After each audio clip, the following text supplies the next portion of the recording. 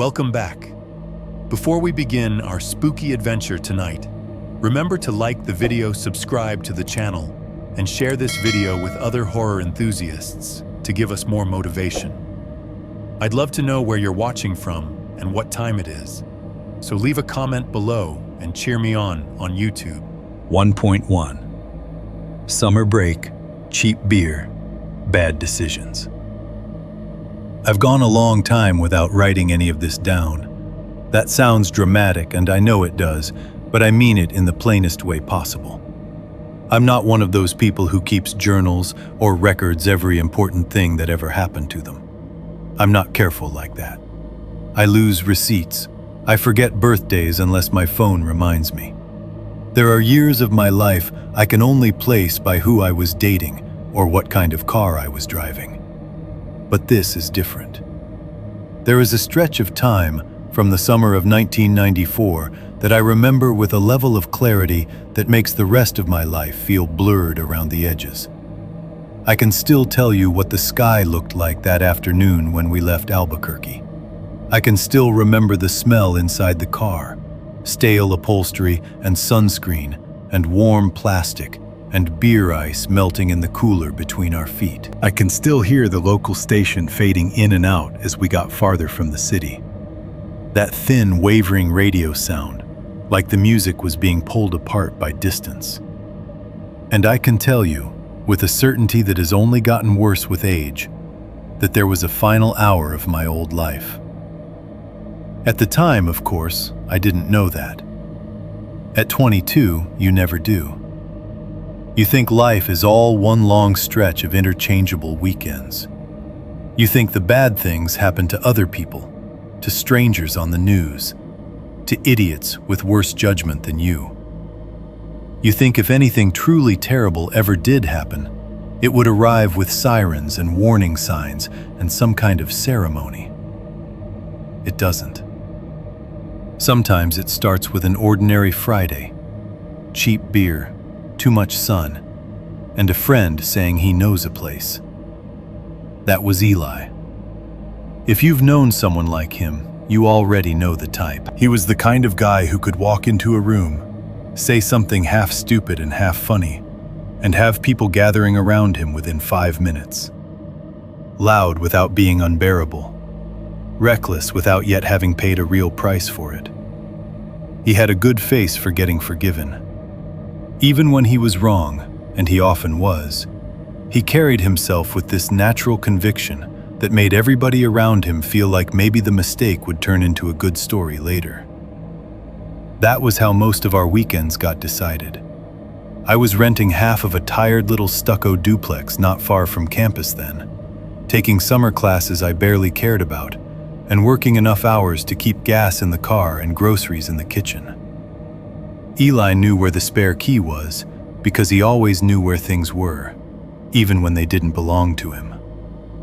That Friday, he came through my front door without knocking, a paper map folded under one arm and 2 warm cans of Milwaukee's Best in his hand like an offering. He tossed one to me and said, "You busy this weekend?"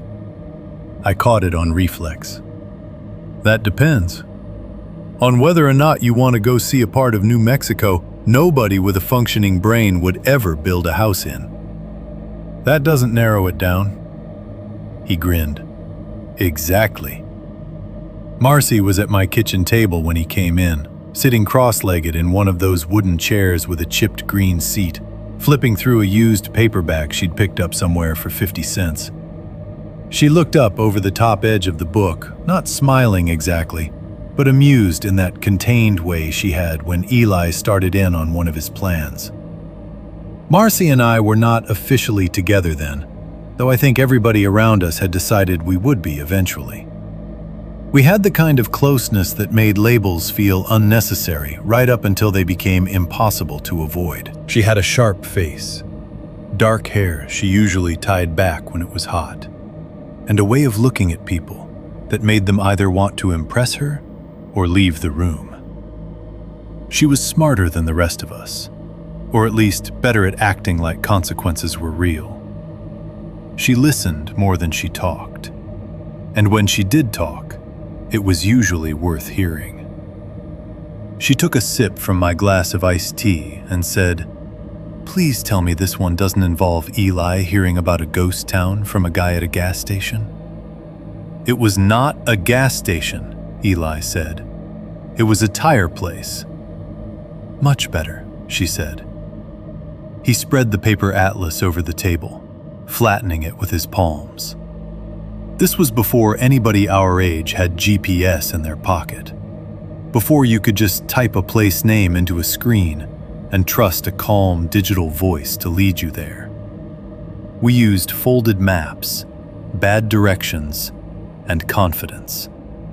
Mostly confidence. Eli jabbed a finger at the southern part of the state. "There's this area south of Truth or Consequences, real empty. Red flats, dry washes, no people, big mesas in the distance. A guy my cousin knows camped out there once."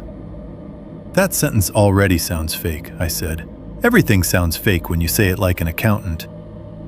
I leaned over the map anyway. Todd showed up about 20 minutes later, exactly as if he'd been summoned by the possibility of bad decisions. Todd was one of those men who mistook provocation for personality. He was not a bad person, not in the clean, simple way memory likes to organize the dead or the missing, but he had a habit of filling every uncertain silence with a joke crueler than it needed to be. Half skeptic, half bully, he treated discomfort like a weakness in other people and a performance opportunity in himself. If something made him uneasy, he laughed louder. If something scared him, he poked it first. He came in carrying a plastic grocery bag full of snacks and said, "Are we doing this, or are we standing around the map pretending to be Lewis and Clark?" "Neither," Marcy said. "Lewis and Clark were more prepared." He ignored that. "Who's driving?" That was the first problem. Eli's truck was in no state to go anywhere farther than a grocery store parking lot. Todd's Camaro sat too low for half the dirt roads in the state.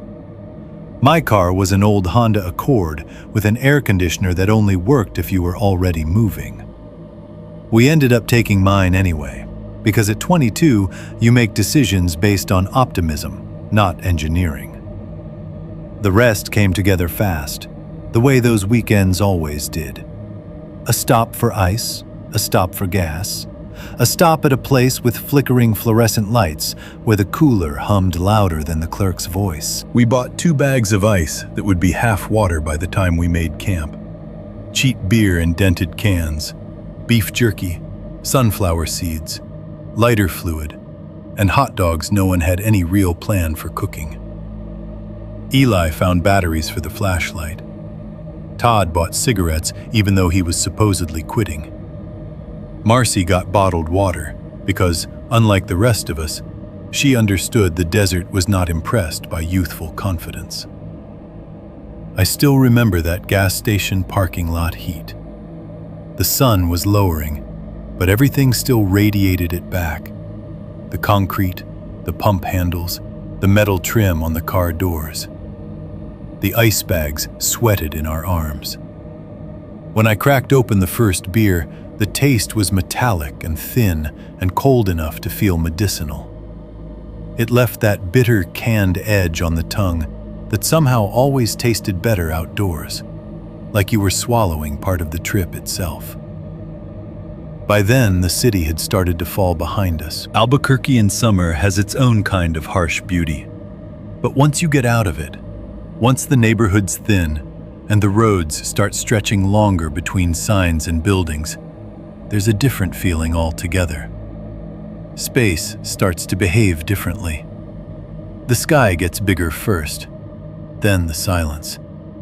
Then the sense that if you keep driving, human intention will eventually run out. We had mixtapes in the car, and a local station one of us kept switching back to whenever it came in clear enough to hear. The dashboard rattled on rough patches. The paper atlas sat folded open between Eli and me because he had appointed himself navigator despite being spectacularly bad at directions. Marcy was in the back seat with one boot kicked off, one knee up, watching the land change through the window. Todd had the cooler wedged beside him and kept fishing blindly into the ice water for cans. The road south opened in long, pale ribbons through heat shimmer and scrub. The light turned everything gold and copper. Flat red earth spread out on either side, broken now and then by dry grass, low thorn brush, and the occasional fence line that seemed less like ownership than surrender. Far off, the mesas sat blue and purple at the edges, so still they looked painted in. There were long stretches where we passed no one. No gas stations, no houses, no junked appliances out by a trailer, no other vehicles. Just road, sky, heat coming off the hood in visible waves, and that wide-open New Mexico distance that can start off feeling beautiful and end up feeling like exposure. At some point, Todd lit a cigarette, cracked his window, and said, "You realize if one of us dies out here, we become scenery." Marcy said, "Can you try not to talk like that for 1 full hour?" "I'm just saying, buzzards would have us down to interesting shapes by Tuesday." "Good," Eli said. "Then maybe you'd finally shut up." Todd laughed, but I remember how the joke landed. Not heavy, not serious, just slightly wrong, like a fork hitting a tooth. We kept going. Eli eventually tapped a place on the map and said the name like he was introducing us to a dare. Jornada del Muerto. Back then it sounded cool to us. That's the embarrassing part. If you're young enough, anything old and dangerous sounding gets flattened into style. Route of the Dead Man. Journey of the Dead Man. However you translated it, it felt less like a warning than a good story already halfway told. Todd whistled. "That is not a place name. That is the beginning of a poor decision." "That's exactly why we're going," Eli said. Marcy leaned forward between the seats. "Do either of you actually know where we're stopping?" Eli gave a grand little sweep of the hand toward the windshield. "Somewhere out there." She sat back again. "Fantastic." I caught her eye in the mirror, and she gave me a look that meant very clearly, "You see what I put up with?" But she was smiling a little too. We all were. In that loose, stupid way people smile when they think discomfort is the same thing as adventure. The turnoff, when it finally came, was easy to miss. Just a lesser road, peeling away from the highway, then a rougher one after that, then something that stopped deserving the word road altogether. My Honda did not belong there. The tires kicked loose gravel and dust. Every shallow dip in the hard-packed ground made the suspension complain. Dry brush scratched the lower body panels. Eli kept saying, you're good," with the confidence of someone not paying for repairs.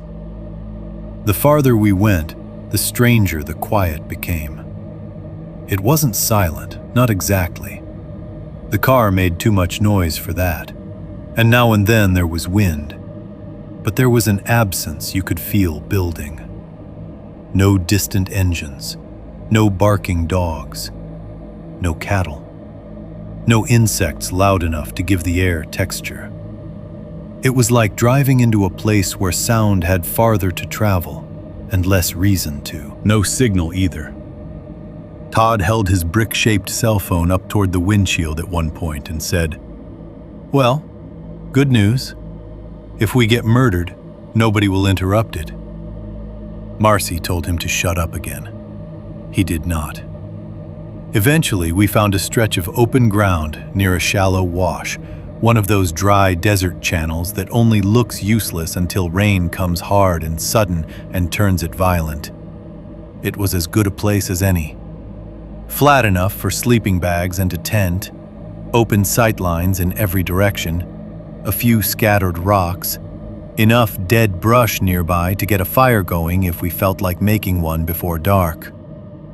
I killed the engine, and for a second, nobody moved. The silence after a car ride in a place like that always hits harder than expected. The engine ticked as it cooled. Wind moved lightly through the scrub. Somewhere far off, too far to locate, something metallic clinked once and did not repeat. Then even that was gone. We climbed out and stretched. The late afternoon light had turned richer by then, all amber and red and long shadows. Heat still lifted off the hood in soft, shimmering bands. The air smelled like dust, dry minerals, warm rubber, and the faint chemical sweetness of crushed desert plants underfoot. Eli stood with his hands on his hips like he had personally discovered the American Southwest. "Told you," he said. "It was beautiful. I won't lie about that. The land opened in every direction, hard and empty and enormous. Low brush scattered across reddish soil. The wash curved shallow and pale nearby. In the distance, mesas rose out of the horizon with those abrupt flat tops that always looked cut rather than formed. The sky above them seemed too large to belong to the same world as our little pile of camping junk and half-melted ice. For a minute, it did feel like freedom. It felt like exactly the kind of place 20-somethings should be, with no real plan and 2 days to waste. We unloaded the car. Cooler first, then the sleeping bags. Then the tent none of us particularly wanted to set up properly. Todd complained about the ground. Eli tossed him a bundle of tent poles and told him character was built through suffering. Marcy took the flashlight and went a little way off to look around the wash before full dark. I picked up 2 duffels, stepped a few yards from the car, and nearly stumbled. Not because there was a hole I could see. There wasn't. It was the feel of the ground under my boots. One patch near the edge of camp, no wider than a card table, gave back a strange, dull echo under my weight. Not soft exactly. Not loose. Just wrong. The crust of the earth seemed solid, but underneath it there was the faintest sensation of empty space, as if I had stepped onto the lid of something shallow buried. I stopped and shifted my weight again. Same thing. A hollow feeling. I looked down at the hard red dirt, at the scattered pebbles and thin roots, and the ordinary dry surface of it. And for no good reason at all, the back of my neck prickled. Then Eli called my name from the other side of the car, asking where I wanted the cooler. And the feeling passed just enough for me to move. At the time, I told myself it was nothing. I remember that part very clearly. Because that was the moment, more than the map, more than the drive, more than the name of the place, when I should have listened to my own body and didn't. 1.2. The hole that shouldn't have been there. If I had to name the first real moment the trip turned, I wouldn't pick the night. I wouldn't pick the thing by the fire, or what came later, or even the part people would naturally latch onto if I told this story out loud. I would pick the hour before sunset, while there was still light on the land and a stupid, ordinary feeling in the air, when we were doing something as simple as looking for brush and a decent place to piss. That was when the desert first gave us something back. We had camp mostly arranged by then, if you can call what 4 lazy people do with sleeping bags, a dented cooler, and 1 half-hearted tent arranged. Eli had gotten a fire ring started with a few rocks near the wash. Todd was pretending not to help, while actually helping just enough to avoid being called useless. Marcy had found a flattish patch for the sleeping bags that was clear of thorns and goat heads, which immediately made it the best campsite any of us had ever chosen. The light had turned lower and richer, all bronze on the ground and long shadows under the brush. The air was still hot, but not punishing anymore. It had started to feel like the part of the day people remember fondly afterward. Elle wanted more dead brush before dark. Todd claimed he was going to take a leak, and then wandered off with us anyway, because he never liked being the only one left behind. Marcy came too, not because she cared about the firewood, but because she didn't trust the rest of us to avoid stepping on a rattlesnake or getting turned around in terrain that, to our city-bred eyes, looked flatter and simpler than it really was. We spread out loosely, never farther than shouting distance, moving through low scrub and scattered stone, each of us carrying an armful of brittle dead branches or pieces of fallen wood too dry to weigh much.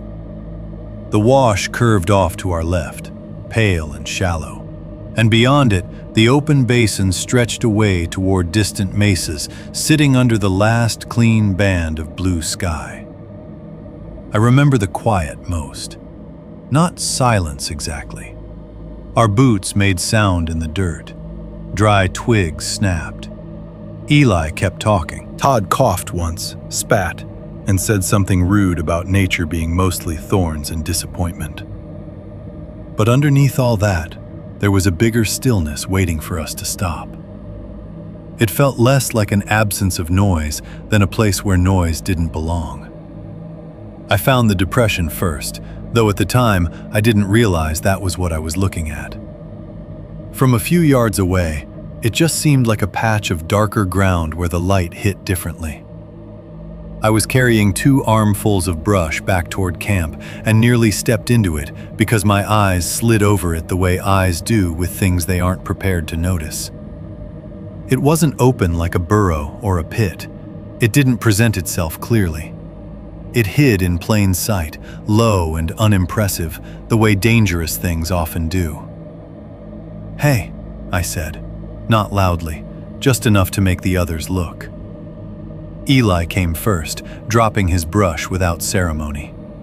Marcy followed slower. Todd sauntered up last, with a forked stick in one hand, like he was about to inspect a crime scene in a movie. There, in the hard red dirt, was an oval depression maybe 3 feet long, maybe 2 feet across at the widest point. Shallow enough that calling it a hole felt wrong. If you had passed it quickly, you might have thought a heavy object had once rested there and been lifted away. The center was only a few inches lower than the surrounding ground, but the shape was too intentional for accident, and the edges were wrong. One side sloped in softly, almost smooth, while the other broke irregularly in little crumbling cuts, as if something underneath had pressed upward and collapsed back again. The soil around the rim was darker than the rest of the ground. Not wet, that is important. It was all dry, bone dry. The whole basin had that baked, powdery, hard-shelled look you get after long heat and no rain. But around the oval, the red-brown dirt deepened toward something stained and flat. The color of old brick soaked once and then left to cook. It didn't glisten. It didn't smell from a distance. It just sat there, darker than it should have been. Todd squinted at it and said, "What is it? A coyote spa?" "No," Marcy said immediately. She hadn't even stepped close yet. She just knew. Eli crouched on his heels beside it, leaning in with the intense curiosity that got him into half the bad situations of his life. "Looks like a collapsed burrow." "That's not a burrow," Marcy said. "Based on your many years underground?" She ignored him and pointed instead. "There." At first, I didn't see what she meant. Then my eyes adjusted, and the small white bits around the rim started separating themselves from the dirt. There were fragments scattered near the depression, some no bigger than fingernails, pale and chalky enough to pass for sun-bleached stone if you weren't paying attention. But once you saw one clearly, the rest changed shape in your mind. One had a porous interior like broken bone. Another looked thin and curved, almost translucent at the edge. A few inches from Eli's boot was a larger piece, curved and crescent-shaped, with 2 tiny dark hollows that made me think, absurdly and immediately, of teeth sockets. I didn't say that out loud. Neither did anyone else. Todd nudged it with the toe of his boot and said, "Could be rabbit." "It could be a lot of things," I said, but my voice came out flatter than I meant it to. There were other details too once we started looking.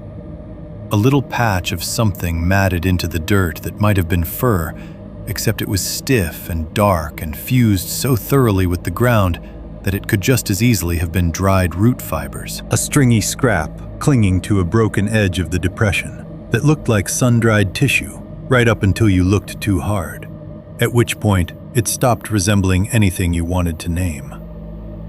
The smell hit when the wind shifted. Again, calling it rot would be wrong.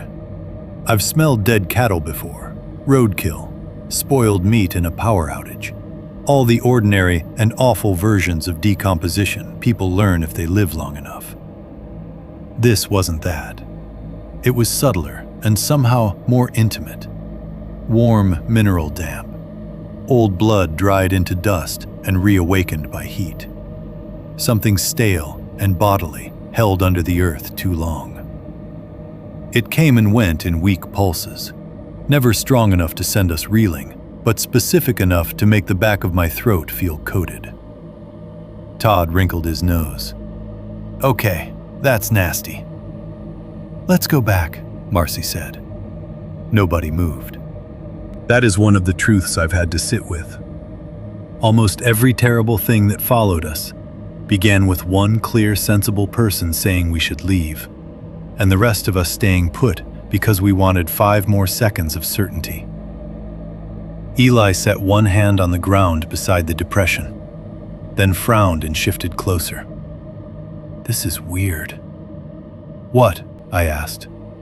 He pressed his palm flat to the dirt and then looked up at me. "It's warmer here."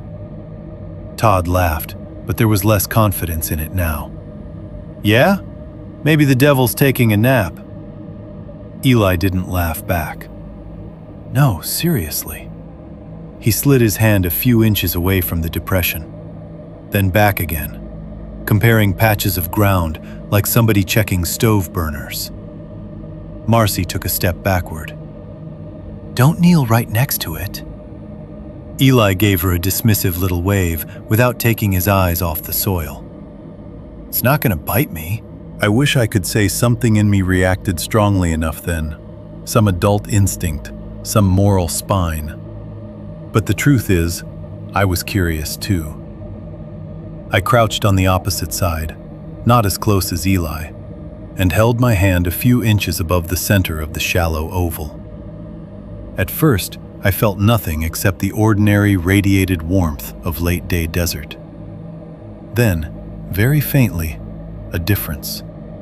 A softness in the air. A thread of heat that did not rise evenly from the ground the way sun-stored earth should. It came in the slightest pulse, so weak I might have denied it if I hadn't been looking for something at all. But once it touched my palm, I couldn't pretend not to understand the shape of it. It felt like breath. Not a gust, not air moving across open land.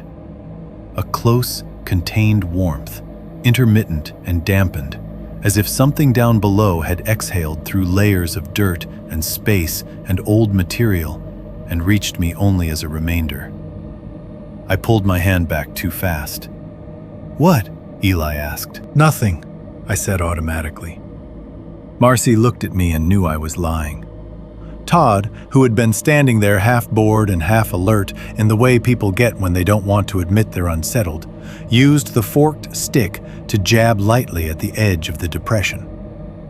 "Maybe it's a sink," he said, "like an old carcass cavity." "Don't," Marcy snapped. He glanced over with that familiar smirk of his. "It's dirt." He pushed again, harder this time, angling the stick down into the shallow center. The top crust gave way more easily than it should have. That was the worst part. Not a dramatic collapse, not the ground swallowing the branch, nothing theatrical. Just a slight surrender. A soft inward dip, maybe 2 inches, accompanied by the unmistakable sensation that the stick had broken through something thinner than soil into a space beneath. All four of us heard it. A wet, drawn-in sound rose from inside the depression. It was quiet. That made it worse. If it had been loud, if it had cracked or hissed or roared, one of us could have named it in fear and reacted. But this was a small sound, intimate and wrong. A soft, inhaling slurp, like thick liquid pulled past teeth. Like mud being disturbed inside a deep boot print. Like somebody far below us had taken one careful breath through a clogged throat. Nobody moved. I have replayed that pause more than almost anything else. The exact stillness of it. Eli crouched too close. Todd leaning on the stick. Marcy with her weight already shifted backward, ready to leave. Me halfway between curiosity and an old animal terror I did not yet know how to obey. The distant mesas suddenly looked much farther away. The sky felt too big for human beings to stand under safely. Even our breathing sounded exposed. Todd's face changed first. The joke dropped out of it so completely that for a second he looked younger. He jerked the stick back out of the depression and stumbled a half step away. The tip was coated in something dark. Not bright blood, not fresh mud. A thick black-red smear clung to the wood in strings and clots, glossy only at the deepest part where it had not yet met the dry air. Tiny pale granules stuck inside it, grit, sand, or something finer that I did not want to inspect closely enough to identify. Eli stood up so fast he nearly lost his balance. Marcy said, very quietly, "We're leaving, right now." Todd stared at the end of the stick and tried to pull a laugh together. It came out broken. Probably a dead animal. "Yeah," Eli said too quickly. "A livestock cavity, maybe. Something buried, collapsed in." "A sink pocket," I said. Because once one bad explanation exists, people grab at all the others within reach. "Burrow," Todd said, recovering a little as language gave him something to hide in. "Big one. Something died in it." Marcy looked at all three of us the way sane people look at idiots inventing excuses while the house is on fire. "Does that sound normal to any of you?" No one answered. The smell came again, a little stronger now that the surface had been disturbed. Warm and bloody and mineral, mixed with the flat, baked odor of the surrounding ground. It had the awful suggestion of the inside of something, not the outside remains of death, but the interior of it. Todd wiped the stick hard against the dirt. The smear darkened the soil and left streaks that looked almost purple in the lowering light. "See?" he said, though his voice was thin. "Nasty, but normal nasty." I nodded because the alternatives were worse. But privately, with a clarity I did not want, I knew that none of the words we were using matched what I had felt. Burrow, sink, carcass cavity, hole. Those were all safe words, and the thing in the ground had not felt safe. It had felt like placing my hand near someone sleeping with their mouth open. We walked back to camp too quickly to call it casual, and too slowly to admit we were frightened. Nobody wanted to be the first to say we should pack up. Nobody wanted to be the first to say that maybe we should laugh it off either. So we did what people often do when something doesn't fit into the available world. We kept moving, kept talking, kept arranging objects with our hands as if ordinary activity could pin the day back in place. The fire got built. The beer got opened. Todd told a louder joke than necessary about us discovering the world's grossest prairie dog. Eli pretended to regain his usual rhythm. Marcy said less and less. Sunset bled out behind the mesas. The heat lifted slowly from the ground. Shadows pooled under the brush and in the wash. From a distance, camp might have looked like 4 young people having exactly the kind of weekend they had expected. But something had shifted in the shape of the evening. The air felt too attentive. Our voices traveled strangely in the open. Even laughter seemed to go outward and flatten instead of rising. Once, while Eli was digging around in the cooler for another beer, I caught Todd standing by himself near the edge of camp, staring off toward where we had found the depression. He turned the moment he realized I was looking at him and asked if I had a lighter. Later, well after dark, I saw him take the stick. He thought no one noticed. The fire had burned lower by then, down to red coals and occasional pops of flame. Eli was talking. Marcy was beside me, but not really listening to anyone, her eyes moving now and then toward the dark beyond the ring of firelight. Todd got up without saying anything, carrying the flashlight in one hand and that same forked branch in the other. He walked a little way toward the wash, out far enough that the darkness nearly took him. I watched the beam of the flashlight wobble once, then angle down. He spent longer out there than you'd need to piss. When he came back, the stick was gone. His hands were wet. He wiped them on his jeans before he sat down. He never mentioned it, and he never joked about the hole again. 1.3. The first night. It looked back. By full dark, we had done what people always do after something unsettling, if they are not yet ready to admit they are afraid. We made a fire. There is a kind of confidence people borrow from ordinary rituals. Stack the brush, strike the lighter, hear the first dry crackle catch. Set the cooler near the folding chairs, open another beer. Complain about the heat, then about the cold once the heat starts draining out of the ground. As long as your hands keep doing familiar things, your mind can pretend the day still belongs to you. That was the shape of the evening on the surface. Underneath, everything had changed. Eli had gotten talkative again, but not naturally. He was talking the way a person talks when silence has begun to mean something to him, and he can't quite stand it. He kept circling back to the depression without meaning to, first as a joke, then as an explanation, then as a problem he could solve if he just got one more look at it in better light. "We should check it again at dawn," he said, snapping the tab off a beer can and flicking it into the dark. "When you can actually see what's what." Todd gave a short laugh. "Yeah, maybe it'll have turned into a perfectly normal dead sheep by then."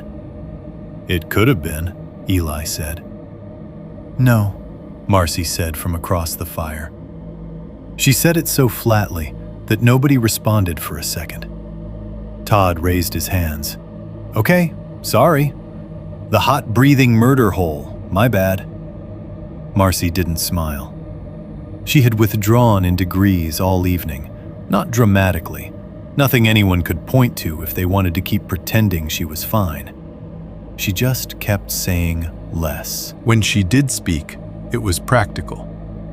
Where the flashlight was, whether we had enough water left in easy reach, whether maybe we should keep our boots on instead of burying them under sleeping bags where we'd be fumbling for them later. She had set her paperback beside her chair, but hadn't opened it once. Every now and then, I caught her listening to the dark, the way you listen near a hospital room or an unfamiliar house at night, searching for a sound you don't want to hear again. Todd tried to pull her back into the old rhythm. "You really think it was that weird?" "Yes," she said. "That's not specific. It doesn't need to be." Eli leaned back in his folding chair, beer balanced on his knee, firelight flickering across his face. "I'm just saying it could still be something normal. A sink, a carcass cavity, A collapsed den. Weird looking in bad light. Marcy turned her head and looked at him with that steady expression of hers. You felt the ground breathing. He bristled, though only a little. I said it was warm. You said it was warmer than everything around it. Todd snorted. God forbid the desert be warm. It wasn't the same, I said before I meant to. All three of them looked at me. I stared into the fire and wished immediately that I had kept my mouth shut. What do you mean? Eli asked. I took too long answering. Nothing, just not the same. Todd seized on that because it was easier than sitting with the alternative. You too? Jesus, we poke one gross hole and suddenly everybody's in a Stephen King novel. I should tell you something simple and embarrassing about fear. It doesn't arrive all at once. Not usually. It leaks in around the edges of things you'd otherwise ignore. The sound of your own friends over-explaining. The way nobody really laughs after a certain point. The fact that nobody, not even Todd, suggested going back to the depression in the dark just to prove a point. The fire burned steady for a while. We ate half-charred hot dogs off paper towels and pretended that counted as dinner. The lantern sat on a flat rock near the cooler, hissing softly and throwing a weaker yellow glow farther out than the flames could. Behind that, the desert pressed close without seeming to move. What I remember most from that stretch is the silence. Not quiet. Silence. I grew up in cities and neighborhoods where night always had a floor of sound under it. Traffic on a distant road, dogs barking in sequence from one yard to the next, air conditioners, trains, music from a house you couldn't see. Even out in ordinary country places, there's usually something alive to hear. Insects, coyotes, frogs where there's water, wind doing work in trees. Out there, as midnight approached, those things began to drop away one by one, until what remained felt less like peace than suspension. No insects ticking in the brush. No coyotes calling from the flats. No steady wind.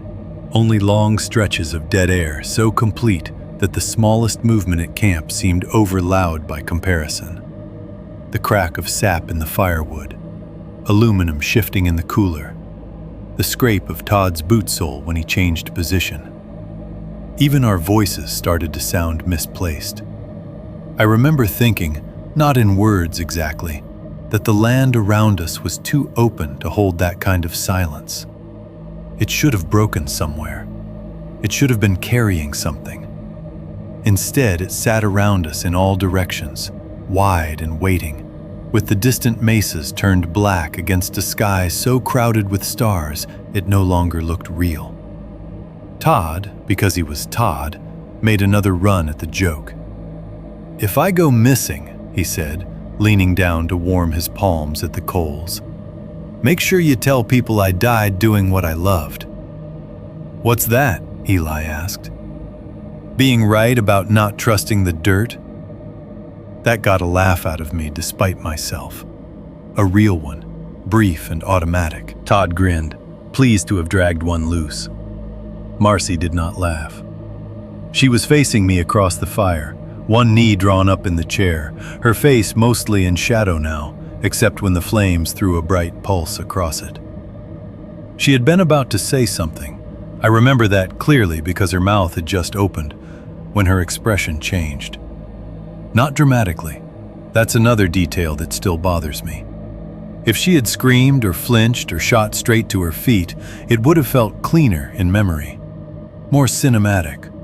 More like fear as people imagine it. Instead, she just stopped. Mid-breath, mid-thought. Her eyes shifted past my left shoulder and fixed on something behind me. All the color seemed to drain from her mouth. I started to turn, but she spoke first. "Don't do it fast." Her voice was very low. That made me go cold before I had seen anything. I turned anyway. Not fast, not slow. Caught somewhere between obedience and the body's deeper need to know what had changed in the world behind it. At first, my eyes refused to make sense of what I was seeing. There was something at the outer edge of the lantern light and the fire glow, maybe 30 feet away, maybe a little more, low to the ground. So low and still that my brain reached for objects before it reached for life. Dead calf. That was the first thought. Then old tarp. Then a chunk of mineral crust or bleached junk someone had dumped and half covered with dirt. Then, absurdly, prank. As if another group of college kids had driven miles into empty desert to leave a fake carcass beside our camp for the pleasure of our reaction. It was shaped badly for all of those things. There was a dark, collapsed mass lying against the ground, thick in the middle, tapering oddly, as if whatever structure it once had sagged inward over itself. At one end of it, catching what little light reached that far, was a pale, dome-like shape. Too smooth, too white. It looked detached from the body at first glance, or simply wrong for it, like something set on top of something else. Nobody spoke for several seconds. I was aware of Eli rising from his chair beside me. A can tipped over somewhere and hissed faintly in the dirt. Todd said, "What the hell is that?" But so quietly, he almost kept the words to himself. The thing did not move. That stillness was its own kind of violence. Animals twitch. They breathe visibly. Even dead things seem to settle into the shape of death in a way that makes sense. This did not. It was as if it had been lowered there from somewhere else and left in a pose that imitated collapse without understanding it. Eli reached down with fumbling hands, found the flashlight by his boot, and snapped it on. The beam hit the white part first. Not bone, I thought immediately. At the same time, I thought, skull. Both feelings arrived together and fought each other uselessly while I stared. It had the proportions of a human skull in the broadest, most disturbing sense. Forehead curve, eye sockets, cheek structure, suggested rather than fully formed. But it was wrong in every detail that mattered. Too smooth, no visible sutures, no cracks or texture where bone should have held age and weather. It looked almost polished, as if worn for years by handling or water. Except nothing else about the desert around us suggested polish. There was no lower jaw. The shape simply ended beneath the upper face and dipped into darkness where a mouth should have been. Beneath and behind it sprawled the rest of the thing. The surface was dark brown or black in the flashlight beam, though not evenly. It had the dull sheen of old leather dampened from beneath, wrinkled and folded in on itself, neither furry nor scaled nor skinned in any familiar way. Parts of it looked soft. Other parts held shape under the collapse, as if thicker structures lay buried there. Along either side, pressed flat to the dirt, I could make out several pale, limb-like forms bent at too many angles. Arms, my mind said. I rejected that immediately. But there they were, long, narrow appendages, the same pale tone as the skull, jointed in ways that looked almost human, until you counted the bends and found one too many. They were folded close against the body, splayed low, their ends half hidden in the dirt, giving the whole thing the posture of something that had flattened itself intentionally. Marcy said, "Oh my God," but under her breath, as if speaking normally to it might matter. Todd took one step back. "Nope." "It's the same thing," Eli whispered. He meant the whole, the heat, the smell, the wrongness of it. I knew that, but the way he said it made it sound as if some private idea in him had just become visible to everyone else. The flashlight beam trembled with his hand. The lantern hissed. The fire popped and settled inward. Beyond all that, the desert gave us nothing back. The thing did not react to the light. It did not blink because there were no eyes to blink with. The sockets were dark and too deep in a way that made them seem occupied by absence rather than emptiness. It did not recoil. It did not threaten. It simply existed under the beam with a patience so complete that my skin tightened all over. I do not know how long we watched it like that. Time shrinks and stretches strangely around fear. It might have been 10 seconds. It might have been a minute. The only thing I know for certain is that it never moved while we were looking straight at it. Todd was the one who broke the tableau. Maybe it was bravado. Maybe he just needed the world to react in some understandable way. He snatched up a length of burning branch from the edge of the fire and, before anyone could stop him, flung it at the thing. The branch turned in the air, trailing sparks, and struck the dark body with a heavy, wet thump. Not a crack, not a hollow hit, not the dry sound of wood meeting hide or stone. Wet, dense, the way a sandbag might sound if it were packed with meat. For one impossible instant, nothing changed. Then the sound came. It rose from inside the body, not loud but huge in the silence. A deep inward draw, thick and slow, as if a hidden cavity had filled all at once. Not exactly a breath, not exactly suction, but sharing something intimate with both. I felt it in my spine before I understood I had heard it. At the same time, the lantern flame guttered hard, shrinking so fast I thought it would go out altogether. Marcy made a sharp, involuntary sound. I flinched. There is no brave way to tell that. And in the fraction of a second it took my eyes to cut from the lantern back to the thing, Eli swore. It moved. What? Todd said. It moved, I swear to God. Closer. The flashlight beam skated off to one side for less than a second as he adjusted his grip. When it came back, the place where the thing had been was empty. Nobody breathed. The patch of ground at the edge of camp was just dirt and scrub and low shadow again.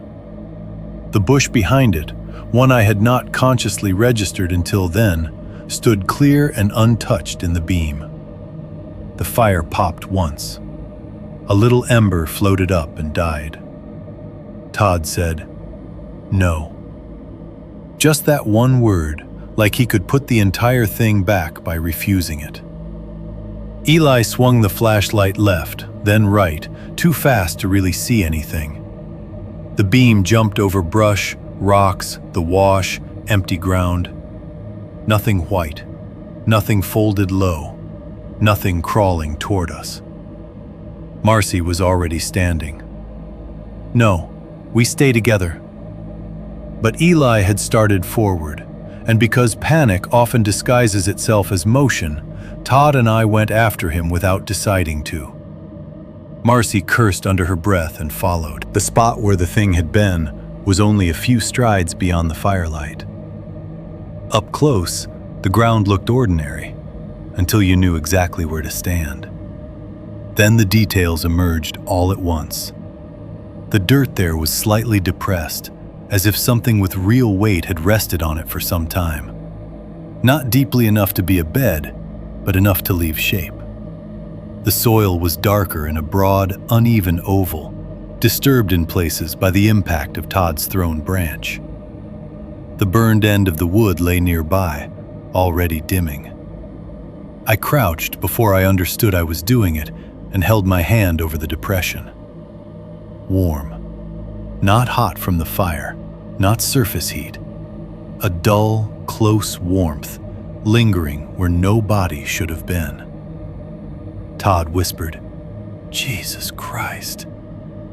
Eli lowered the flashlight beam, and something small flashed pale in the dirt. At first, I thought it was another pebble, another bone fragment like the ones near the hole. Then he bent and pinched it between thumb and forefinger, and the shape became unmistakable. A molar. Human-looking enough to stop thought dead.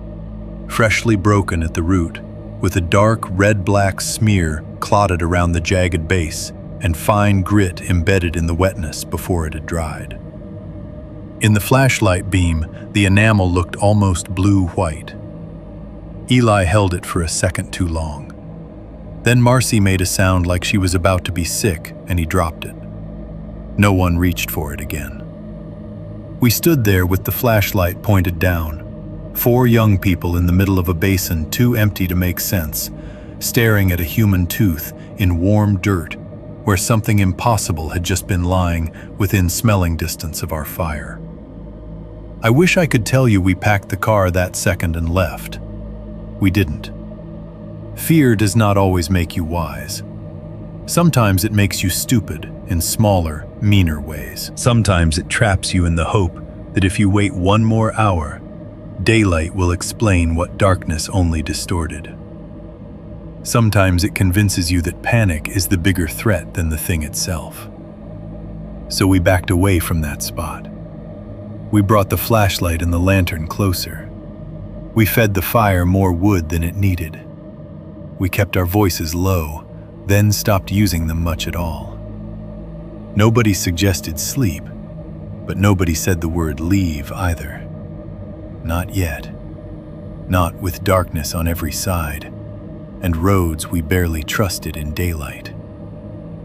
We returned to our chairs, but the camp was no longer a camp.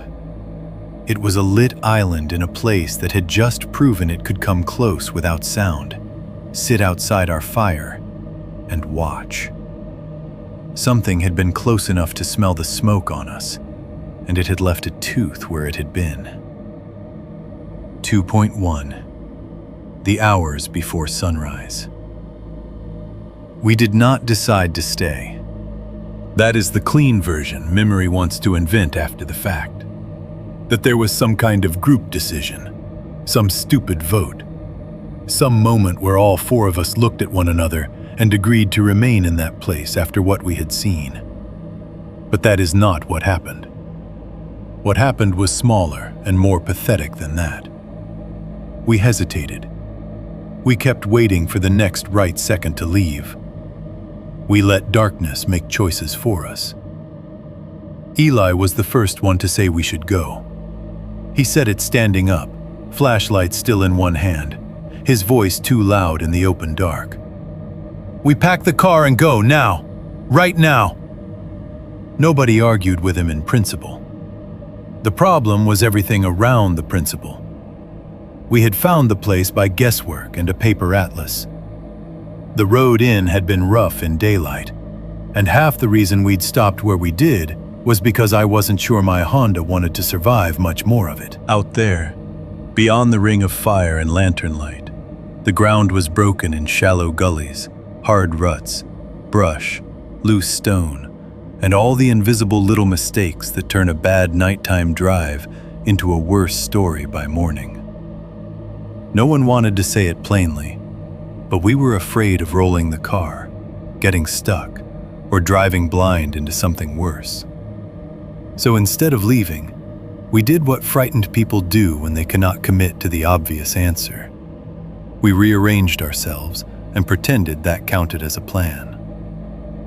The fire had burned lower while we were standing over the tooth. By the time we backed away from that patch of dirt, it had fallen inward into a red bowl of coals, with only the occasional flick of flame licking up through the collapsed wood.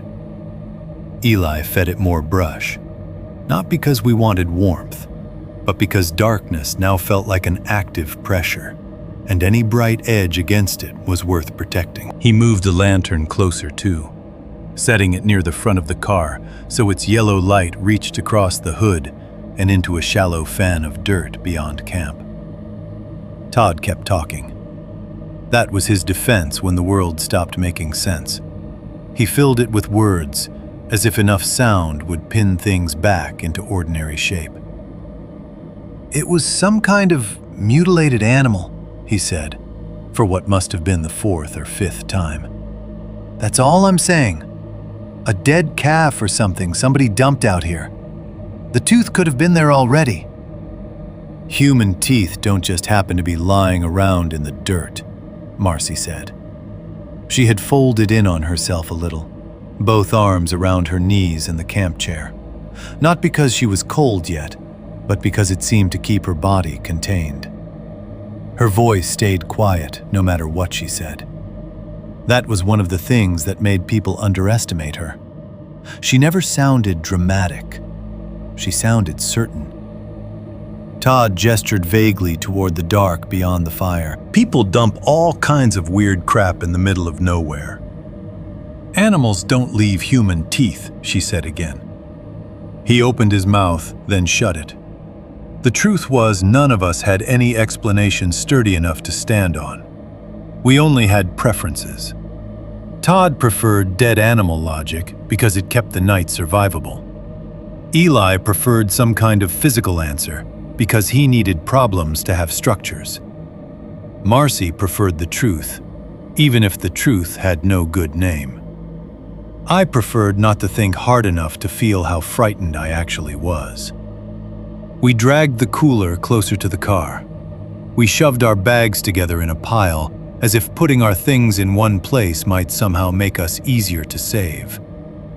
The tent, which had seemed flimsy and temporary in the ordinary way an hour earlier, now looked insulting. Just a skin of nylon over poles and zippers, a child's idea of shelter.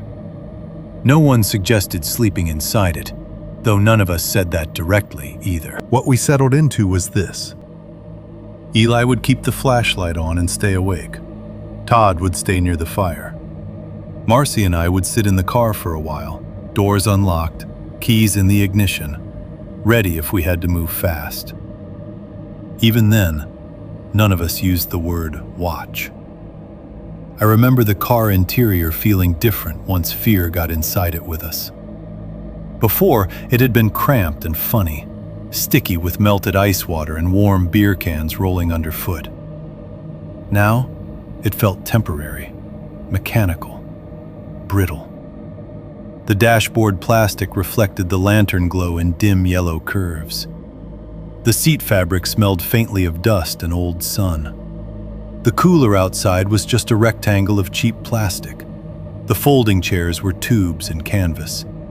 The duffel bags looked absurdly thin.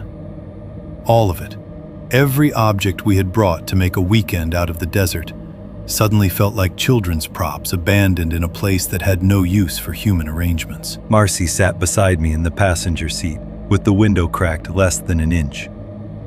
I could hear Eli moving around outside, could see the flashlight beam shifting now and then through the windshield as he swept it over the wash, the brush, the patch where the thing had been. Todd stayed in his chair by the coals, drinking too fast but trying not to look like he was drinking for courage. For a while, nobody said anything. The smell came back first. It arrived so faintly, I thought at first I had imagined it. Just a trace of that same warm mineral damp, old blood and hot dust, something bodily breathed through dry air.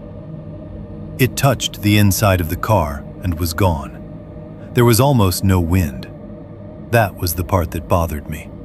The air outside was mostly still, yet the odor seemed to come and go in weak pulses, as if something out in the dark was opening and closing, or turning slightly, or exhaling from some hidden place. Marcy noticed me notice it. "You smell it too?" she asked. I nodded.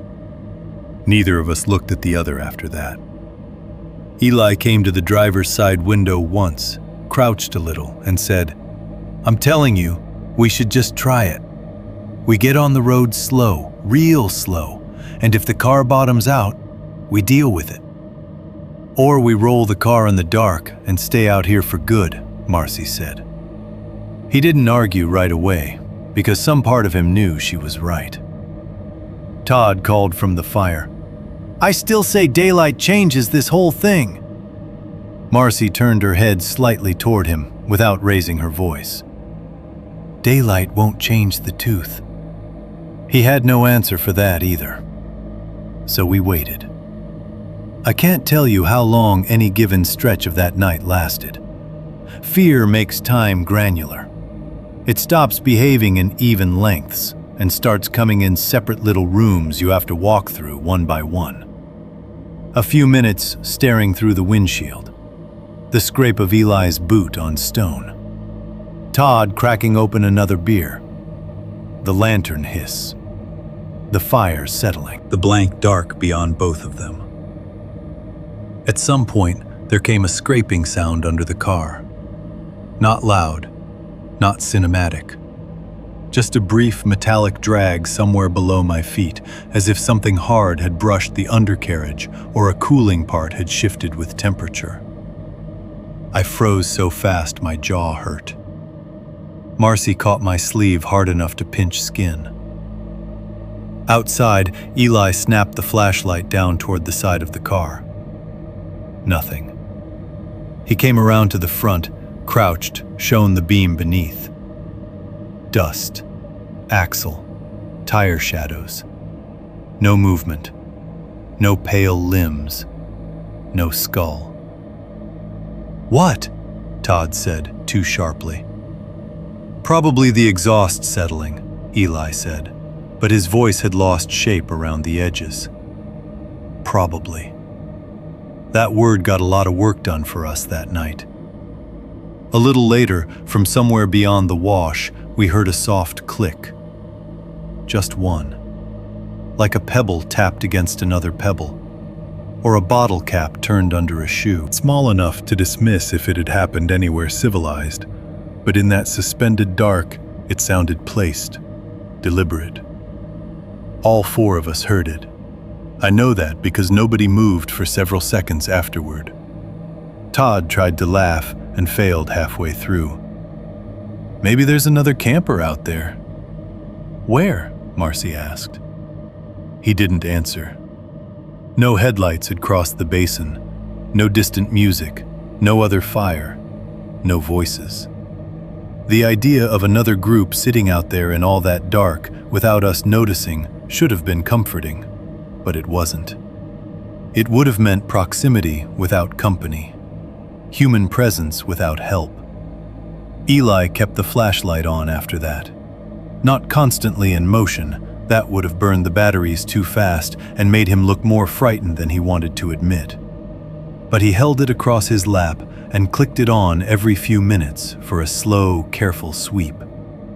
Wash, brush, rocks, dirt, the sagging tent, the black gap between camp and horizon, then off again, leaving us in lantern light and ember glow. The strangest thing was how quickly the ordinary parts of night became unbearable. I had never thought about the sidewall of a tent before. Not really, it was just fabric. But around maybe 2 in the morning, I think, though I wouldn't swear to the hour, I saw the tent wall flex inward. Not much, just a shallow dimple on the far side. A smooth inward pressure like a hand or shoulder had leaned lightly against it from outside. It held for a second, then it relaxed. Nobody breathed. The flashlight beam hit it a moment later. The nylon wall stood still and empty, lines taut, zipper closed, guy lines unchanged. Todd said, "No." That was all. No one volunteered to inspect it. No one even suggested it. Eli stared at the tent another 5 seconds longer than made sense, then moved the light away as though looking too hard at it might invite the pressure back. After that, the space between camp and everything else no longer felt measurable. It felt occupied by possibilities. Every shape became provisional. Every sound might have been the first part of something larger, or nothing at all. I understood then, really understood, in my body rather than my language. that fear is not always about being attacked. Sometimes it is about being made to wait in the presence of something you cannot map. I had been afraid before in my life. Fights in high school, close calls driving too fast. That sharp, ordinary fear people feel when something bad almost happens. But sitting there that night with the dead fire, the lantern, the flashlight beam, the smell coming and going on barely moving air, I felt something older. Prehistoric is the only word I have for it. Not dramatic terror, not panic. Something deeper and more humiliating. The certainty that the part of me making plans and using adult language and pretending to reason had become very thin. And underneath it was an animal mind that only knew darkness, exposure, and the possibility of being taken from the edge of a small human fire. Todd kept insisting he knew what we had seen. Not because he believed it, because he needed to hear himself say it. It was sick, he muttered once, staring into the coals. Some kind of malformed thing. Burn victim, maybe. Animal got into chemicals somewhere. In the middle of nowhere? Marcy asked. He shrugged too quickly. Military dump. Radiation. Hell, I don't know. Eli said, "Then why'd it leave a tooth?" Todd stared at him, and for one ugly second, I thought he might say something cruel just to break the tension. Instead, he looked away and took another drink. Hours passed like that. Or maybe not hours. Enough time for the heat to bleed fully out of the ground. Enough time for the stars to wheel unnoticed overhead. Enough time for the coals to flatten and the lantern to seem both too bright and nowhere near enough. I must have closed my eyes once or twice without meaning to. Not slept exactly, more like slid sideways into a shallow, stunned daze and out again. Each time I came back, the camp looked almost the same, which somehow made it worse. Todd in the chair, Eli with the flashlight, Marcy in the passenger seat with her boots still on. Nothing changing, and therefore, anything able to. Then the east began to pale. Not sunrise yet, just that first thinning of darkness when shapes return before color does, and the desert stops being a black void and becomes land again in layers of ash gray and faded blue. The lantern seemed weaker all at once. The fire was nearly gone.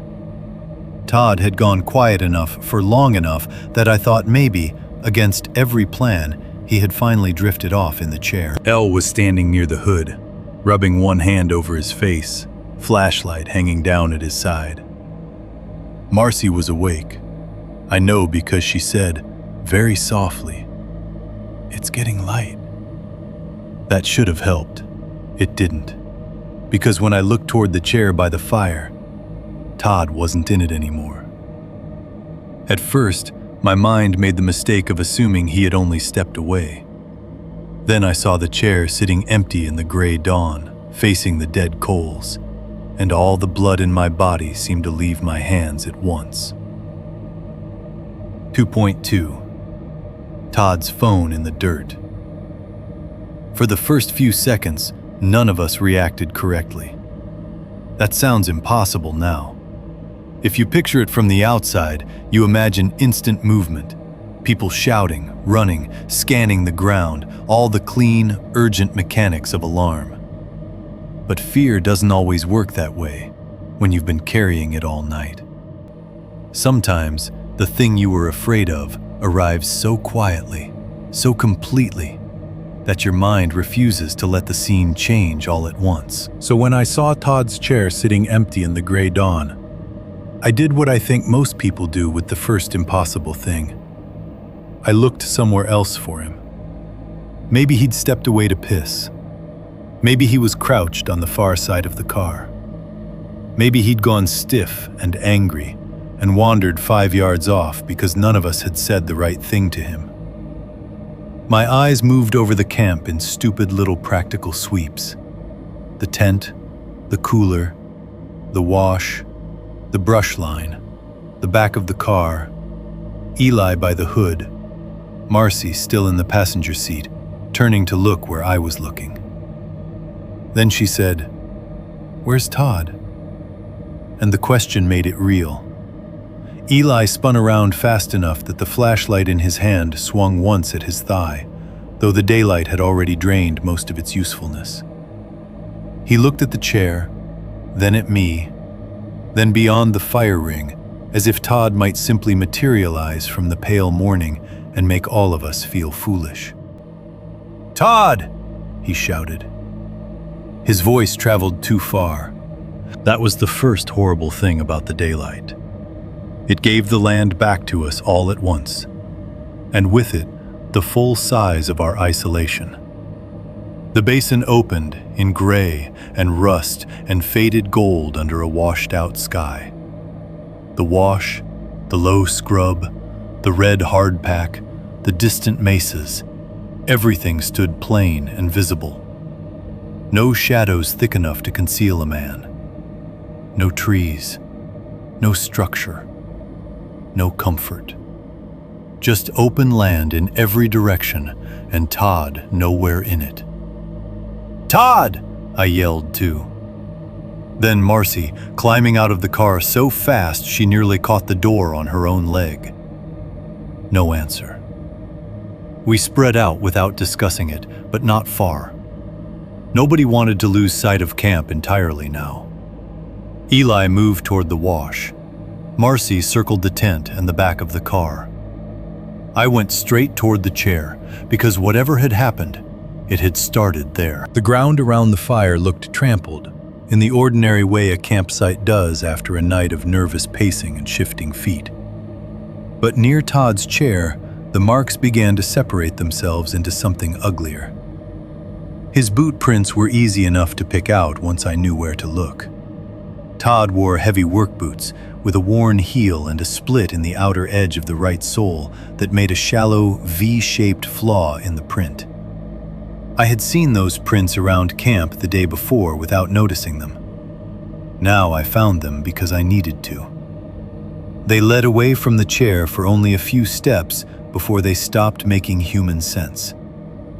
One print sank harder than the others, as if he had twisted suddenly or been forced sideways. Then the dirt was chewed up in a broad, rough streak that dragged through the crust and into looser powder beneath. Not a neat line. Not the clear trench of something heavy hauled straight across soft ground. More like a struggle, too brief to fully form itself. A heel gouge, a knee or shoulder impact. A smear of disturbed earth where the top layer had been broken and pushed. "Here," I said. My own voice sounded far away. Eli came at once, Marcy a second later. All three of us stood over the marks in broadening daylight and saw the same thing without wanting to say it. Todd had not simply walked off. "Maybe he fell," Eli said. "Into what?" Marcy asked. That was the problem. There was almost nothing there. No proper hole. No washout big enough to swallow a man. No drop-off. Just that torn stretch of ground angling away from the chair toward the low brush beyond camp. Eli shouted Todd's name again and again. Each time the empty land gave it back thinner. No answer. We followed the disturbed trail. A few yards from the chair, half buried in the dirt as if stepped on and driven there, lay Todd's phone. It was face down at first. Else Eli stooped and picked it up, then swore and nearly dropped it again. The screen was spiderwebbed across one corner, not completely shattered, but cracked hard enough that the glass caught the light in white branching lines. Dirt had been packed into the charging port and around the side buttons, as if the thing had been ground into the earth under pressure. Along one edge, dried into the bevel and stuck beneath his thumb when he touched it, was a black-red smear mixed with grit. Not paint, not rust, not simple mud. He thumbed the screen awake with hands that had started shaking too visibly now to hide it. Somehow it's still lit. There was one missed outgoing attempt, And beneath that, my name. The call to emergency services had lasted less than 2 seconds, too brief to connect properly. The call to me had never gone through at all. The timestamp put both attempts somewhere after we had settled into our terrified little positions around camp and before the gray of dawn, which meant Todd had been awake. Awake and frightened enough to call for help while sitting a short distance from us, while we stared into the dark and congratulated ourselves for staying alert. Marcy saw the screen over Eli's shoulder and made a small sound in her throat that was worse than crying. We kept moving. The drag marks grew less visible and more disturbing the farther we followed them, because they were not clean enough to reassure us with shape. Every few feet, the ground seemed to swallow part of the evidence and then offer another broken piece back.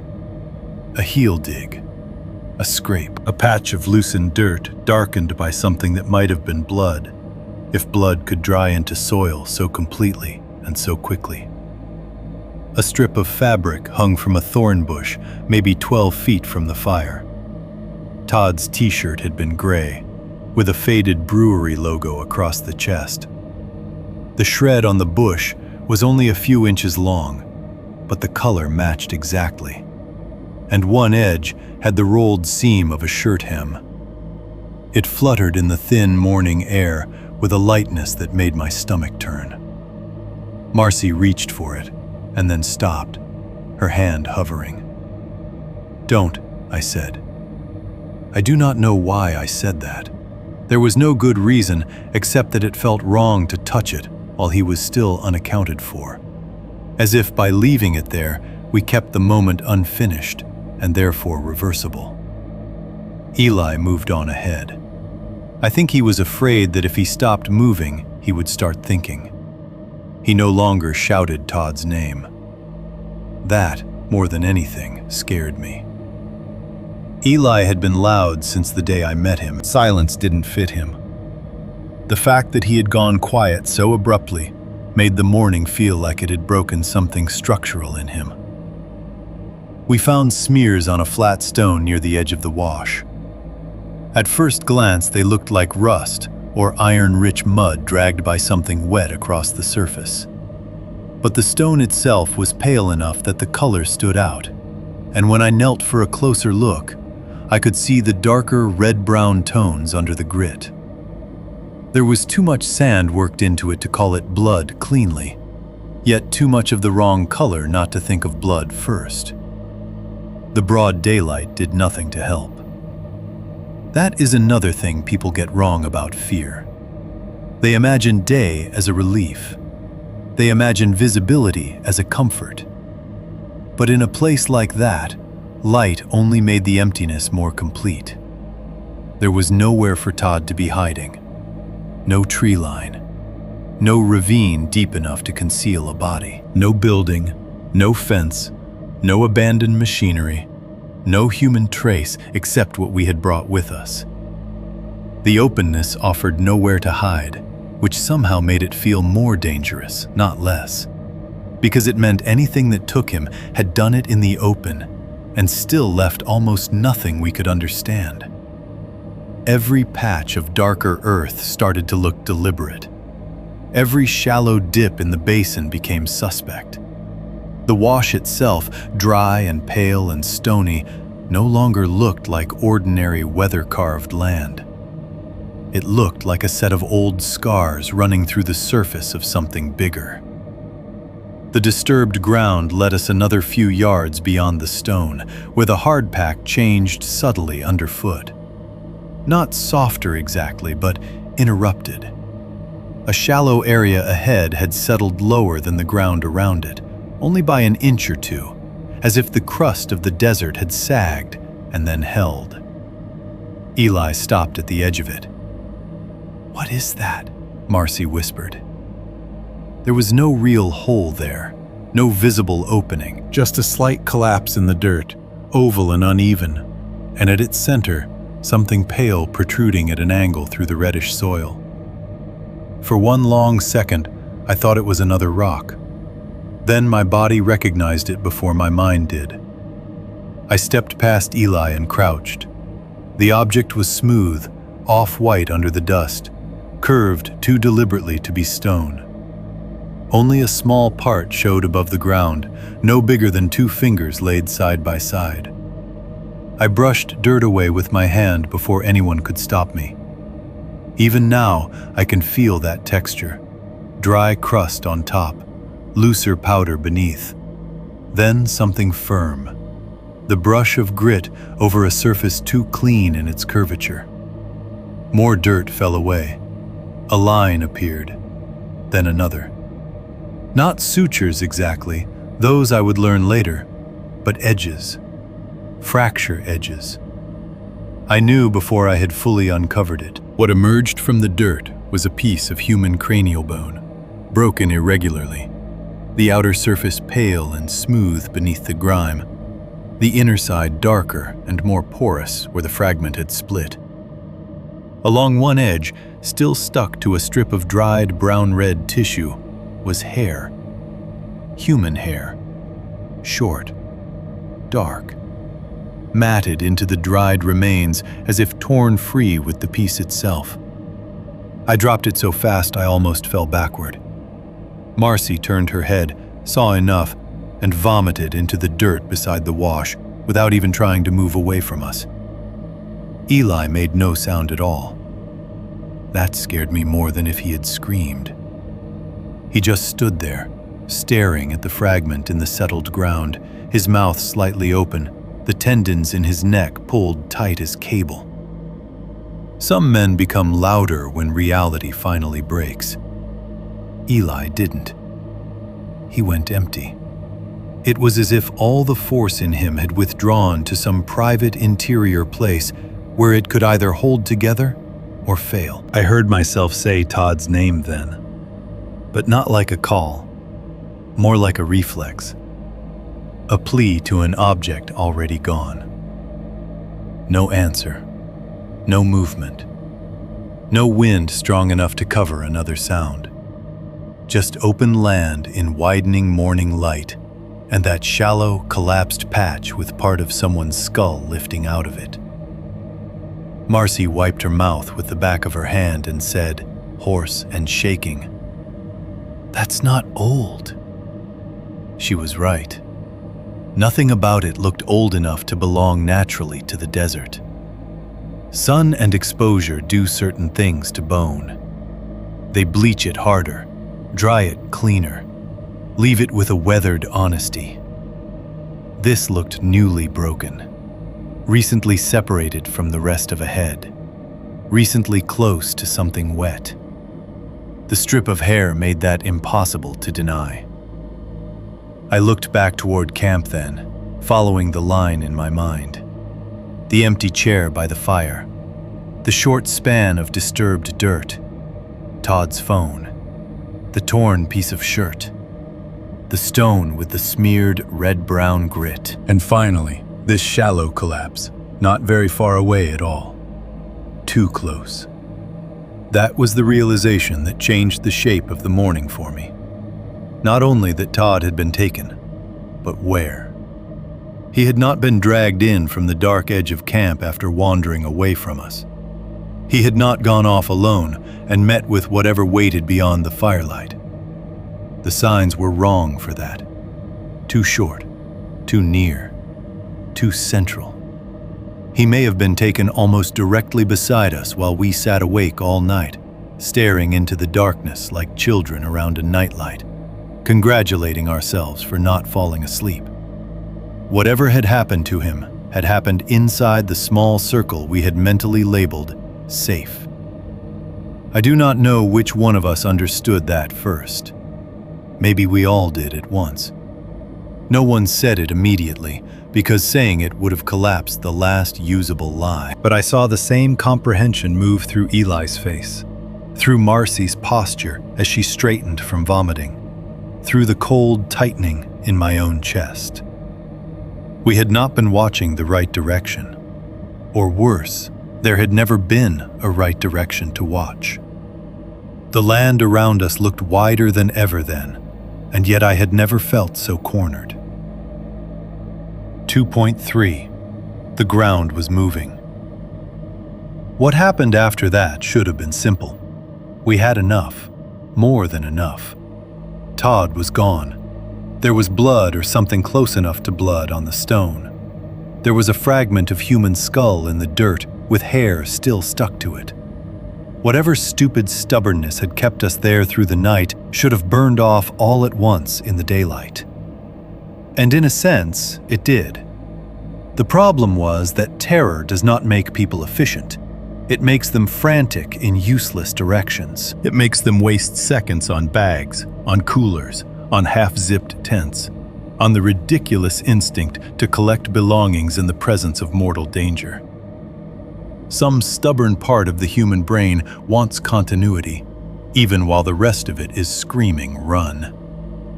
"We go," Marcy said. Not loudly, not dramatically, but with a tone that cut through the fog in me better than Eli's shouting had. Eli jerked into motion first. He turned from the collapsed patch and started back toward camp at a near run, breath coming hard, one hand still wrapped around Todd's cracked phone. I followed. Marcy was right behind me. The basin looked impossibly bright now, every stone and patch of brush over-defined by morning light, every scrap of disturbed ground too visible and not visible enough. Camp no longer looked like camp. It looked abandoned in advance. The chair by the dead fire, the sagging tent, the cooler sweating in the pale sun, the duffel bags half open where we had dragged them together in the dark, The lantern going weak on its last fuel. All of it had the awful appearance of a life interrupted before its owners understood they were finished with it. Eli threw Todd's phone into the front seat through the open driver's door and started grabbing whatever was closest. Sleeping bags, flashlight, bag of clothes. He wasn't thinking in categories, he was thinking in armfuls. "Forget it," Marcy snapped. "Leave it. Just get in." "We need water," he said. "So grab the water and get in." I yanked 2 bottles from the cooler, then another without really knowing why. My hands had gone numb with adrenaline, and objects kept slipping in my grip. One bottle hit the ground, rolled under the car, and for one useless second, I nearly bent to retrieve it. That was when I realized how badly we were coming apart. Todd had vanished within yards of us. There was a piece of somebody's skull in the dirt. The only sane action left was flight. But the mechanics of flight, keys, door, bags, map, water, ignition, required a kind of steady thinking that none of us had anymore. Marcy abandoned the tent completely and shoved the cooler with both hands toward the back door, hard enough to crack one of the cheap plastic hinges. "Move," she said to me, and I did. The car keys were already in the ignition from the night before. That should have comforted me. It didn't. It made the scene feel staged, as if we had spent all those hours preparing for escape and still somehow found a way to fail at it. Eli dropped into the driver's seat so hard the springs groaned. I slid into the passenger side. Marcy dove into the back with the cooler half on her lap and the door still not fully shut behind her. "Go," I said. He turned the key. The engine coughed once and died. For a second, nobody reacted because the sound was too ordinary. Just a bad start. A small mechanical refusal. The kind of thing that happens every day in every town in America. Then Eli turned the key again. The starter ground longer this time, a dry, ugly churn with no catch beneath it. "No," he said. He pumped the gas pedal, though I don't know if that did anything except give his panic something to act through. He turned the key again. Nothing but the same dragging mechanical protest. "Come on," he hissed. Sweat had already broken across his forehead, despite the coolness of the morning. One hand slipped on the wheel. He wiped it on his jeans and tried again. The engine coughed. Failed. "Eli," Marcy said, and there was something in her voice that made me turn before she finished my name. I looked out through the windshield toward the open dirt beyond the dead fire. At first, I thought my eyes were struggling with heat shimmer left over from the rising sun. But it was too early for that, and too localized besides. The movement wasn't in the air. It was in the ground. A line in the dirt, maybe 20 feet beyond camp, lifted almost imperceptibly and settled again. Not a ridge, not a collapse, not loose sand pushed by wind. The hard-packed surface itself rose in a long, shallow swell, no higher than a hand laid flat and moved 3 or 4 feet before disappearing. Then it happened again, several yards to the left. I stared too long because my mind refused the image. It looked like buried breathing. Not fast, not violent, slow and deliberate, as if something beneath the surface had drawn in air and shifted its mass through compacted earth without quite breaking through. "That's not wind," Marcy said from the back seat. Her voice had thinned to almost nothing. Eli twisted in his seat, saw where we were looking, and for the first time that morning, I watched his fear become something close to belief. Not of one event, not of one sighting, but of a system, a rule, something larger than the little patch of wrong ground where we had first found the depression. The line lifted again, closer now. A soft, traveling bulge under the crust of the desert, moving toward the remains of our fire ring. Then, farther out, another, and another. I had been thinking in singular terms all night. A thing, an animal, a creature that had lain by the fire and then disappeared. A single body with a single location. But watching those multiple ripples disturb the packed red surface around camp, I understood with a coldness that settled into my stomach all at once that whatever we had seen might not be fixed to one hole at all. It might move below us, or there might be more than one. The difference did not matter enough to help. "Go!" Marcy screamed this time, losing control of the word. Eli turned the key again. The engine choked and died. He slammed the heel of his hand against the wheel so hard the horn barked once, thin and ridiculous against the open desert. "Come on, come on, come on!" A ripple passed the fire ring. I saw the stones shift, not roll outward, not collapse naturally, but tremble as the dirt beneath them swelled and sank. Ash puffed lightly from the dead coals in a gray breath. Then the jump scare came so fast, my memory still fractures around it. Something pale burst halfway out of the dirt beside the ring. Not fully, not enough to reveal a body. Just a hand-shaped limb, white or off-white under the red soil, long and jointed wrong. The angles too many and too smooth to belong to any animal I knew. It drove up through the crust with a wet, tearing push, fingers or finger-like ends splaying once in the air as if testing it. For one impossible second, it hung there in full daylight. Then it withdrew. It did not drop back like a snake. It folded downward with appalling purpose, vanishing into the ground it had broken, as though the desert were not solid at all, but some thick skin it could enter whenever it liked. What it left behind was a small collapsed pocket of wet, black, clotted soil, and one curved shard, the color of old fingernail, half buried and shining faintly in the sun.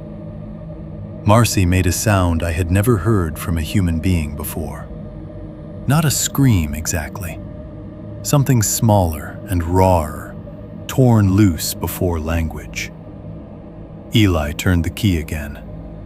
This time the engine caught. Not cleanly. It shuddered alive in a protesting roar, shaking the whole car. But it caught.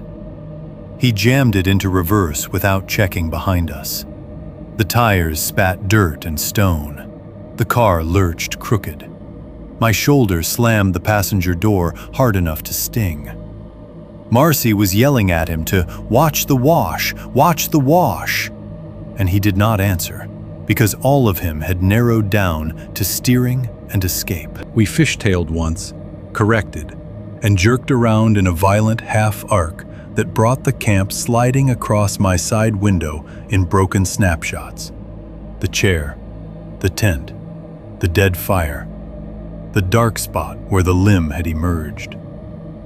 As the car straightened, I looked out to the right. Something white broke the surface of the dirt, maybe 30 feet away. The same dome. The same wrong, smooth, skull-like curve rising up through loose soil as if pushed from beneath by a slow, powerful neck. It surfaced only to eye level with the ground, if that phrase makes any sense, not revealing the rest of the body, only that human-proportioned white front pushing through the red earth long enough for the empty dark sockets to seem turned toward us. Then it sank again, not downward in a collapse, deliberately, like something submerging into water. We tore out of camp. I don't remember the first 100 yards in order. Only impacts. Brush scraping metal.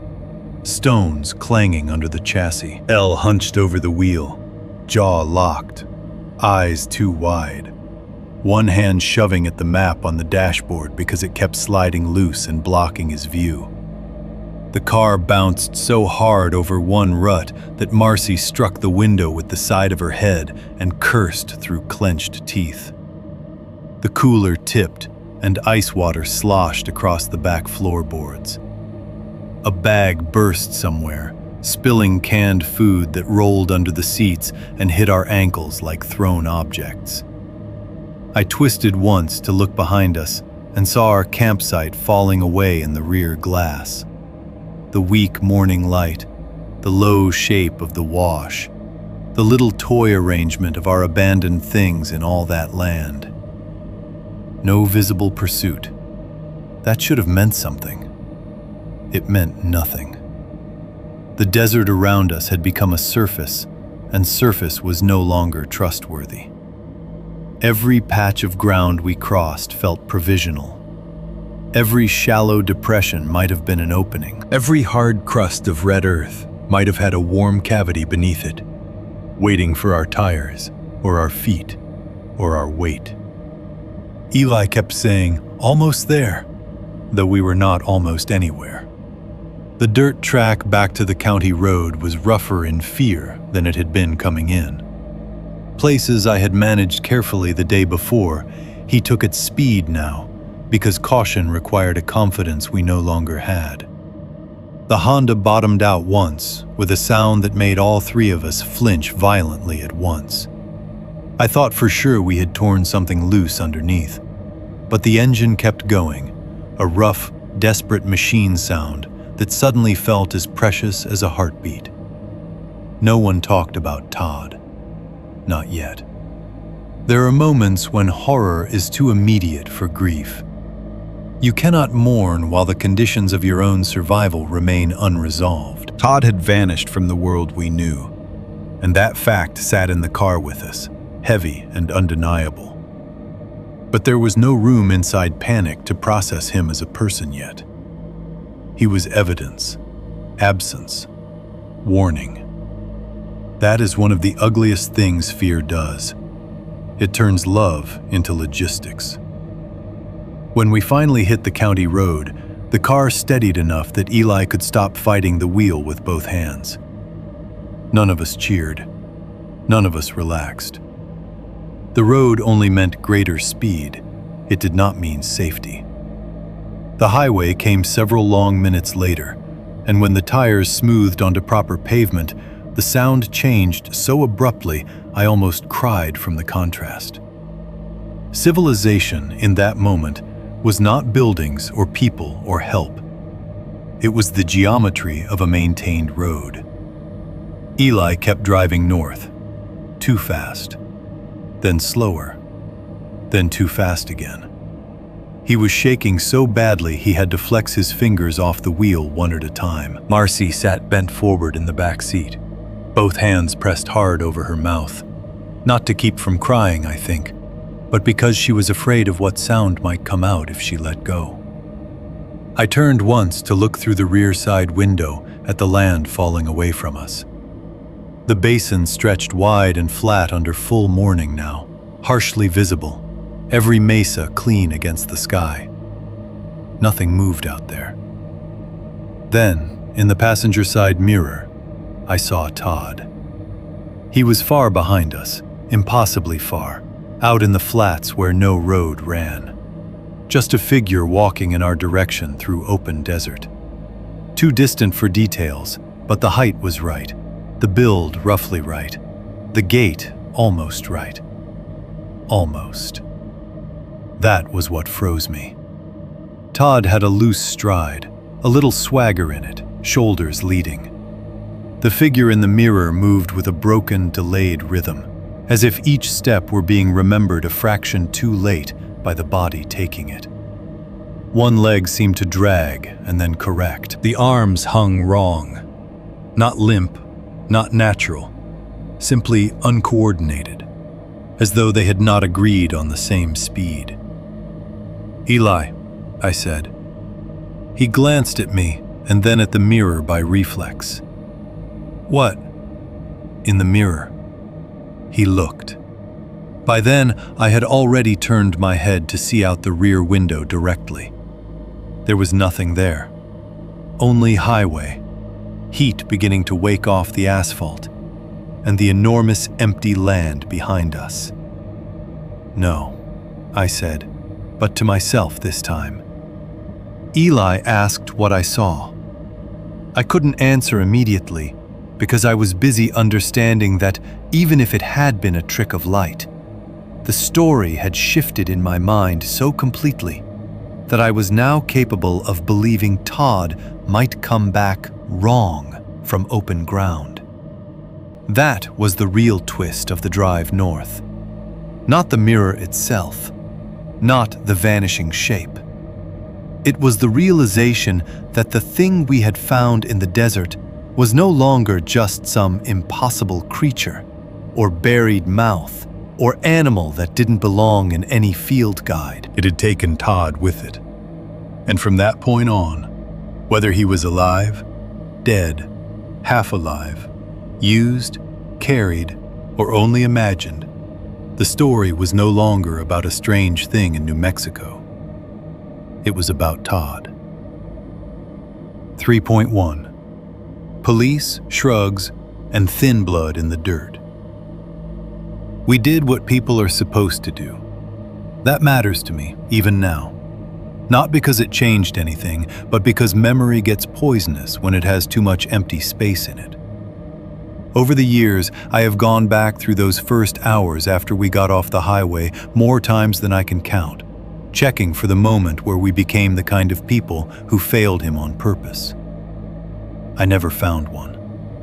We were frightened, stupid, slow, morally weaker than I would like to believe, but we did not drive home and hide. We did not wash the dirt off the car and agree never to speak Todd's name again. We drove to the nearest town that had people in it and told the first authority we could find that our friend was missing in the desert. It still didn't help. The sheriff's substation sat in a low county building that looked sun-blasted and tired. The kind of place with one Coke machine out front and a flag that never seemed fully extended, even when there was wind. I remember a cracked concrete walkway, a bulletin board inside with notices curling at the corners, and a smell made out of old coffee, copier toner, and dust worked into linoleum by boots over many years. We must have looked bad coming through the door. Red-eyed, filthy, Eli white around the mouth in a way I had never seen before. Marcy gray with shock and dried vomit on one cuff where she'd wiped her mouth without noticing. Me carrying Todd's cracked phone like it was somehow the most important thing in the world because it had been the last ordinary object in his hand. The deputy behind the front counter was young enough to still have the posture of a man trying on authority rather than wearing it naturally. Crew cut, sunburned neck, expression set at that careful midpoint between annoyance and procedure. He looked us over the way people do when they suspect trouble before they understand the shape of it. "What happened?" he asked. There are sentences that sound wrong no matter how true they are. My friend disappeared from a campsite in the desert. We found blood in the dirt. There was something out there with us. I heard all of those versions in my own head and rejected each one, because even before we had said anything, I could feel how the story would land on sober ears in daylight. Eli, being Eli, just said it. "Our friend's gone. Something took him." The deputy's expression changed, but only by a degree. Not fear, not belief. A slight internal shift toward paperwork, caution, and maybe, if I'm being generous, concern. "Who took him?" "We don't know," I said quickly. We were camping south of... I named the approximate area as best I could, using the map still folded on the dashboard in my mind more than any confidence in our actual route. He was there at dawn, and then he wasn't. There were drag marks, his phone, blood maybe, bone. That last word seemed to reach him. He stood, called for someone in the back, and a few minutes later, we were sitting in a fluorescent-lit office trying to tell the story in the kind of linear order institutions require. There is a specific humiliation in repeating something terrible to a stranger while hearing, sentence by sentence, how insane it sounds. The room was too bright. That's what I remember most. Bright in the cheap county office way. Flat, white fluorescent light that made everybody look faintly ill and overexposed. There were metal desks, a fan turning uselessly in one corner, and on the wall, a calendar with desert wildlife printed over glossy photographs that no longer felt like they belonged to the same planet we had just left. A second deputy joined the first, older, broader in the shoulders. He wore his boredom more honestly, which I almost respected. A sheriff came in eventually too, not much older than the second deputy, but with the steadier body language of a man accustomed to hearing stories people told badly when they were frightened, or guilty, or both. We gave statements one at a time. That part was worse than I expected. When you are alone with your own version of the truth, there is no consensus to lean on. No shared panic. No quick glance to confirm that, yes, that happened, and yes, someone else saw it too. It becomes only your voice in a room full of pens and forms and skeptical faces. I told them about the campsite, the depression in the ground, the tooth, Todd missing at dawn, the drag marks, the phone, the piece of skull. I left out the thing by the fire the first time through, because I could hear already what it would do to everything else. But even with that omission, the story sounded unstable, like something assembled from fear and exhaustion rather than observation. The deputy taking my statement paused when I described the human tooth. "You're sure it was human?" "No." That was the honest answer. I hated how weak it sounded. "It looked human." He wrote that down. When I described the dark stain on the soil and the bone fragment with hair attached, he asked if I had touched them. I said yes. He asked whether Todd had been drinking. I said a little, but not enough to wander off half-dead into open desert. He asked whether any of us had taken drugs. I said no, which was true. He asked if Todd had any reason to run off, any mental health issues, any fight with any of us. No, no, no. At least not one worth vanishing into the Jornada for. Across the room, through the half-open door, I could hear pieces of Eli's version rising and breaking against official disbelief. "I'm telling you, the ground was moving." A pause. "No, not like a hole. Under it." Another pause. "Because I saw it." Then, sharper. "So did they." Marcy's interview was the quietest. That didn't make it easier to dismiss. It just made the deputies listen in a different way, as if calm female fear might be either more credible or more troubling than male panic. Later, she told me she had described only what she was certain of and refused to pad it with explanations. Todd missing, disturbed earth, human remains, something seen near camp the night before, something wrong. She said the deputy kept trying to hand her safer words, and she kept setting them aside. The search party went out before noon. By then, the machinery of response had taken over. County truck, radios clipped to belts, metal canteens, paper maps spread across a hood under the hard sun. One volunteer in a faded cap asking practical questions about the terrain while clearly deciding how much of us he believed. Another deputy who looked bored in the precise way some men do when they're already certain the truth will prove smaller and stupider than the people reporting it. We rode back part of the way with them, then were told to stay clear while they worked. That too felt obscene. To sit in a patch of shade by a government vehicle and watch strangers walk the land where Todd had vanished, as if enough boots and procedure could smooth over whatever had actually happened.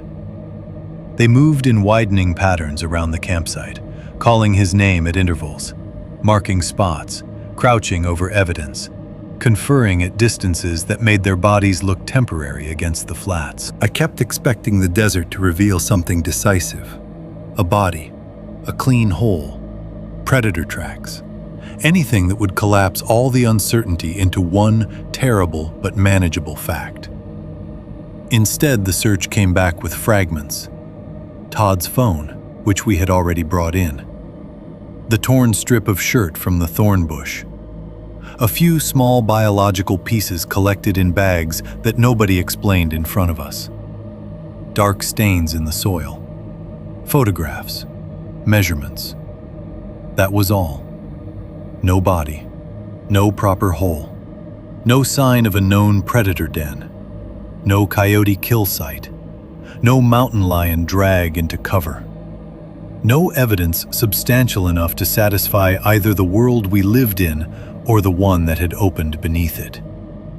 One deputy, bored-looking, tan line under his wedding ring, mirrored sunglasses even in conversation, suggested the likeliest scenario was that Todd had wandered off impaired, gotten injured, and then been scavenged before dawn or while we were asleep.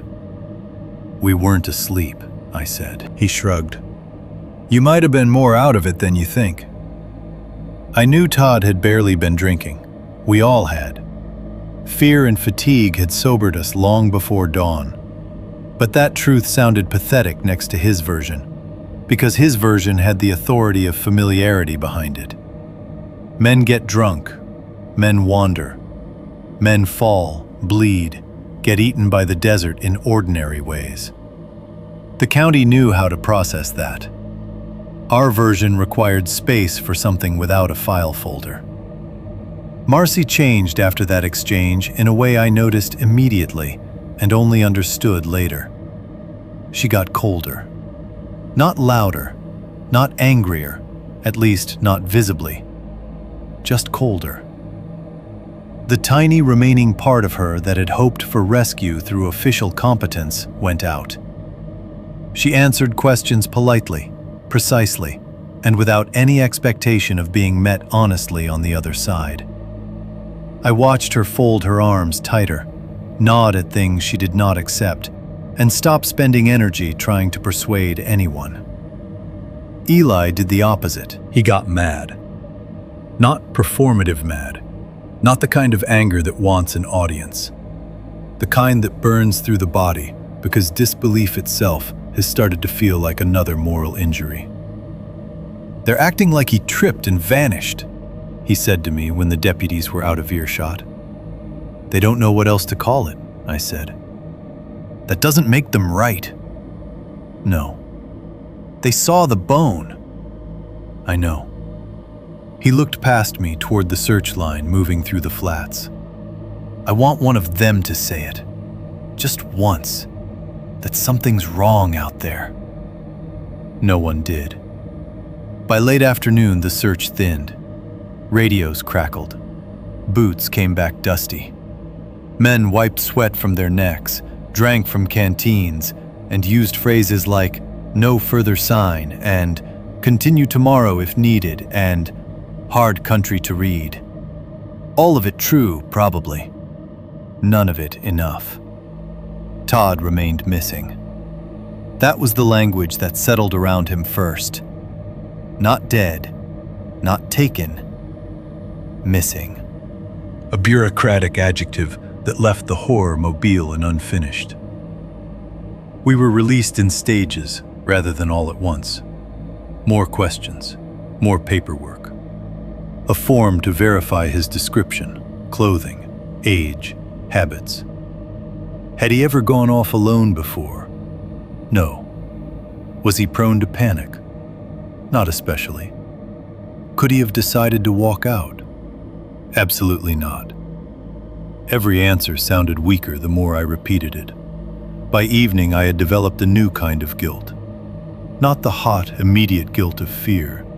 Not the self-protective guilt of wondering if I should have done more in one specific second. Something slower and dirtier.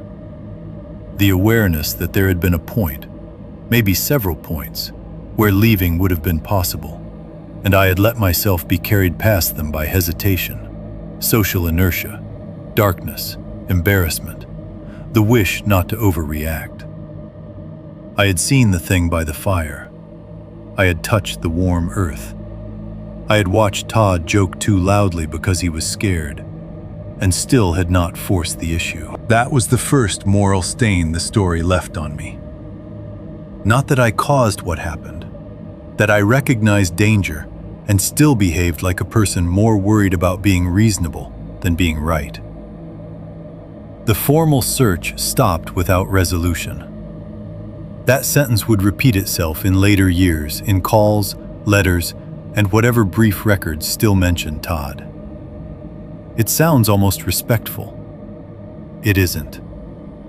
What it really means is that the machinery exhausted its useful motions and then stood down, leaving the human beings involved to carry the rest privately. A few days later, after statements and follow-up questions and the first ugly drift of rumor that always gathers around young people when something unexplainable happens to one of them, I was asked to identify some of Todd's personal items before they were turned over to family. It was mostly ordinary stuff. His wallet, keys, a windbreaker he had thrown in the back of the car and forgotten until that trip. Cigarettes crushed in one pocket. A receipt folded twice over. Pennies. The kind of debris a person accumulates so casually that it feels indecent to examine it after they are gone. I remember sitting at a table under yet another fluorescent light, handling his jacket with more care than I had ever handled anything of Todd's in his life. I reached into one of the side pockets and felt something hard and small. For one irrational second, I thought it was a piece of a zipper. I pinched it between my fingers and pulled it free. A molar, freshly broken at the root. A dark red-black residue still dried around the base, fine grit caught in it. The same tooth from the campsite. The one none of us had admitted picking up. The one I had watched Eli drop back into the dirt with my own eyes. I did not say anything. Not then. Not for years. I just sat there with Todd's jacket open in front of me and that human tooth in my hand, understanding with a cold certainty that whatever we had brought back from the desert was not limited to memory. 3.2. Professor Anson Hale. It was Eli's idea to go see Hale. By then, a few days had passed, maybe 4, maybe 5. Long enough for the first official urgency to cool into procedure. Long enough for deputies to stop calling quite so often. Long enough for Todd's name to start sounding different when people said it. Less like a person temporarily misplaced, and more like a fact that had already begun hardening around absence. I had gone back to my summer routine in the shallowest possible way. I showed up where I was supposed to show up. I answered questions when people asked them. I slept in short, spoiled pieces and woke with my jaw aching from grinding my teeth. Every quiet room felt temporary. Every open patch of ground I passed on campus caught my eye and held it a moment too long. I found myself looking down at dirt the way some people watch doorways. Eli handled it differently. He got louder for about 48 hours. Then he got very still, and that was worse. Not calm, focused in the unhealthy way grief sometimes disguises itself as purpose. He kept saying the same thing, that somebody had to take what we saw seriously. Not the sheriff, obviously. Not county people who heard "missing in the desert" and let the rest of the sentence evaporate. Somebody else. Somebody who knew the landscape and old stories, and the part of the state that respectable people rarely walked unless they had work there. That somebody, according to Eli, was Professor Anson Hale. Hale taught at UNM, though not in the kind of department most students outside his orbit could have named cleanly. Desert archaeology, historical landscape studies, settlement patterns. Things that sounded dusty and elective until you heard him talk. I had never taken one of his classes, but I knew the type before I met him. Older professor, field boots in his office. The kind of person students either found hypnotic or terminally boring, depending on whether they had any patience for the way the past clings to land. Eli knew him from a seminar he had nearly failed the previous semester, which somehow hadn't stopped Hale from liking him. "He's not a crank," Eli told me as he drove us to campus in the hottest part of the afternoon. "That's the point. He actually knows stuff." "That doesn't mean he's going to believe us." "I don't need him to believe us. I need him to tell me if there's ever been anything like this out there." I almost told him there hadn't. That what we had seen belonged outside categories, outside precedent, outside the reach of scholarship. But I didn't say it. Because part of me wanted what he wanted too. Not proof exactly. A frame. Something older than our panic that might hold it in place. Hale's office was on the upper floor of a building that smelled faintly of chalk, dust, and air conditioning too weak for New Mexico in June. The hall outside was quiet. The kind of university quiet that always feels temporary, as if classes and voices and foot traffic have only stepped out for a moment and could come rushing back at any time. His office door stood half open. Inside, the place looked exactly like the office of a man who had spent too much of his life in both libraries and hard country. Rolled maps leaned in a corner beside 2 metal survey poles. Pottery shards sat in padded trays on a side table under handwritten labels. There were casts of bones on one shelf. Animal, not human as far as I could tell, though in the dimness and clutter I wasn't entirely sure. A stack of yellow legal pads leaned precariously near the edge of the desk. The room smelled of stale coffee, old paper, and sun-dried fabric. In the window unit, an evaporative cooler rattled and coughed, like it resented its own continued service. Professor Hale himself was in his late 50s, maybe early 60s then, with a face that looked weathered rather than aged, the way some men's faces do when they have spent enough years outside for the sun to become part of their structure. He wore glasses low on his nose, a short-sleeved work shirt with dust in the seams, and boots that had clearly belonged to actual terrain. He looked up from his desk when we knocked and considered us in one sweep, not suspiciously, not warmly either, just thoroughly. "You boys look like bad news in the academic sense," he said. That was his dry humor, I learned. It never fully smiled. Elle, who could usually surf tone better than most people, managed only, "We need to ask you about something in the Jornada." That got Hale's attention faster than if we had said murder. Not dramatic attention. He didn't sit up straight or take off his glasses or do any of the theatrical things people do in movies when the plot arrives at their desk. He simply set down his pen, leaned back a little, and gestured toward the two battered wooden chairs across from him. "Then you'd better start at the beginning," he said. We did not start at the beginning. That is important. We started with the edited version, because shame makes liars out of people who still think they may be salvageable. We told him we had been camping in a remote area south of Truth or Consequences. We said one of our friends had gone missing under strange circumstances. We described the shallow depression, the odd stains, the smell, Todd vanishing during the night, the drag marks, the phone, the bone fragment. We did not immediately describe the thing by the fire, because saying it aloud to a professor in an office under fluorescent lights felt like the fastest possible route to being dismissed as grief-struck idiots.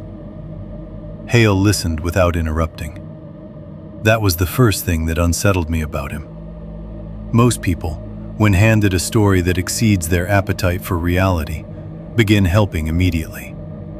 They correct your wording, offer familiar alternatives, steer you gently toward the explanation that will inconvenience them least. Hale did none of that. He listened the way a person listens when he already knows that wrong stories sometimes contain real patterns. He took notes as we talked, not every word, just selected fragments. Area south of T or C, dry wash, depression in packed soil, warmth, dark staining, human-appearing dental fragment, missing adult male. He wrote with the quick, clipped hand of somebody used to field notes more than polished prose. Then I made the mistake, or maybe the necessary mistake, of telling him about the skull. I don't know exactly what pushed it out of me. Maybe the stillness in the room. Maybe the legal pad with our half-sanitized version laid out so tidily in front of him. Maybe the fact that if we left that part out, the rest of it would never make proper sense even to us. It wasn't just the hole, I said. Eli looked over at me sharply but did not stop me. There was something by the fire the night before he disappeared. Hale's pen kept moving for another second, then stopped. What kind of something? I heard myself describe it in halting pieces. Low to the ground, dark mass. White front shaped too much like a human skull. No lower jaw. Smooth surface. Pale limb-like things folded under it. Motionless while watched. Gone when the light slipped. The room changed. Again, not theatrically. Hale didn't gasp or announce anything, but he set the pen down completely this time and folded both hands on the desk. The evaporative cooler rattled in the window. Somewhere down the hall, a copier started up and stopped. He looked first at me, then at Eli, with a concentration so complete it almost felt physical. "The ground," he said. "You said it felt warm." "Yes." Warm under the sun or warm under the crust? The precision of the question made the hair rise slightly on my arms. Under, I said. Not surface heat. Different. He nodded once, then began asking questions so specific they no longer felt like generic due diligence. What shape was the depression? Oval, Eli said. Maybe 3 feet long? Not deep. Symmetrical? No, one side smoother, one side broken up. Any odor? I answered that. Not rot exactly. Warm, mineral, like old blood in hot dust. He looked at his notes but did not write that down. The white front, did it have visible suture lines?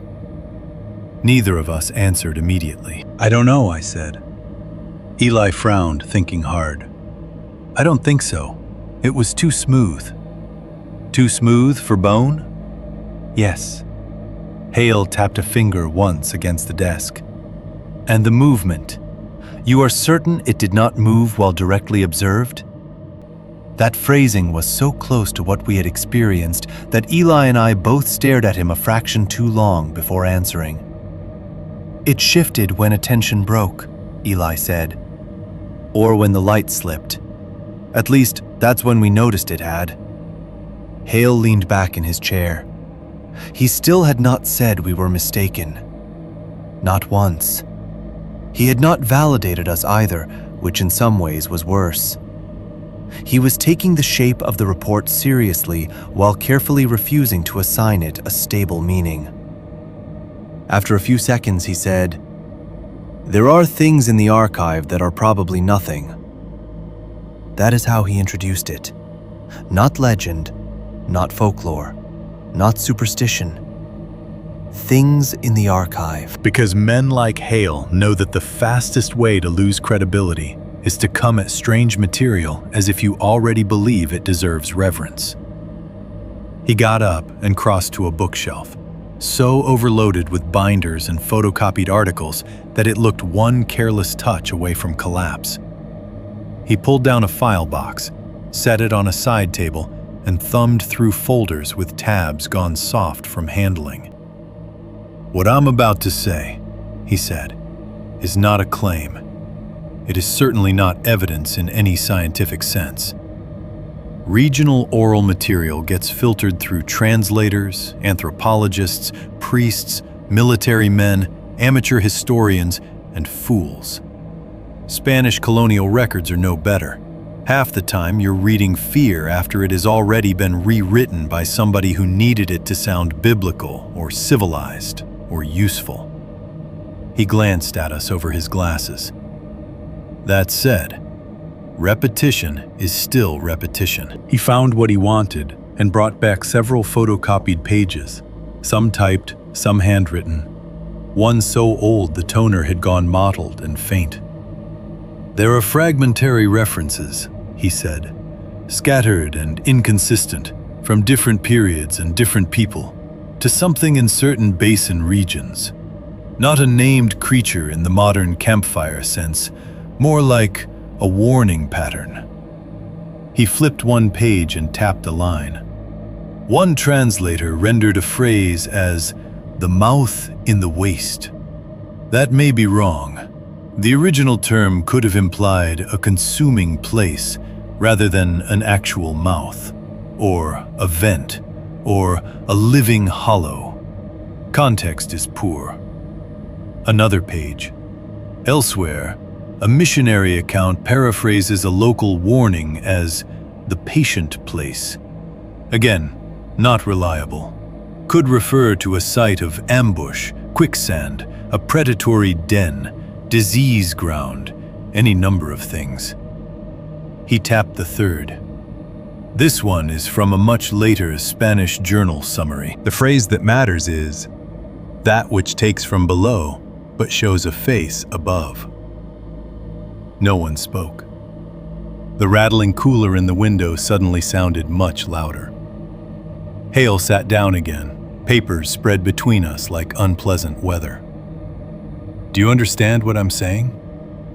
I'm not telling you there is a monster in the Jornada. I'm telling you that certain descriptive elements recur across material that should not, ideally, know about each other. Eli said, "What elements?" Hale looked at the page, though I got the sense he already knew them by heart. Sleeping in the open in particular areas is repeatedly warned against. Approaching what appears dead on the ground. Heat or foul damp rising through dry surface, and he paused there just long enough to make the silence mean something. A familiar form returning from open land at dawn. The room went very still. I said, "Returning how?"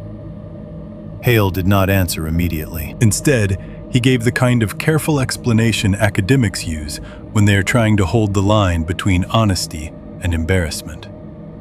Mistranslation is always possible. So is embellishment. Colonial writers loved making frontier danger sound spiritually charged. Local warnings about predators or unstable ground become demons very quickly once the wrong kind of man starts keeping notes. I am not saying these accounts are literal. I am saying that they are consistent in a way I find unsettling. Eli leaned forward. So people saw something. People reported something. That's not the same thing. No, Hale said. It isn't. But it is also not nothing. He began listing the warnings more plainly then, as if stripping them of drama might make them easier to live beside. Do not sleep on bare ground in certain parts of the basin. Do not approach what looks dead until daylight and distance have both been used properly. Do not answer a familiar shape returning from the open land at dawn. Each sentence landed with the weight of something discovered too late. I realized then that I was gripping the arms of the chair too hard. My fingers hurt when I loosened them. Eli asked the obvious question. Have people gone missing? Hale's mouth tightened very slightly. People go missing in deserts for ordinary reasons all the time. That's not what I asked. No, Hale said. It isn't. That was when it happened. He gathered the pages together, squared them on the desk, and asked in the same dry, almost courteous tone he had used from the start. Has Todd come back yet? For a second, I genuinely thought I had misheard him. Eli went rigid beside me. I felt something cold move through my back and shoulders in one smooth line, as though my body understood a danger my mind had not caught up to yet. We had never suggested that possibility. Not in our edited version, not in the fuller one. We had said missing.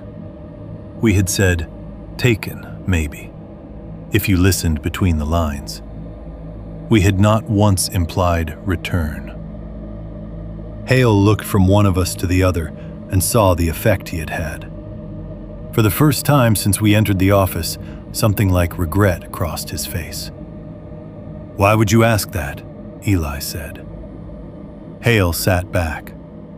The evaporative cooler rattled. A paper shifted on his desk in the thin draft. After a long few seconds, he said, I don't think you boys should go back out there. That's not an answer. It's the one I'm giving you. Professor, no. He said it quietly, but with finality. There are old reports of many things, most of them unreliable, and I am not interested in contributing to your panic with material I cannot defend. If your friend is alive, the sheriff's office should find him. If he is dead, they will find what can be found. If you saw what you think you saw, then the only advice I can give you is distance. He slid the papers back into their folder. Do not go back, he said. And if you see anything in open ground that appears dead but not natural, leave it alone. That was all we got. No dramatic confession. No desert theory grand enough to satisfy fear. Just an old professor in a hot office, careful with language, unwilling to say too much. And one question hanging in the room after we left like a smell we could not wash off. Has Todd come back yet? 3.3. Marcy says the one thing that matters. I made the mistake of telling Marcy over the phone. Not the whole mistake. The whole mistake had started much earlier, in the desert, with hesitation and ego and the male talent for assuming that if something felt too unstable to say aloud, maybe saying it later to the women in your life counted as responsibility. But calling her after Eli and I left Hale's office, trying to compress that room, those papers, and that one impossible question into a conversation she had not been there to hear, that was its own kind of stupidity. She let me get maybe 3 minutes into it before she cut me off. You went without me? I was standing in my kitchen with the cordless phone tucked against my shoulder, staring at the sink as if the dishwater stains there might somehow help me hold on to the right version of the conversation. Outside the small window over the counter, late sunlight was flattening the stucco wall of the next building into a hard, chalky yellow. Somewhere down the row, a television was on too loud. It all felt offensively normal. It was Eli's idea, I said, and heard immediately how weak that sounded. That's not what I asked. No, I know. You went to talk to the one person on campus who might actually know something, and you went without me. There are people who get louder when they are angry, and people who get more precise. Marcy was the second kind.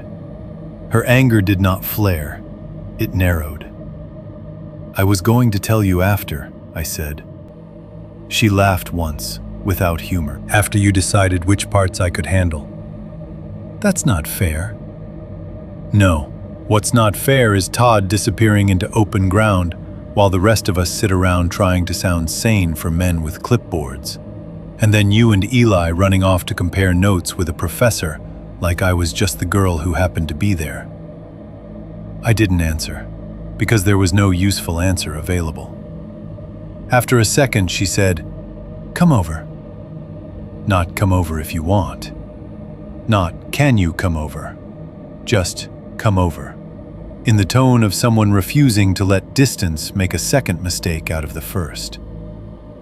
She was staying in a small apartment off Central then, in an old building cut into narrow units that always smelled faintly of cooked onions, dust, and cooling pipes, no matter the season. I drove there with the windows down because I could not bear the trapped heat inside the car, though the evening air outside wasn't much better. Every red light felt accusatory. Every patch of dirt at the edge of the road caught my eye harder than it should have. She opened the door before I knocked. Marcy had changed clothes since I last saw her, but there was still something of the desert hanging on all of us in those days. Not physically anymore, but in the set of the shoulders and the way we listened before stepping fully into a room. She let me in, shut the door, and stood facing me with her arms folded. Not cold exactly, but held together the way people hold themselves when anger is the only thing keeping panic organized. "Tell me exactly what he said," she said. So I did. I told her about Hale's office, the rolled maps, the boxes, the way he had listened too carefully. I told her about the photocopied fragments, the phrases he read out, the warnings not to sleep on bare ground, not to approach what looked dead, not to answer familiar shapes at dawn. I told her how he wouldn't fully commit to any of it, how he stayed tucked inside academic caution, even while admitting the repetition of details bothered him. And then I told her the question. Has Todd come back yet? That landed harder on her than anything else. She did not gasp or put a hand over her mouth. She just looked down for 1 second, then away from me toward the curtained window beside the kitchenette, as if something outside had made a small noise. Why would he ask that? I said, hearing again how badly I wanted someone else to answer my fear for me. Marcy stayed quiet long enough that the refrigerator motor kicked on and off behind us. Then she said, "Because he's heard a version of this before." "You don't know that." "No," she said, "I don't. But you don't ask a question like that unless something already made room for it in your head." That phrase struck me then, without fully settling. Made room for it. I would come back to those words much later, but at the time, I was still clinging to more ordinary shapes of dread. "I think he was being careful," I said, not wanting to overstate things. She looked at me in a way that was not unkind, just tired. "You always do this." "Do what?" "You take the sharpest part of what happened and start sanding it down until it fits in your hand." "That's not fair either." "It's exactly fair." I almost pushed back, almost told her that rationalizing was not denial, that somebody had to keep language from tipping into madness. But the truth was, she had earned the right to say it. She had been the first one to want us away from the depression. The first one to understand the thing by the fire was not an explanation problem, but a danger problem. The first one to stop wasting words once the night turned. She moved past me into the small living room and sat on the arm of the couch instead of on the cushion, as if she did not plan to stay comfortable long. There was a lamp on beside her, warm light on one side of her face, the rest of the apartment dim around it. "Before Todd vanished," she said, "he was acting strange." I frowned. "He was scared." "No, I mean before that. Before he disappeared. Even before the thing showed up at the edge of camp." I leaned against the back of the chair opposite her and waited. She looked down at her hands. "You and Eli kept talking because that's what you both do when you're worked up. Todd kept joking because that's what he does. But there were moments he wasn't joking. You remember that?" I thought I did. But memory around fear is treacherous. It rearranges emphasis. "He kept staring at the ground," she said. "Not around camp in general. Specific spots. Just beyond the firelight. Like he was trying to hear where something was." I opened my mouth and then shut it. Because I did remember that, or something like it. Todd pausing mid-sentence once or twice. Looking off not at the horizon or the wash or the dark where the thing would eventually appear, but downward, toward the dirt just outside the circle of light. At the time, I had written it off as drunken distraction, another one of his little performances of unease disguised as boredom. Marcy went on. "He did it after you two came back from the hole, too. Before full dark. And later, when he got up to wash that stick, he stood out there longer than he needed to because he was listening." "For what?" She lifted her eyes to mine. "That's what I'm trying to tell you. I don't know." Something tightened low in my stomach. "You should have said something." "I'm saying it now." "That's not what I mean." "I know." She looked away again, but not before I saw anger give ground briefly to something worse. Regret sharpened by hindsight. We had all been collecting little pieces of wrongness and filing them privately, because each one alone looked too small to justify panic. Only after Todd was gone did those fragments start snapping together. "There was one moment," she said, more quietly now, "when you and Eli were talking over each other, arguing about whether to leave right away or wait for dawn. Todd was sitting by the fire. He went still. Not joking still. Different. And he said something. I tried to remember. Firelight. Todd's face half turned, beer can in his hand. The pressure of the dark all around us. I could not pull the words up on my own. What did he say? Marcy swallowed once. He whispered, "I can hear him breathing." The room seemed to alter around that sentence. Not physically, nothing moved. The lamp still hummed faintly. The refrigerator still clicked back on. A car went past outside with bass low in the speakers, but my body reacted as if some new part of the story had just been uncovered and exposed to air.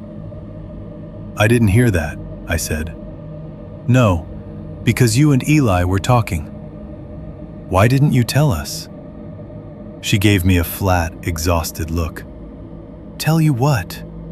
That Todd was whispering creepy things after we found a warm hole in the ground and before a jawless thing crawled up to our fire?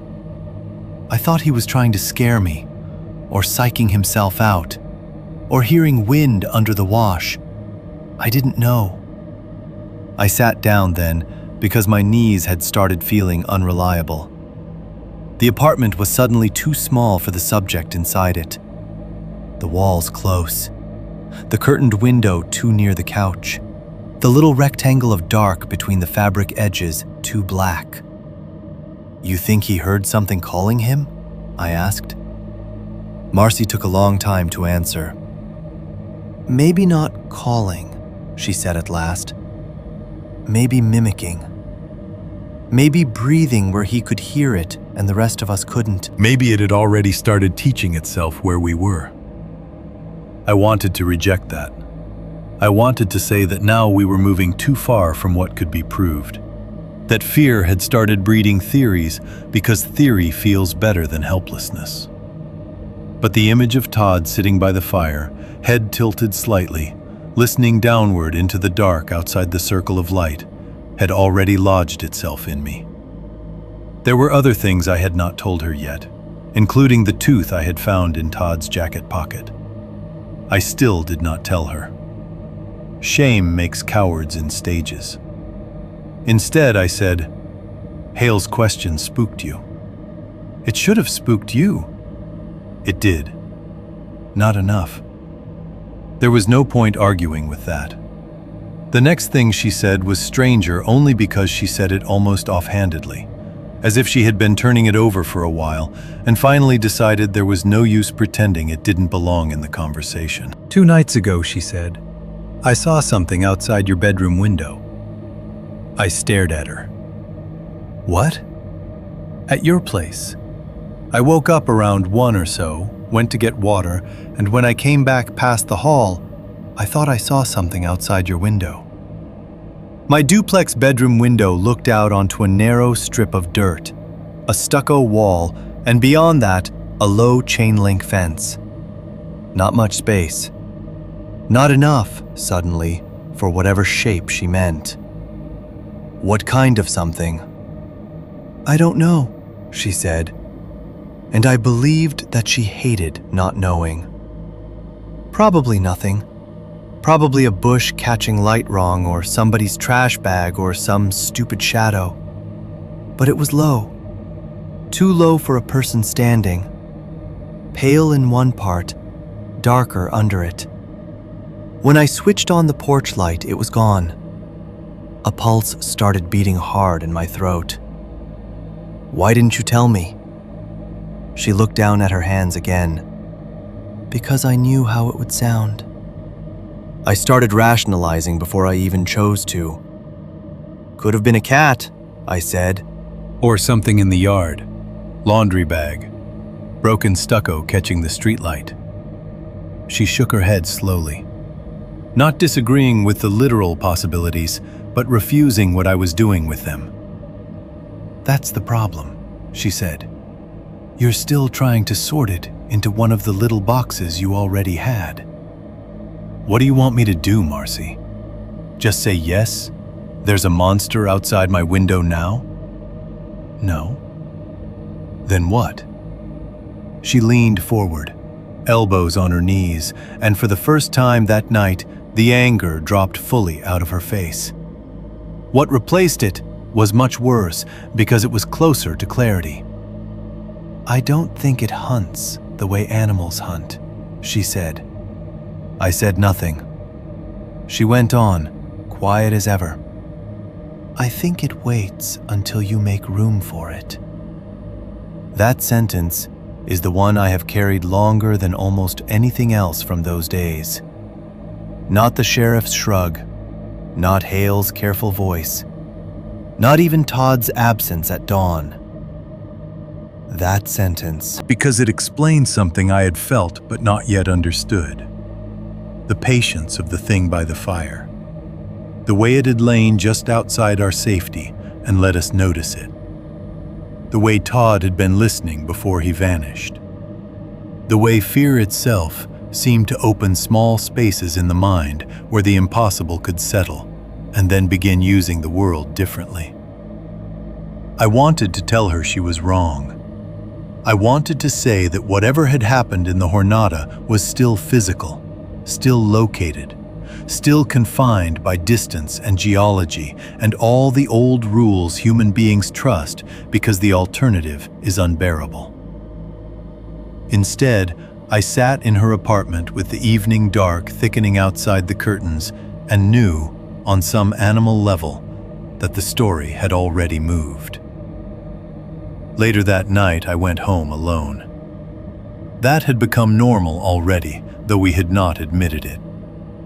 Before the trip, I would have asked if she wanted to stay over, or I would have stayed there. After the trip, we had started separating without discussing why, as if sleep itself had become too vulnerable a thing to share casually. Distance masquerading as practicality. The first clean crack in what we were. My duplex felt unfamiliar when I unlocked it. Not because anything was visibly wrong. The furniture stood where it always had. The little kitchen light still buzzed faintly. A dish I had forgotten in the sink still sat there with dried sauce on the rim.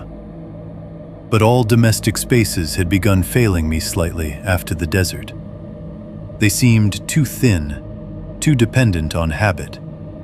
Shelter as agreement rather than fact. I checked the bedroom window before I did anything else. Nothing outside. The dirt strip bare. The fence still. The wall holding its own square of shadow. I told myself that mattered. I took my shoes off and left them by the bed.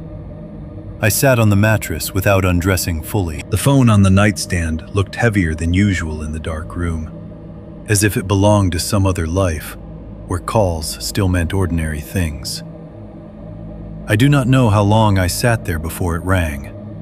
Not a ring, actually. The tiny alert tone for voicemail. I stared at it until the second tone came. Todd's number was on the display. For one moment, one humiliating, hopeful, idiotic moment, I thought, he found a phone. Then everything inside me went cold at once. Because Todd's phone had been cracked in Eli's hand out by the wash. Dirt packed into the charging port. Dried black-red residue along the edge. I had seen it. I had touched it. That number should not have been calling anyone. I picked up on the second try because my fingers were slick. There was no live voice, just the recorded notice and then the message playback. Mostly static. Not the ordinary clean hiss of bad reception. A thicker texture than that, broken by little dragging bursts like cloth over gravel or breath moving through wet obstructions. I held the receiver so hard to my ear it hurt. Then came one long inhalation. Wet, slow, pulled from somewhere too close to a mouth and too full of something heavier than air. And after it, mutilated by distance or damage or whatever lay between speaker and source, what sounded like Todd trying to say my name with a mouth full of liquid dirt. I listened to it 3 times before I could force myself to hang up. That was the night the story left the desert. After that, it was no longer a place I had once gone and survived. It had entered the rooms where I lived. 4.1. The decision to go see for ourselves. People like to imagine that bad decisions announce themselves. They imagine a moment of full clarity, a crossroads bright as a warning sign, where a person knowingly chooses the road that leads to blood and loss, and then has the decency to regret it immediately. Real life is uglier than that. Most terrible choices do not feel like choices when you are living inside them.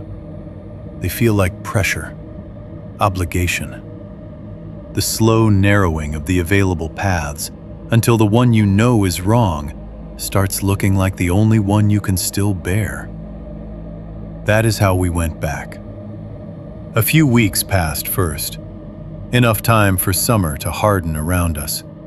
Enough time for official concern to flatten into procedure, and then into absence. Enough time for Todd's disappearance to start changing shape in public. On campus, among people who knew us only loosely, it became the kind of story that survives through partial facts and casual cruelty. A missing guy, desert drinking, maybe drugs, maybe a fight.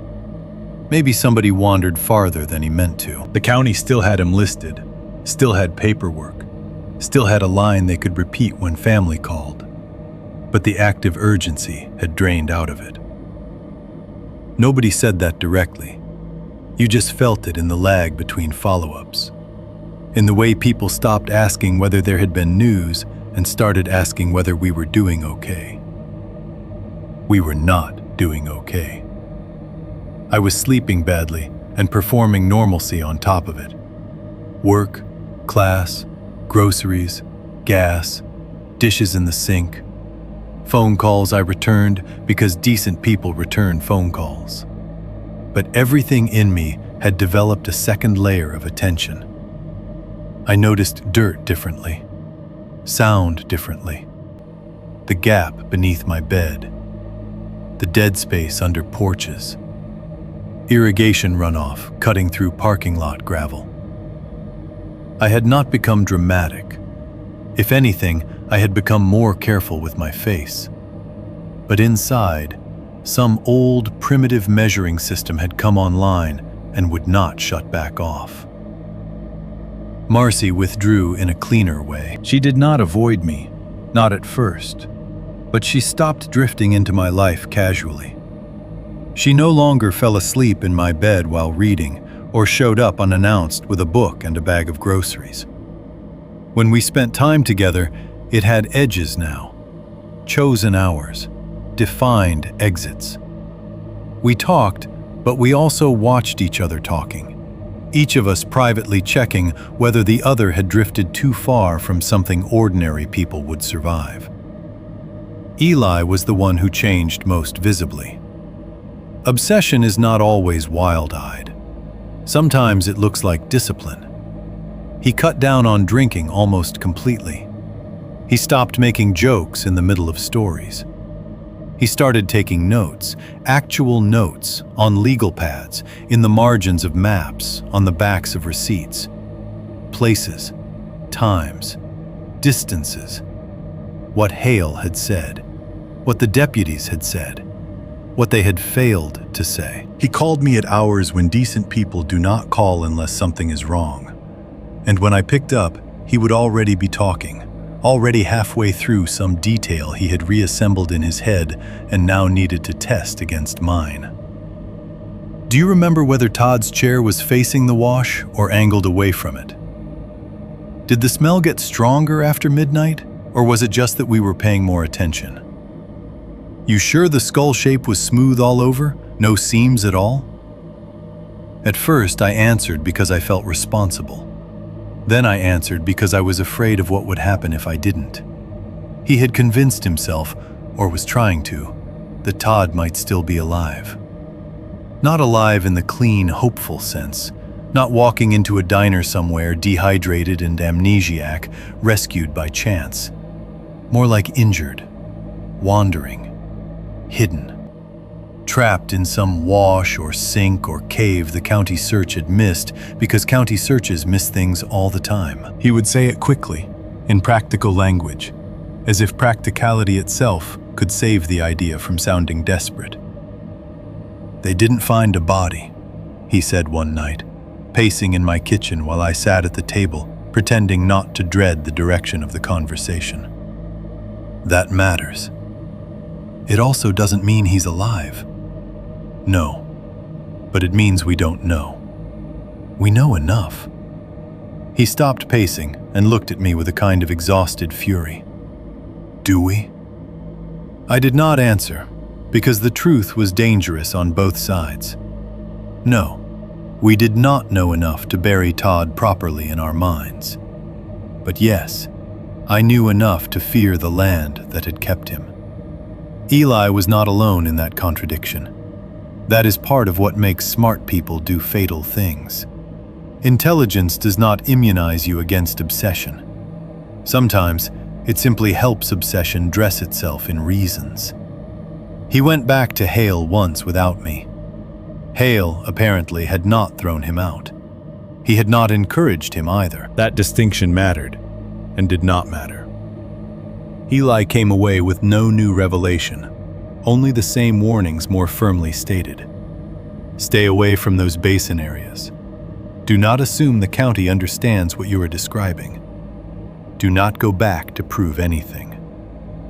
Hale, for all his careful language, had the air of a man who knew that naming danger does not reduce it, and may instead attract the exact kind of mind that takes warning as invitation. "He told me not to go," Eli said. We were sitting in my car outside a convenience store with melting ice bags between our feet, because even then, in the lead up to disaster, life refused to stop surrounding horror with small American errands. Said it real plain. So don't. He didn't stop me. I turned and looked at him. That's your standard now? People not physically restraining you? He rubbed both hands over his face and laughed once without humor. In the sodium orange parking lot light, he looked older than he should have. Not aged exactly, worn inward, brittle. The easy force that had once made everybody follow him into stupid weekends had thinned into something harder and less social. He no longer seemed built for rooms. He seemed built for one thought. "I can't just let it sit there," he said. "I can't." That was the real sentence. Not, "Todd might be alive." Not, "We need better answers." Those were reasons, and reasons can be argued with. The thing underneath them was simpler. I can't let it sit there. I knew then that he was going back. Maybe not that weekend, maybe not next week, but soon, and with or without me. The guilt I had been carrying since the first trip tilted at that moment into something heavier. Not because I thought I could save him, because I knew what not going would mean. It would mean allowing the most unstable person among us to walk back into that land alone with a flashlight and his own private logic. It would mean getting a second phone call, a second absence, a second set of county forms. I could already see it too clearly. That is why I went. Not courage. Guilt, loyalty, and fear. Guilt because Todd was already gone, and some diseased part of me still believed that maybe a second trip could pay a debt the first one had opened. Loyalty because Eli had been my friend long before any of this, and the old habits of male friendship run deep, especially the damaging ones. You go because he is going. Fear because I knew exactly what would happen if I said no and he went anyway. Marcy came for reasons not far from mine, though she put them better. When we told her, really told her, not as a question, but as a confession of intent, she stared at both of us long enough that I almost hoped she would leave the room and never speak to either of us again. Instead, she said, I'm not letting both of you disappear just because you think guilt counts as a plan." "That's not," Eli started. It is exactly that. Then she started listing what we would need. That is another way smart people walk into fatal choices. Once a decision has crossed some internal threshold, intelligence shifts from prevention to preparation.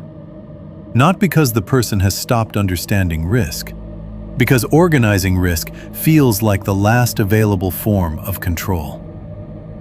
So we prepared, more seriously than before, enough to flatter ourselves. We took a camera this time, a real one Eli borrowed from a cousin who used it for architecture classes. He said if we saw anything again, he wanted proof that could not be laughed off as bad memory and panic. We packed multiple flashlights and spare batteries, rope, a shovel from behind my duplex, a first aid kit with bandages, alcohol wipes, aspirin, gauze, none of which had any obvious application to whatever had taken Todd, but looked responsible sitting there in a bag. Extra water. Extra gas in a red can strapped awkwardly in the trunk, because Eli did not want engine trouble deciding anything for us. A tire iron, work gloves, towels. A cooler, because even obsession has to stop for bottled water and food in the New Mexico summer. The whole thing had the look of a practical expedition, if you didn't look at our faces. We left early. The drive down felt wrong from almost the first mile. Not supernaturally wrong, not in any way I could defend under questioning, just off, in the layered human sense that precedes dread. Eli drove this time because he refused not to, both hands fixed too hard on the wheel. Marcy sat in the back with the map spread over one knee, though we all knew she trusted herself to read it more than she trusted either of us to remember the route. I rode in front and watched the city thin away into long road and exposed land. The radio kept cutting out in the same stretch. That should not have mattered. Plenty of roads in New Mexico drop stations in and out. But it happened with such irritating consistency. Music, static, a phrase half heard, then dead air, that by the third time it felt pointed. Eli slapped the console once and then stopped trying, leaving us with engine noise, tire hum, and the dry rush of highway under us. Heat was already building by mid-morning. You could see it lifting off the road ahead in wavering sheets that made the horizon look liquid and unstable. The farther south we went, the more the land seemed to flatten and widen at the same time, the mesas standing off in the distance like old thoughts you could never quite reach. The sky had that brutal, polished blue it gets before the afternoon starts breaking things down. Eli barely spoke. That, more than anything, was what made the drive feel unnatural. The old Eli would have filled the car with some combination of planning, swearing, gallows humor, and songs he didn't fully know the words to. This version of him drove in brittle silence, answering only when spoken to, his face set in a way that made him look almost hollow-eyed. He had not become brave. He had become fixed. Marcy tried once. "If we see anything wrong," she said from the back, "we leave. No debate." Eli kept his eyes on the road. "Fine." "I mean it." "So do I." She looked at me in the rearview mirror. We both knew fine from Eli was not a promise. It was a pause. The turnoff came back to us with the sick familiarity of a dream you hoped you had exaggerated. County road, then dirt, then the rougher path barely deserving the name. The car handled it better than mine had, mostly because Eli had borrowed his uncle's pickup for the trip, and because none of us were pretending anymore that comfort mattered. Dust rose behind us in a long, pale sheet. Dry brush dragged the lower frame. We crossed the same sort of shallow breaks in the land, the same hard red crust and scattered stone. As we got closer, all three of us quieted further, as if the basin itself were beginning to hear us. When the old campsite finally came into view, I felt the strangest mixture of recognition and refusal. It was the right place. The wash, the open ground, the angle of the distant mesas. But the camp no longer looked like a place where people had simply been and then left. It looked handled, not ravaged by weather, not erased, rearranged. The tent, of course, was gone. The county had cleared what mattered, and the rest had either been collected or blown out. But the fire ring remained, or most of it. Only now the ring had half collapsed inward, several stones tilted and dropped, as if the ground beneath them had softened or sagged and then dried again. The center looked sunken by a few inches. Nothing dramatic, just enough to make the old campsite feel less abandoned than used. 4.2. The shirt in the creosote bush. We did not find Todd right away. That is probably the only reason we stayed as long as we did.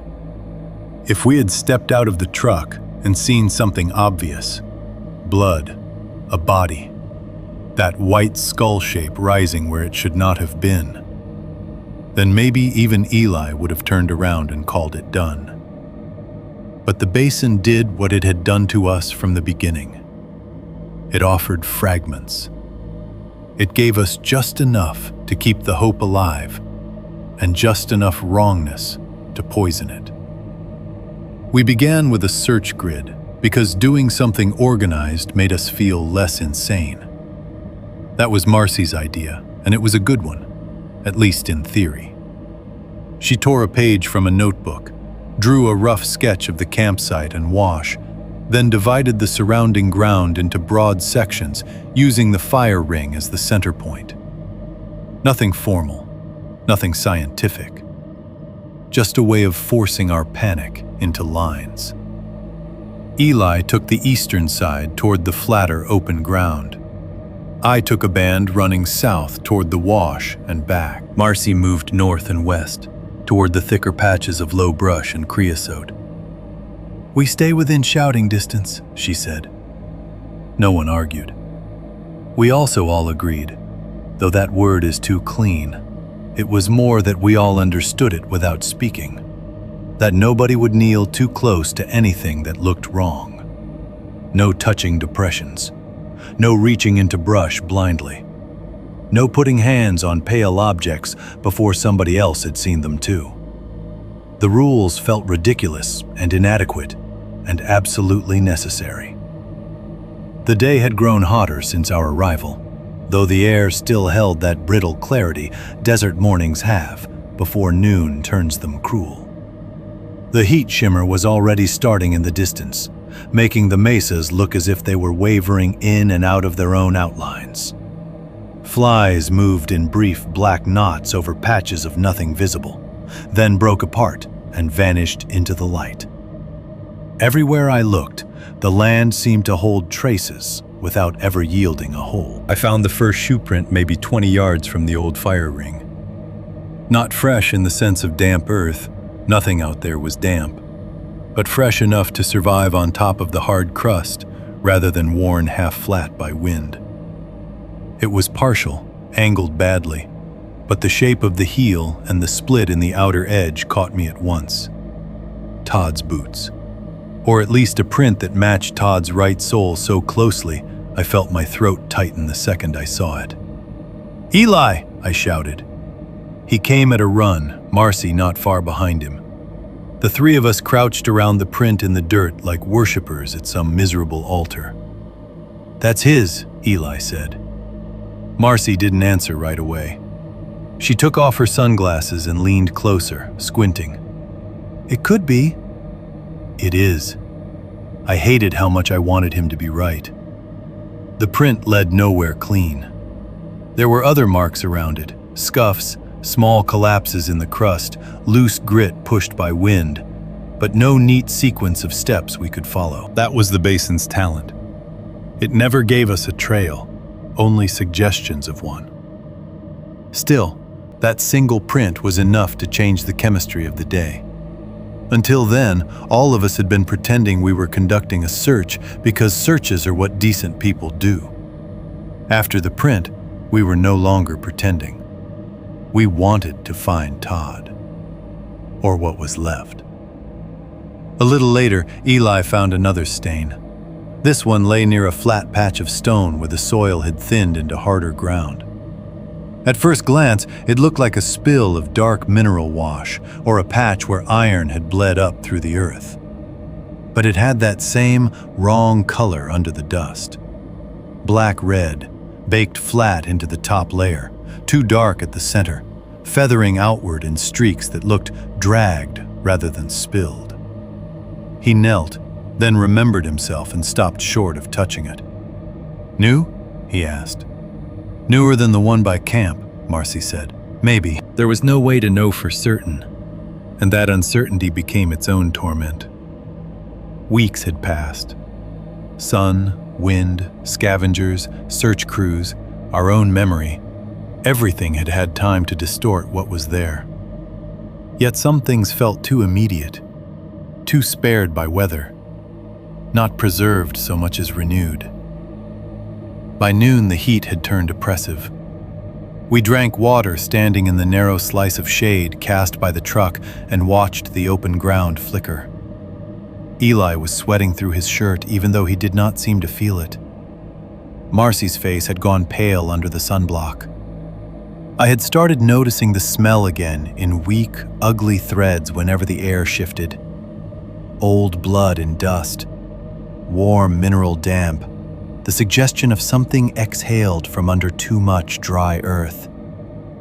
No one said that last part aloud. After a short break, we kept moving. The camera became Eli's obsession the way the map had been before. He shot anything that felt wrong. Depressions, dark stains, areas of disturbed ground, the collapsed fire ring, pale fragments in the dirt. He used flash even in daylight on shaded spots or under brush, saying he wanted hard contrast in case details disappeared later. One of those flashes caught the next thing. I heard the pop and looked over in time to see him kneeling near a small mound of hardened dirt where a pale object protruded from the edge at an angle. In the normal daylight, it might have passed for a weathered stone. Under the instant white violence of the flash, it became unmistakably organic. We approached it carefully. Not a skull fragment this time, a rib. At least, that's what it looked like to me, and later Hale would confirm that it probably was. Human or animal, I couldn't swear in that moment, though the curve was slight and the thickness wrong for anything large. One end was buried deeper in the dirt. The exposed portion had that same ugly mixture of bleaching and recentness, as if it had been hidden, then pushed back toward the surface. Eli photographed it from 3 angles before any of us spoke. "There are too many bones," Marcy said. That simple sentence landed harder than a scream would have, because she was right. The desert has bones in it. Everyone in the Southwest learns that sooner or later. Cattle, coyotes, rabbits, birds, old things, weathered things. But this was not that. This was a concentration, a pattern. Too many bits in too small a radius. Too many of them half hidden, as if the land could not decide whether to keep them or give them back. We moved farther out, slower now. The light had begun its long afternoon flattening by then, all the color in the ground deepening toward rust and old bruised gold. Insects still seemed mostly absent, which bothered me almost as much as anything else. Heat this heavy should have had life in it. Instead, there were only occasional flies, appearing over nothing we could see and then disappearing again. Marcy found the shirt. She called our names only once, but in a tone that made both of us run. The creosote bush was maybe 30 yards west of the original campsite, dense and mean with thin branches, the kind of plant that holds on to whatever touches it and gives nothing back cleanly. Caught low in its thorns was a strip of gray fabric. Not large, maybe 6 inches long, but fresh. That was the detail that made my stomach drop. Not bright, not clean, not untouched by dust, but not bleached pale by weeks of open sun either. The edges had not frayed the way they should have. One side still held the seam of a t-shirt hem, and the color, faded gray with the ghost of printed lettering, matched what Todd had worn. Marcy did not touch it. Neither did I. Elle stared at it with an expression that would have looked like hope on another man, and therefore looked like something more dangerous on him. "He's been here," he said. Marcy's jaw tightened. "Or part of him has. That shirt wasn't there before." "We don't know that." "Yes, we do." I almost stepped between them then, not because I feared a fight, but because their two versions of reality had begun grinding against each other so hard I thought one of them might break. Instead, I said, "Photograph it first." Eli did. Flash, angle, flash again. Then he did the worst thing he could have done. Maybe the most human thing, too. He cupped both hands around his mouth and shouted Todd's name into the flats. The sound went outward and flattened in the heat. He shouted again. Nothing. Then again, longer, rawer, not calling so much as demanding. The basin seemed to pause around us. I do not mean wind died or birds stopped. There were no birds, and the wind had already been intermittent. I mean that all three of us became so still in the silence after his voice that the land itself seemed to draw back from ordinary proportion. The mesas too far, the sky too large, the distance between one human body and another suddenly obscene. Then something answered, or echoed. Even now, if I am being honest, I cannot say with absolute certainty which word is truer. It came from far enough out that distance had already damaged it. A voice shape, a human rhythm. Todd's name returned in 2 broken pieces. Eli. The second syllable dragged. Not dramatically, not ghostly.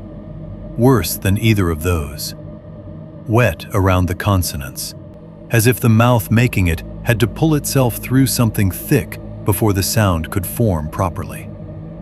It arrived too delayed for an ordinary echo, and from the wrong angle besides. Somewhere out past the low brush beyond the wash, where nothing stood high enough to return a voice that way. Elle went white. "That's him," he said. Marcy grabbed his arm. "No." But he was already moving. I went after him because of course I did. Marcy swore and followed because of course she did too. All our intelligence, all the warnings, all the preparation with rope and flashlights and first aid, and the sound of a familiar voice in the open land was enough to pull us into motion like fish on a line. We followed the direction of the answer, not running outright at first, but moving too quickly to think. Across harder ground, around low thorn brush, down the shallow edge of the wash and up again. Eli called Todd's name once more, and the reply did not come immediately. That made it worse. It meant we were chasing either a person with irregular strength or something that understood spacing. Then we heard it again. Closer. Not words this time, just a rough vocal effort, a human sound damaged into something less clear. Marcy said, "Stop. Stop and look." We did. The sun had lowered enough by then that the long light cut across everything sideways. Shadows pooled under scrub. The open flats ahead were washed in copper and old red. Heat still moved above the ground in faint, trembling lines that distorted distance and made any figure look half-formed until it drew nearer. That was when I saw someone stumbling toward us. At first, there was only motion, a shape moving unevenly out of the deeper heat shimmer. Too upright to be an animal, too unstable to be casual. Eli made a noise like he had been punched in the chest. Todd. Or what looked like Todd. Filthy. Clothes torn and hanging wrong on the body. Head bent slightly off-center, one shoulder lower than the other. He came toward us in a dragging, uncertain line, as if each step had to be negotiated with the ground. His skin, where it showed through the rips in his shirt and at the throat, looked sunken and wrong-colored beneath the dust. Not just dirty, pulled inward, as if too much of the softness underneath had left. Marcy started crying before she made any sound. That is the thing I remember most from the first sight of him. Marcy's relief arriving ahead of reason. A strangled breath, one hand over her mouth. The body's automatic recognition of a familiar human form before the mind could begin cataloging what was wrong with it. I nearly ran forward myself. I did take one step, maybe two. Then I saw his face clearly enough. One side of it hung slack. Not paralyzed exactly, but delayed. His mouth had dried blood or split skin at both corners. The lips parted slightly too far, as if something had stretched them. Dust caked the hollows under his eyes. And the eyes themselves. That was where hope should have died immediately. They were not blind. I need to say that precisely. Blindness would have made more sense. Trauma, sun damage, concussion, swelling, any of the ordinary disasters a lost man might bring back from bad country. This was something stranger. His eyes were misaligned, not in direction, but in ownership. One seemed to reach us a fraction before the other, as if the face were receiving commands in pieces. He looked at Eli, and then, a beat later, his mouth assembled something like recognition. "Hey," he said. The voice tried for normal and missed. It came out thick, damp, pulled over gravel somewhere deep in the throat. The smile followed too late, arriving after the word instead of with it, one side of his mouth lifting before the other remembered how. That was the moment when relief and dread finally collided hard enough to make my body stop moving. Whatever was coming toward us wore Todd's outline, but something in it had learned him from the outside in. 4.3. Todd was only the door. For one ruined second, we all tried to make him ordinary. That is the part that still shames me most. Not that we were frightened, not that we had come back when we should have stayed away, but that when Todd appeared in front of us in that broken evening light, filthy, torn, swaying on his feet, face half lagging behind itself, we still reached first for the old human explanation. Hurt, shock, dehydration, head trauma, sunstroke. We reached for injury because injury is something the living world knows how to name. Even after everything we had already seen, that instinct survived. Eli took a step forward and said Todd's name the way you say it to a drunk friend at a party when you're trying not to scare him. "Todd. Hey. Hey, man." Todd's head tilted a fraction too late toward the sound. His mouth opened, closed, opened again. The sound that came out was his voice, only in the way a wet glove might still look like a hand if you saw it from far enough away. He swallowed, or something in his throat worked at the word and then released it. "I was down there." The phrase landed inside me like a cold stone. Marcy made a small broken sound that might have been his name or a prayer, or just breath refusing to stay quiet. She had both hands over her mouth again, tears bright on her face and not helping anything. Eli, God help him, looked more certain for a second. Todd was talking. Todd was on his feet. Todd was here. He took another step forward. Todd lifted one hand weakly, as if to stop him, but the gesture came apart halfway through. His fingers curled oddly. His wrist gave a small tremor, as though the signal to move had arrived through too much distance. "It's warm," he said. That voice again, dragged through mud, wet around the edges, each word assembled with visible effort. "It's so warm." My skin prickled all over, because he was not saying those things the way a rescued man says things. There was no frantic clarity, no burst of terror, no straightforward plea. It was as if the phrases had floated up through him from somewhere deeper than speech and reached us damaged. Eli said, "You're okay. You're okay, we've got you." Todd's eyes shifted to him, but not together. One fixed first, then the other found the same target a breath later. His mouth pulled into that delayed half-smile again, and then dropped. For a moment, his whole face looked tired in a way that had nothing to do with physical exhaustion. It looked used. "Don't," he whispered. Eli didn't stop. "Todd, don't let it." Todd swallowed hard enough that his throat clicked visibly. "Don't let it use me again."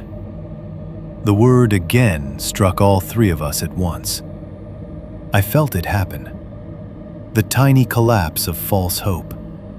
The body understanding before the mind catches up that something has entered the room and changed the meaning of the sentence. Todd's knees gave out.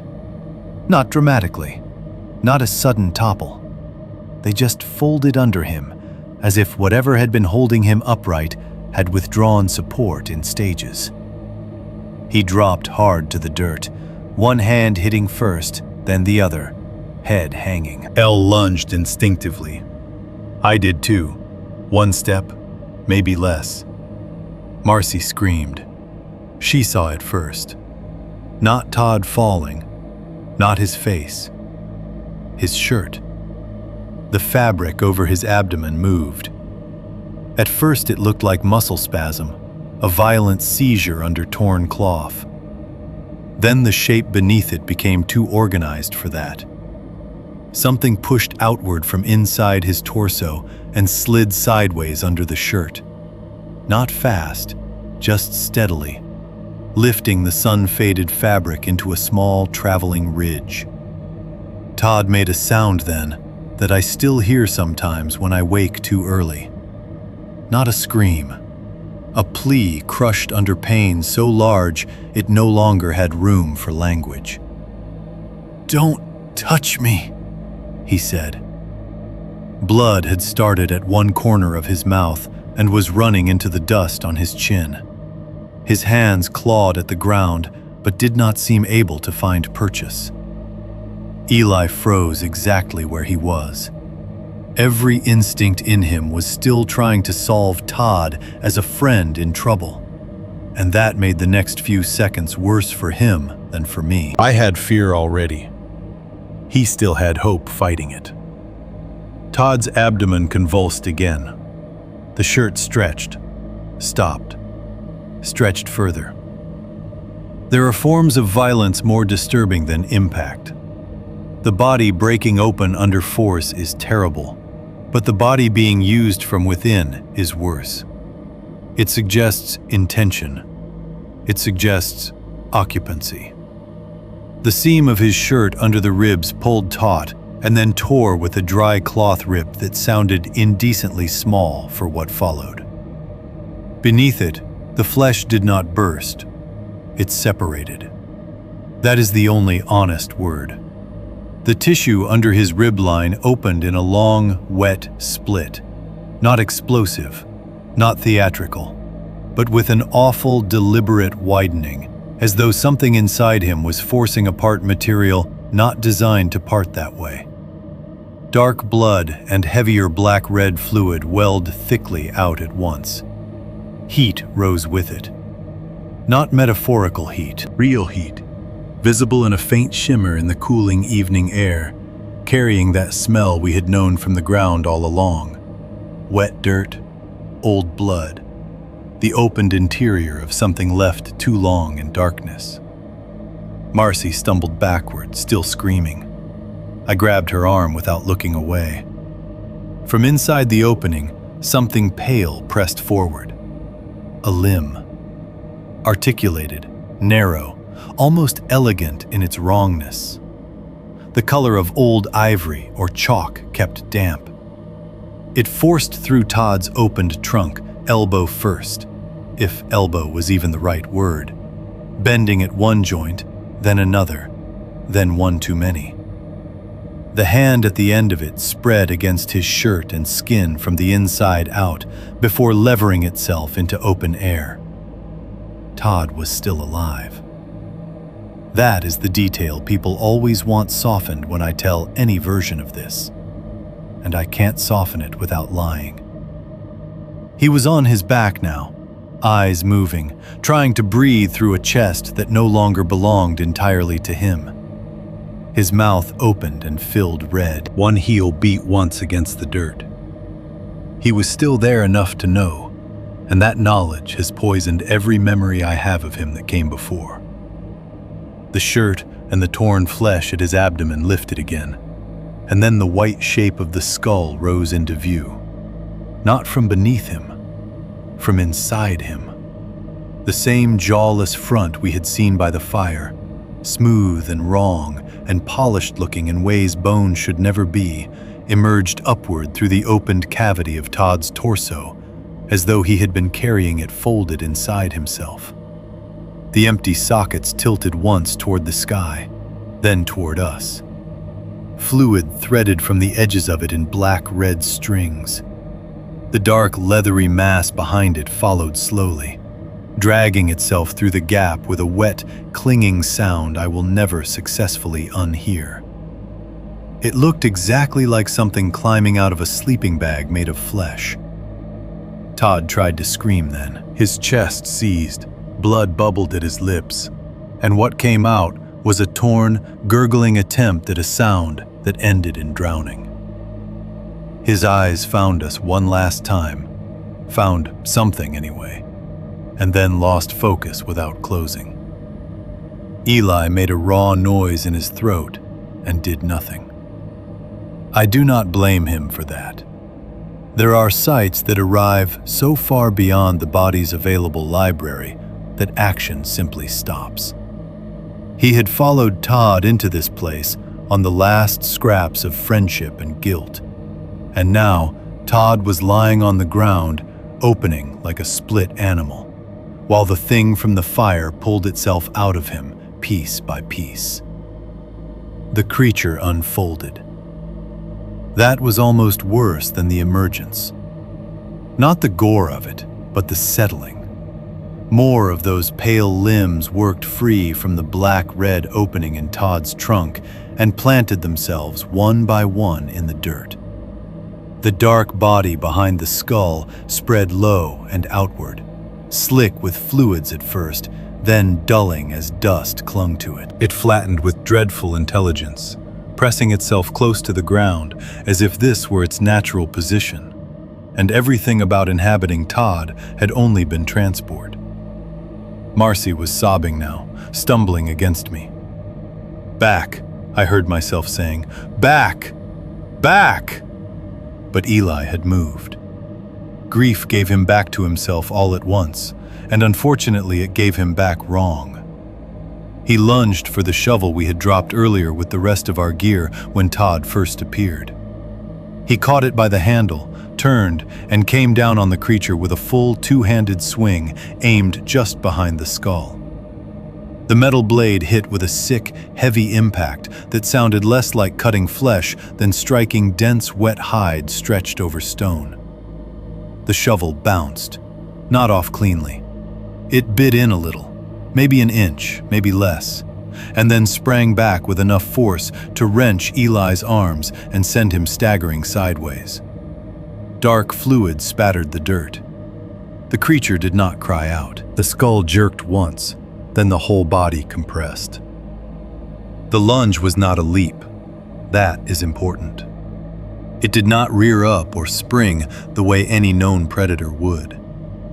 It executed a sudden, impossible drag-forward motion, covering several feet of ground in one low, violent pull of all those pale limbs at once. 1 second it was half on Todd's body, the next it was almost at Eli's boots.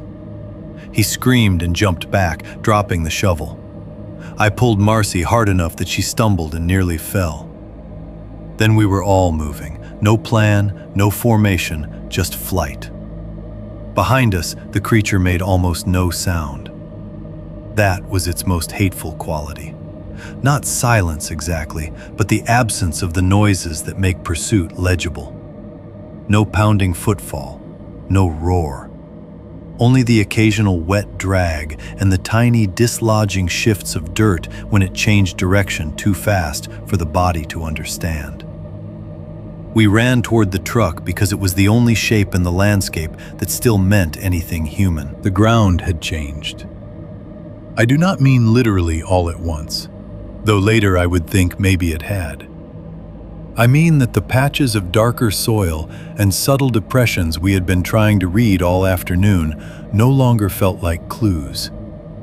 They felt like active parts of the field. Marcy cried out once when her boot struck soft ground where hard ground should have been, but she kept moving. I was half dragging her, half keeping pace with her. Eli was slightly ahead of us to the right, swearing, sobbing, breathing in harsh, broken bursts that sounded like somebody being punched repeatedly. Then he vanished. No dramatic drop, no cinematic sinkhole opening under him. One step he was there, near one of those dark soil patches we had avoided earlier. The next, the ground under his right leg gave in with a dull, collapsing cough, and his body pitched downward at the waist as if something beneath had removed support exactly where it wanted him. He had time for one short scream. Not ahead of me. Underfoot. That is the detail I will never reconcile. The sound did not travel outward over the basin. It seemed to come up through the ground itself, cut off so abruptly that my body interpreted it not as distance, but as depth. I turned instinctively. All I saw was Eli's hand hit the dirt once, fingers gouging at the red crust, and then the surface slumped inward around him in a rough, ugly wave of loose soil. Not enough to show a clean opening, just enough to erase him from the world in broken, collapsing pieces.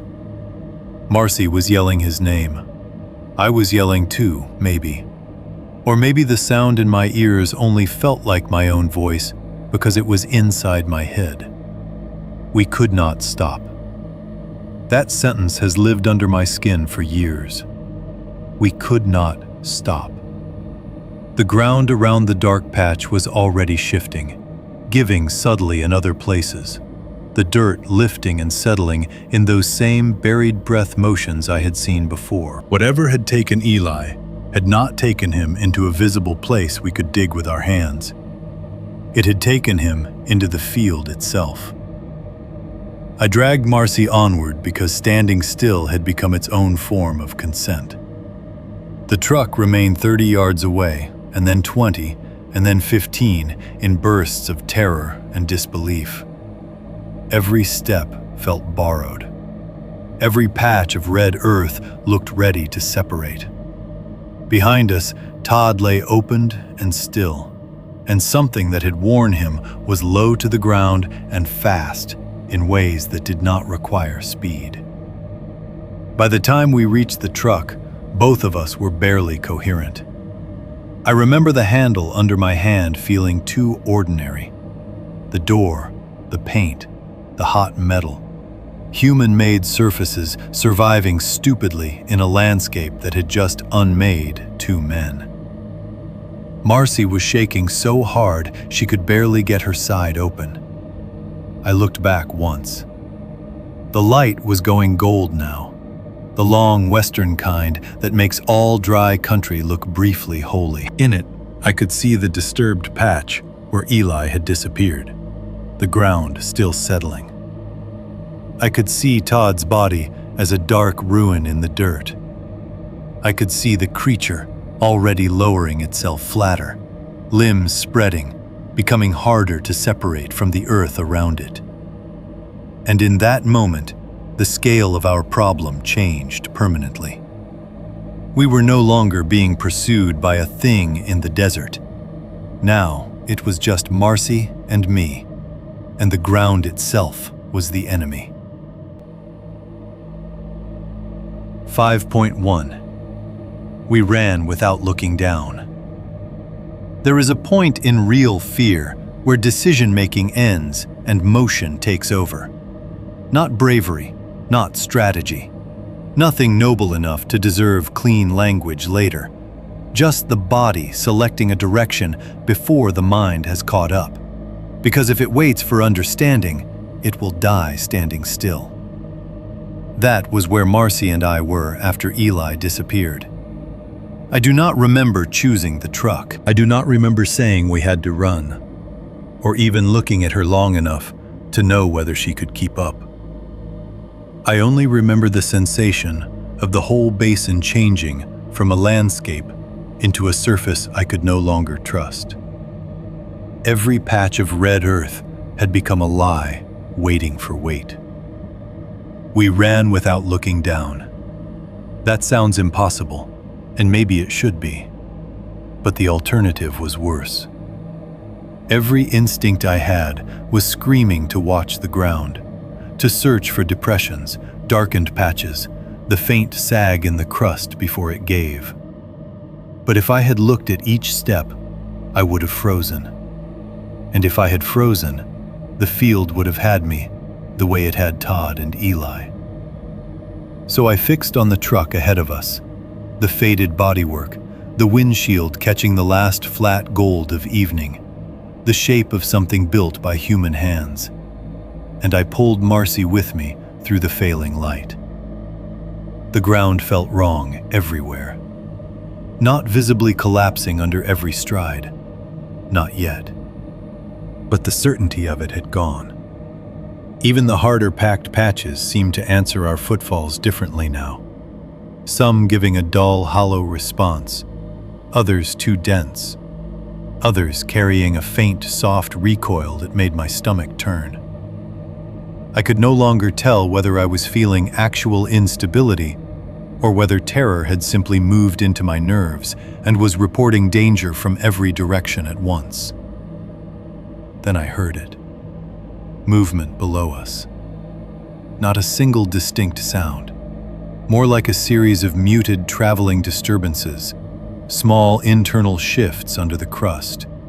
A soft, granular displacement moving in irregular lines that stayed just below the threshold of clarity. If you have ever stood over old plumbing while water forces itself through pipes in the walls, or listened near a burrowing animal and heard the dirt answer before the animal shows itself, you have some crude approximation of it. But this was broader, wetter, and too coordinated.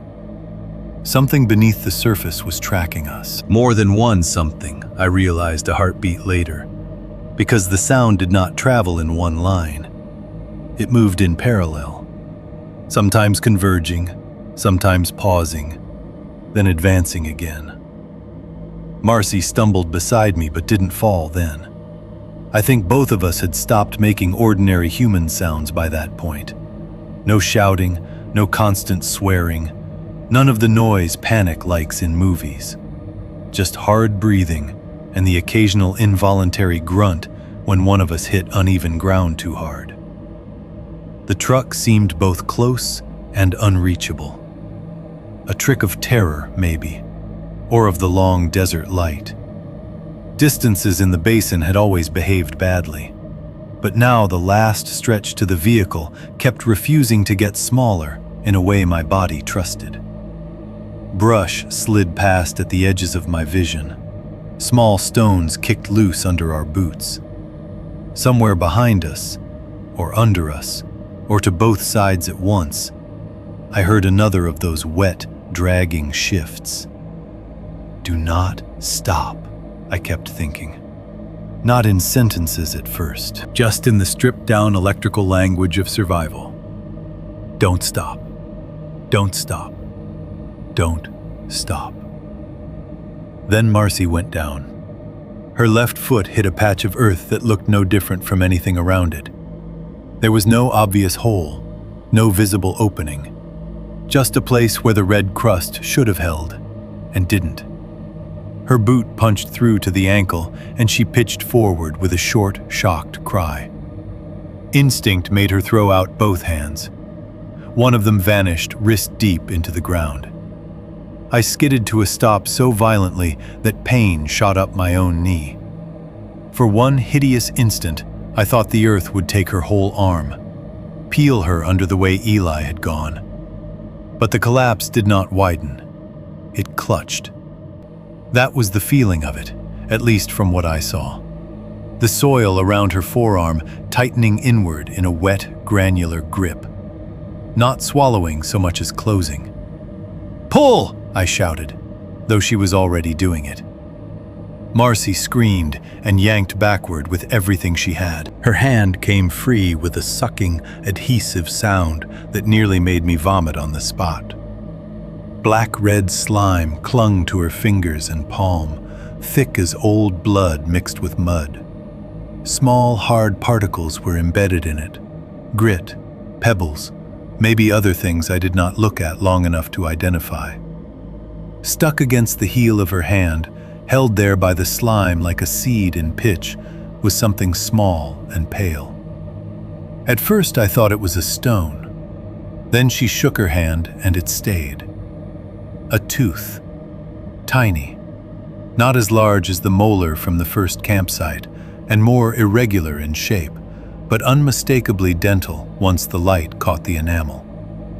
A little human-looking tooth glued to her palm by black muck from under hard desert ground.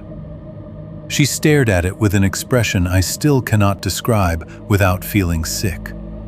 Not merely fear, violation. The look of someone who has reached into a place the body was never meant to contact and been made to bring part of it back. I grabbed her by the elbow and hauled her upright. "Move," I said. She did. There was no room for anything else. No examination, no grief, no attempt to make sense of why the earth would hold teeth. The truck was still there. The thing below us was still moving. That was all the world had narrowed down to. We ran the last stretch half blind. The passenger door was unlocked. I yanked it open and nearly fell over the threshold in my hurry.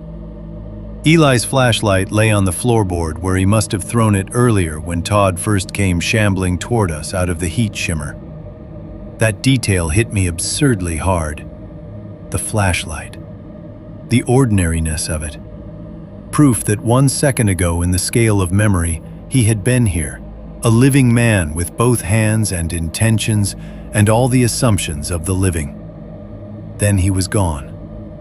Marcy slammed into the truck on the driver's side and fumbled the handle twice before getting it open. We got inside almost simultaneously. Doors, locks, human ritual against the threat that did not need doors, but had at least not yet shown it could pass through steel. I jammed my own lock down with a force that hurt my thumb. Marcy had already found the keys where Eli had left them. Her breath was breaking in sharp, ragged pulls. Black-red slime streaked the wheel where she grabbed it. I realized then, with a stupid little detached part of my mind, that Eli had been the one driving. We had not planned for what happened if he wasn't there to turn the key. Outside, the light was going copper and gray. The windshield framed a slice of brush, open ground, and the broad, low place where Eli had disappeared. Nothing visible moved there anymore. That should have been reassuring. Instead, it looked staged, too still, too available. Then I saw the dirt in front of the truck change. Not dramatically, shallowly. 3 separate lines, maybe 10 or 12 feet out, lifted almost imperceptibly beneath the crust and moved toward us from different angles. One came from near the wash. One from the darker patch to the right where the fire ring had once stood clear. One from farther left through sparse brush where no track ran at all. They were not wind, not surface sand, not tires disturbing loose earth. The packed dirt itself was being raised from below in thin traveling ridges that paused, adjusted, and continued. 3 directions, not one thing. That was the moment the idea finished forming in me. Whatever had crawled out of Todd had not necessarily been the whole of what hunted there. It might have been one body form, one feeding shape, one expression of a larger underground system. A colony, a network. A thing divided into temporary individuals, the way fungus throws up fruiting bodies while the real organism spreads unseen below. I did not have that exact language then, not yet. But the recognition was there in simpler animal terms. There were too many lines. Marcy turned the key. The engine caught, stumbled, and died. "No," she said. Not loudly, not with panic, just raw refusal. She tried again. The starter dragged, failed. The shallow ridges kept coming.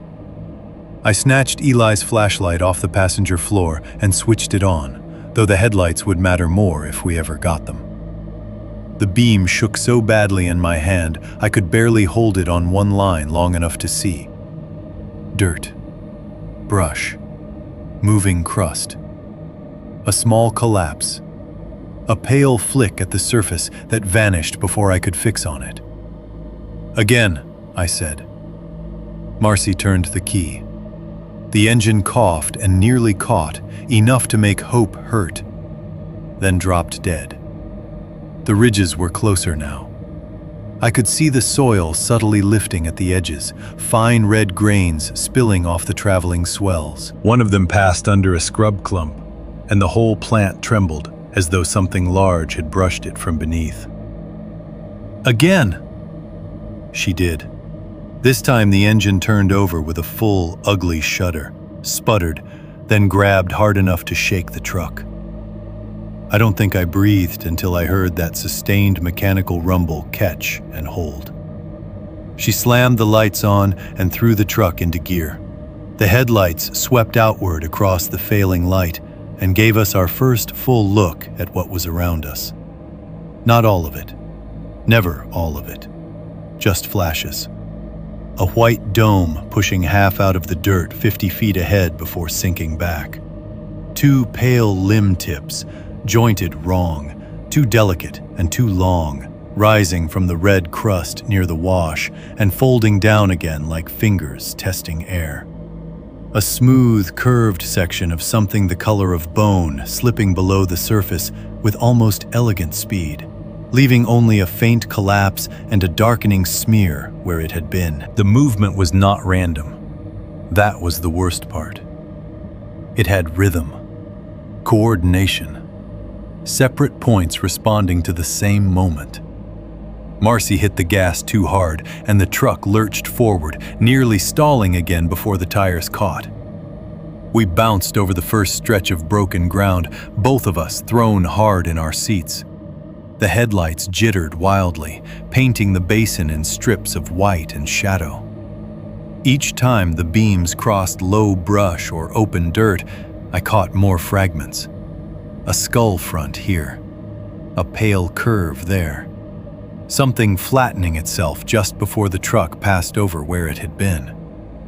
Nothing held still long enough to become a complete body, and that incompleteness made it worse. It suggested not concealment, but abundance. Too many partial forms to track. Too much of the thing distributed through the field.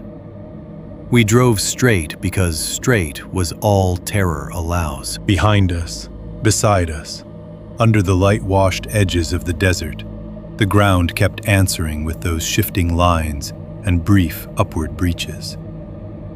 Not an attack in the ordinary sense, more like accompaniment, as if the truck were crossing the surface of something wider than one creature could account for. A broader colony, I would later think, or a network of mouths, or one organism that wore separate bodies when it needed shape.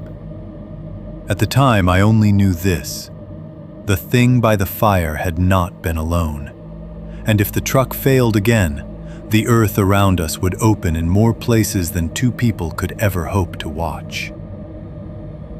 5.2. The long drive back with the wrong sound in the trunk. We got out of the basin alive, which is not the same thing as escaping it. That difference took a while to settle into me.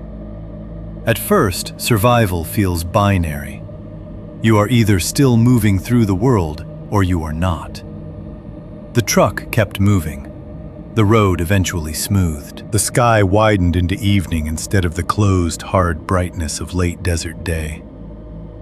No pale limbs came up through the asphalt.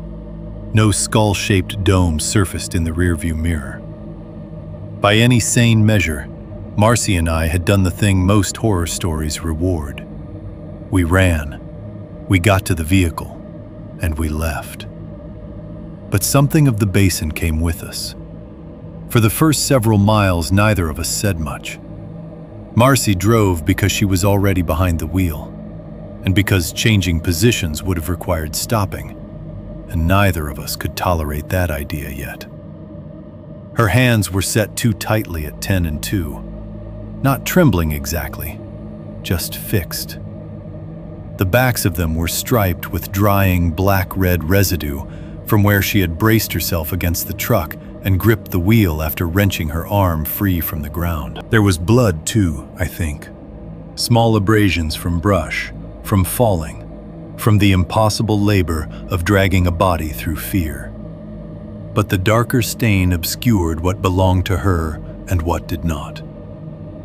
I sat in the passenger seat with Eli's flashlight still in my lap and watched the road ahead as if my looking at it mattered. Every time the truck hit a rut, my body jolted harder than the impact required. My mouth tasted metallic, as though fear had leached into my saliva and stayed there. The inside of the cab smelled of dust, old vinyl, hot engine, and something else now. Something I recognized before I let myself name it. Warm, wet dirt. Not the clean mineral scent of ordinary earth after rain. That would have been almost merciful. This was the smell from the depression, from Todd's opened body, from the dark places in the basin where the ground felt less like ground than a lid over something alive. Faint at first, then a little stronger when the truck's motion shifted the air in the cab. It sat low in the nose and throat, intimate and stale at the same time. Marcy noticed me noticing. "You smell it too?" she asked, not taking her eyes off the road. I waited too long before answering, which was answer enough. The highway north came up under us in darkness and sodium light, and the truck steadied. Civilization announced itself only in thin, practical gestures at first. Painted lines, road reflectors, the occasional distant headlight, a radio tower blinking red against the black.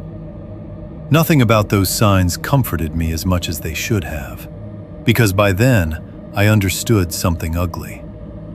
Distance helped only if the thing we had fled obeyed the idea of distance. I no longer trusted that it did. Marcy had gone strangely quiet. Not calm. Not numb exactly.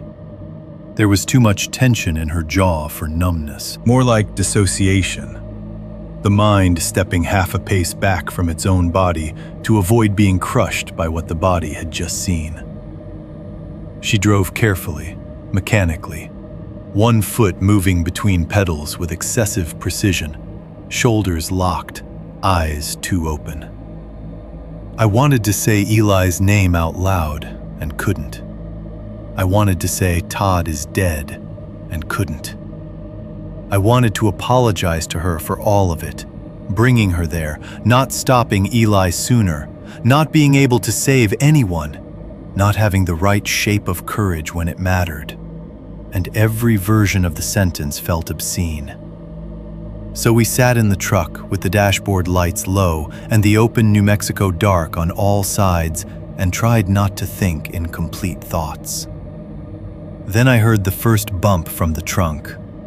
It was not loud, just a dull, shifting thud from behind us, muffled by metal and road noise.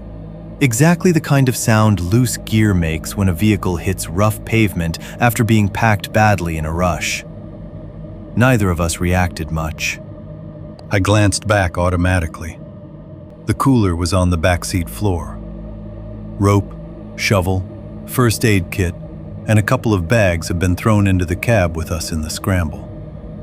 The rest, extra fuel can, camping gear, Eli's duffel, sleeping bags, was in the truck bed or the covered rear storage area, depending on the setup. Memory blurs there because fear sorted the vehicle into only two categories: inside with us and not. It's probably the shovel, I said. Marcy nodded without interest. That should have been the end of it. A few minutes later, on smoother pavement, it happened again. Not the same exactly.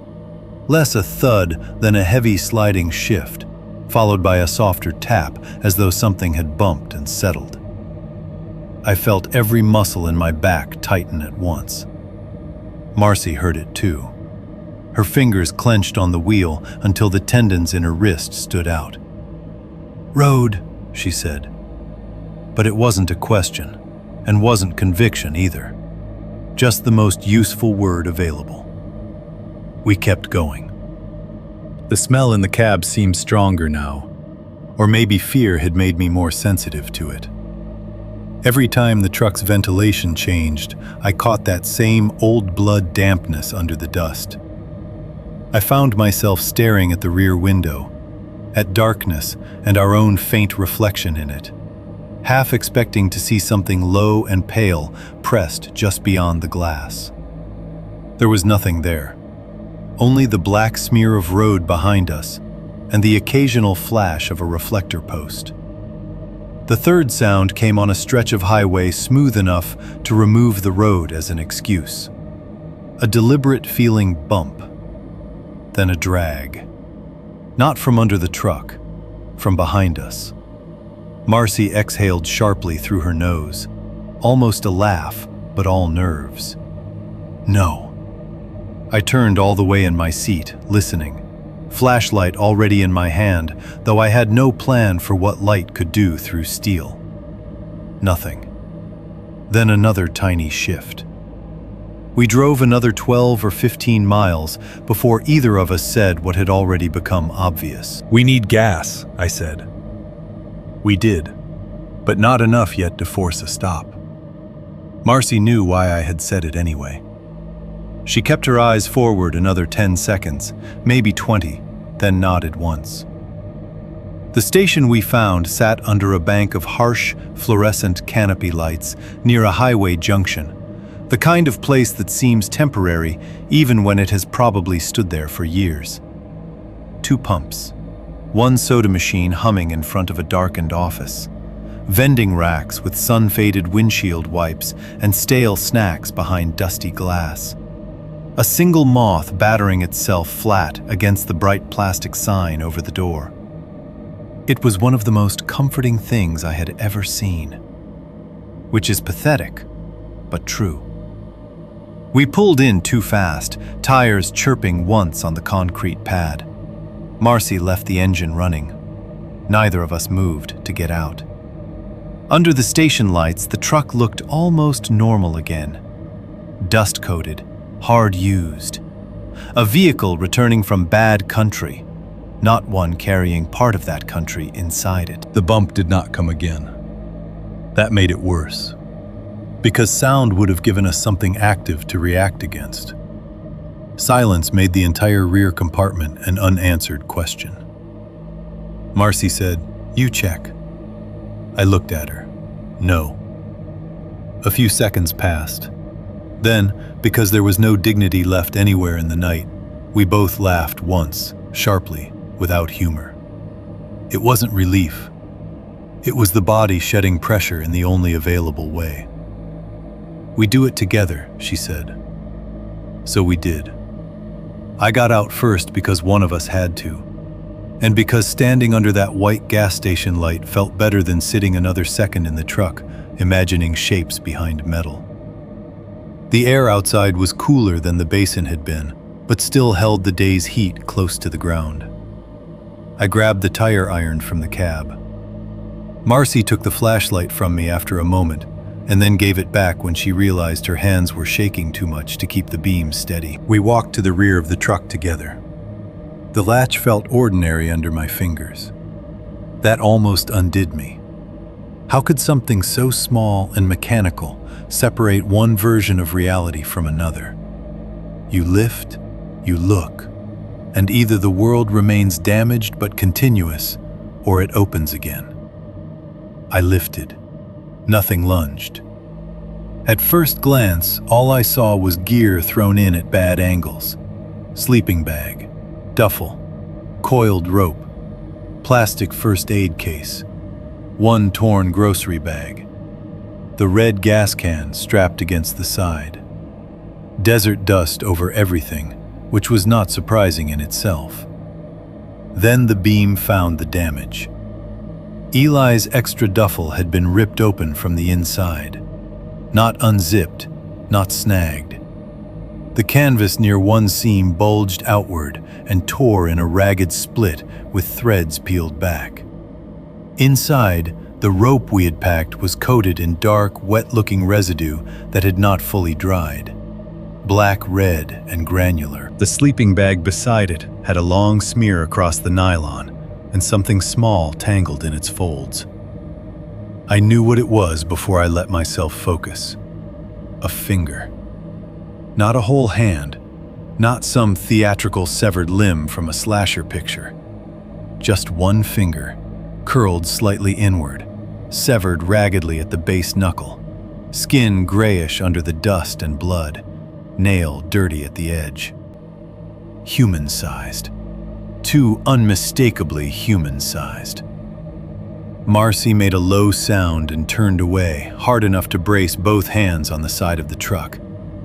Fresh desert dirt lay scattered through the storage compartment, where no dirt should have been in that quantity. Not the ordinary dust tracked in by boots or blown in through a bad seal.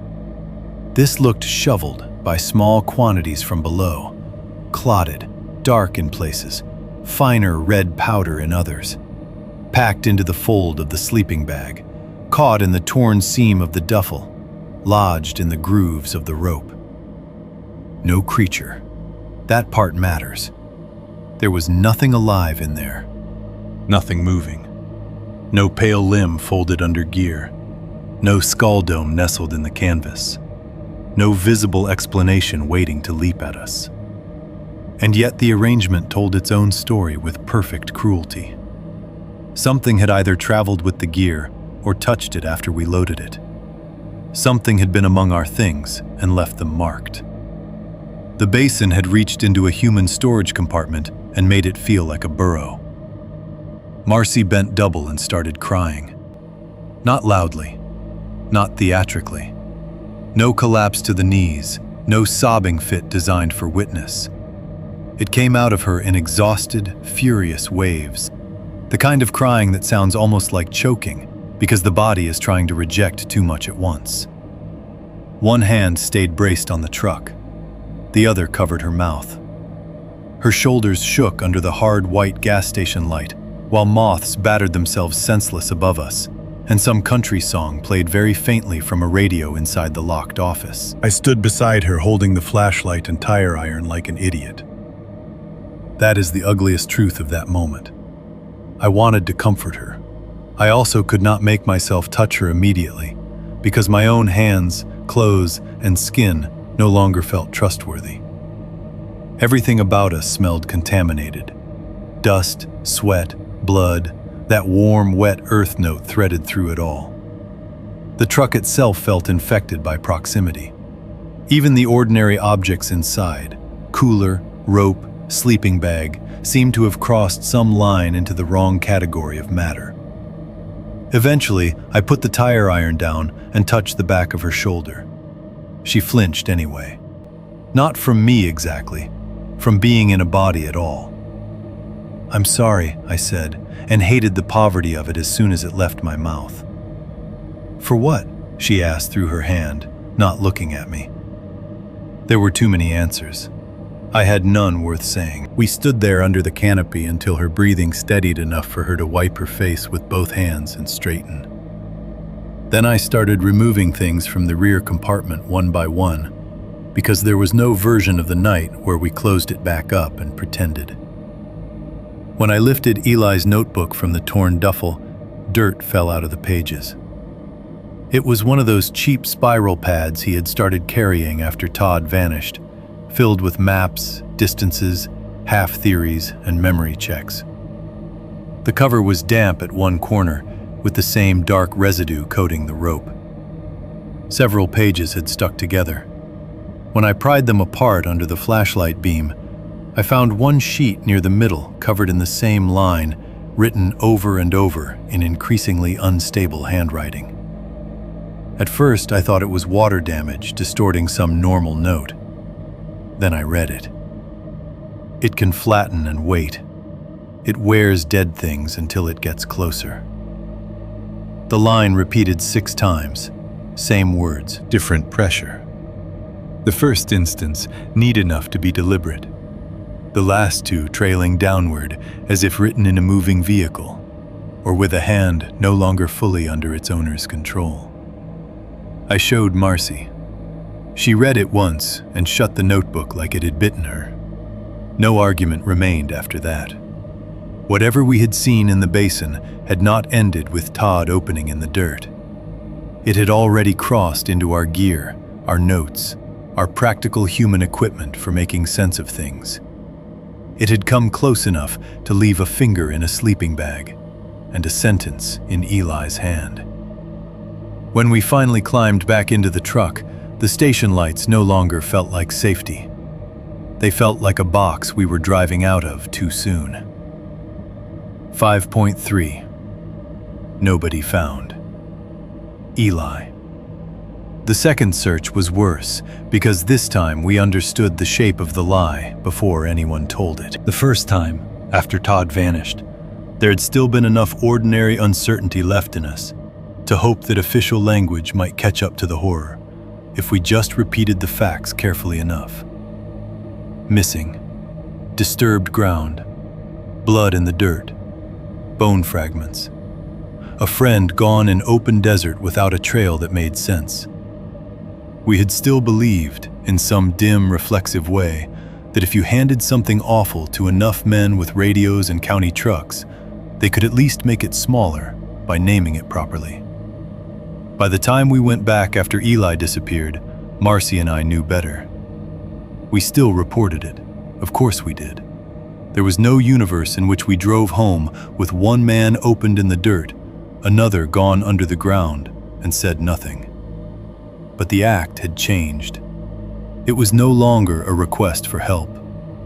It was a surrender of facts to a system that had already shown us what it could and could not hold.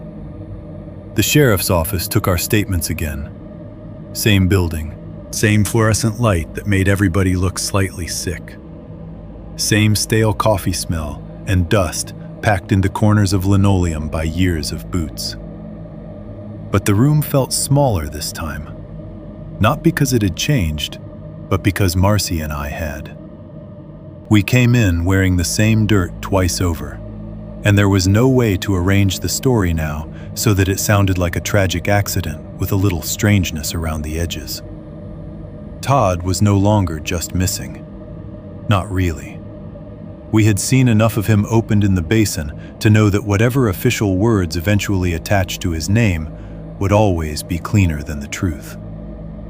But the county still needed categories, and categories need bodies, and there was no body to give them. Only what had already been recovered in bits.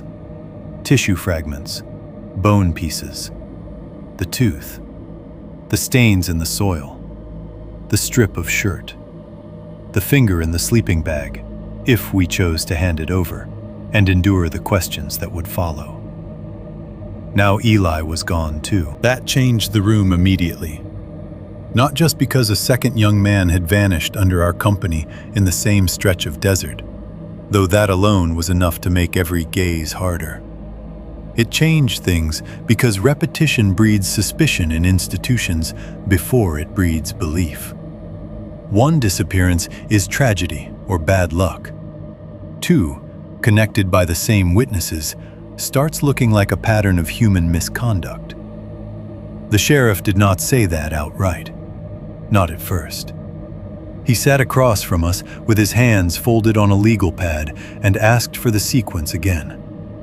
Time of departure, approximate time of arrival, exact route if known, what we brought, why we went back after prior warnings, why no one informed the department before returning to the site, why Eli had been driving, where each of us stood when Todd returned, where each of us stood when Eli disappeared, returned.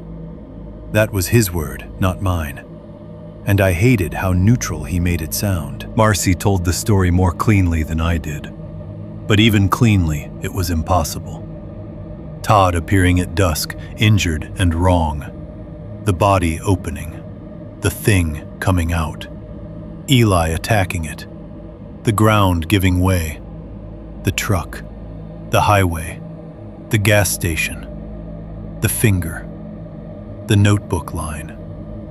Each sentence felt like it should have broken the room in half. Instead, it produced that same terrible procedural stillness, that slight narrowing of official eyes that means not belief, but sorting. Deciding whether you are delusional, traumatized, lying, or some dangerous mixture of all three. One deputy wrote while another stood by the wall with his arms crossed, face arranged into the same careful skepticism I had seen in hospitals and accident scenes. The look of a man prepared to witness grief as long as grief stayed within categories he recognized. The sheriff was more disciplined. He did not roll his eyes or exchange glances with the deputies, but his questions sharpened. So both of you are saying Mr. Mercer, Eli always became Mercer in that room, disappeared into the ground? Yes, Marcy said. And your first missing friend also disappeared under similar circumstances? Yes. And you did not recover either body? No. And the creature you describe, he glanced briefly at his notes before looking back at me, emerged from Todd's body? Yes. There is a special kind of humiliation in answering yes to impossible things in a room that smells like toner and old coffee. I could hear how insane we sounded. I could also hear, buried beneath that, the flatter horror of how much sanity depends on context. Say the same sentences around a campfire in the dark, and they become fear. Say them in a government office, and they become liability. They sent another search team. More men this time, better equipment, marked county trucks, radios crackling with clipped, serious language. Canteens, field bags, latex gloves, flagging tape, cameras. At least one person from the state police, maybe two. The second search looked more official than the first, and in a way that made it feel even less hopeful. Institutional seriousness is often just a more polished form of powerlessness. They went out with us, then told us again to stay clear while they worked. Part of me was grateful. Another part wanted to drag each of them by the collar to the exact places where the ground had moved and say, "Look harder." But there was nothing to show them in the clean, simple way I wanted. Todd's body was gone. The creature was gone. The collapsed patch where Eli disappeared no longer read as a whole, only as disturbed ground among other disturbed ground.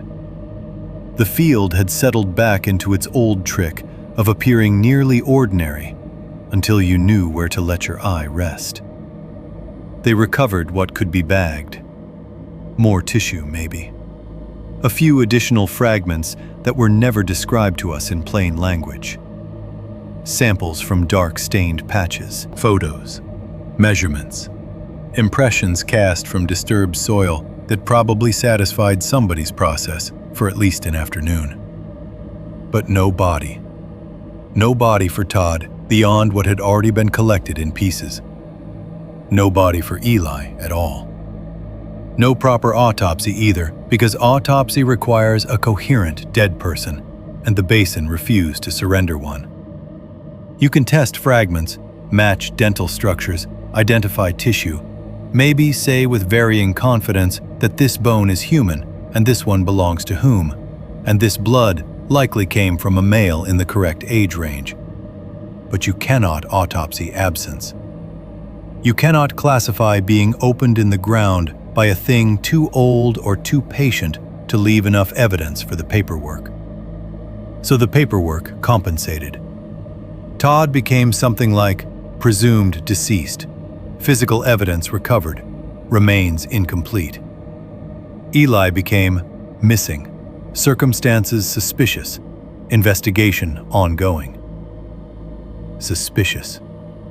That word settled over us like dust. The sheriff did not accuse us directly, but accusation had entered the room and no longer needed a formal invitation. Why did we go back? Why did we not tell authorities we intended to return? Why did no one call from the site the second time? How exactly had Eli attacked this thing? Did we bring shovels and rope because we feared rough ground, or because some part of us already expected violence? You can hear how bad that sounds when written plainly. We heard it too. Marcy answered questions with a coldness that would have seemed almost insolent to anyone who hadn't watched a man open from the inside. I was worse. Not louder, more uncertain. Trauma makes language slippery. I found myself correcting times, forgetting small sequences, having to go back and say, "No, wait, Eli grabbed the shovel before Todd fell all the way.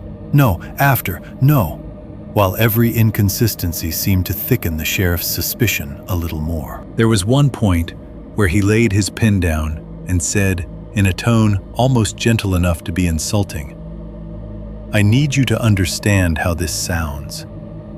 I almost said, "So do I." Instead, I looked at his desk and said nothing, because I suddenly understood that the only thing worse than being disbelieved was being believed just enough to still be blamed. The search ended without resolution. Again. That is the bureaucratic phrase, and it contains almost none of the emotional weather attached to it. What it really meant was that men walked the same red ground until procedure and daylight were both exhausted. Then went home carrying bags of unhelpful evidence and left the rest of the horror where it had already chosen to live. Afterward, Marcy and I found ourselves alone in the ugliest part of survival. Living beyond an event no one could properly confirm, while institutions nearby quietly shifted from rescue posture to liability posture. Todd's family called, then stopped calling me directly. Eli's sister came to see me once, and I nearly vomited afterward from the strain of trying to speak in truths that would not destroy her and lies that would not destroy me. Campus became hostile in the subtle way communities do when tragedy lacks a respectable frame. Some people avoided me. Some leaned in too close, wanting details. Some preferred theories that restored familiar cruelty, drugs, panic, a fight between men in the desert, somebody covering something up. Those stories were easier on everyone than ours. In the middle of that, Hale asked to see me privately. Not Eli, not Marcy, just me. I met him in his office after hours, when the building had gone mostly quiet and the long western light outside had turned the hallway windows the color of old brass. He looked worse than the last time.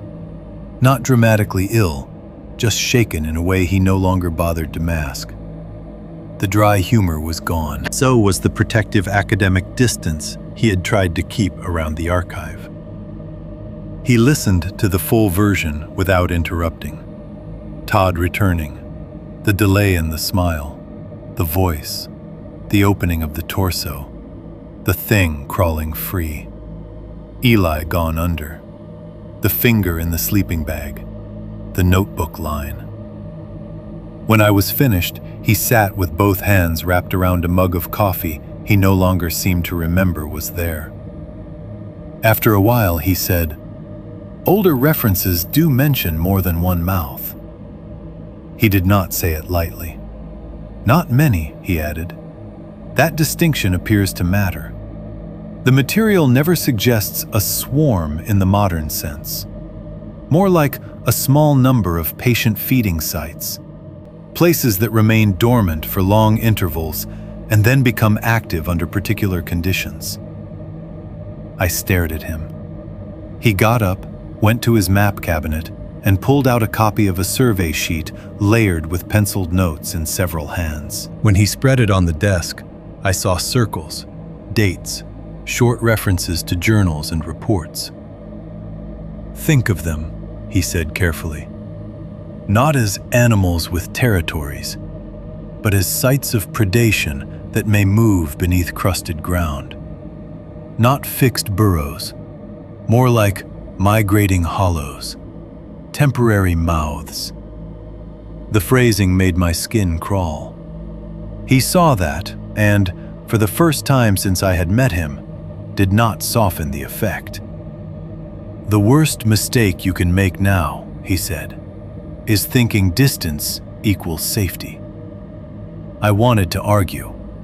I wanted him to say instead that the Jornada had its own local horror, that certain soil and climate and forgotten history had created a zone of danger you could mark on a map and then leave behind.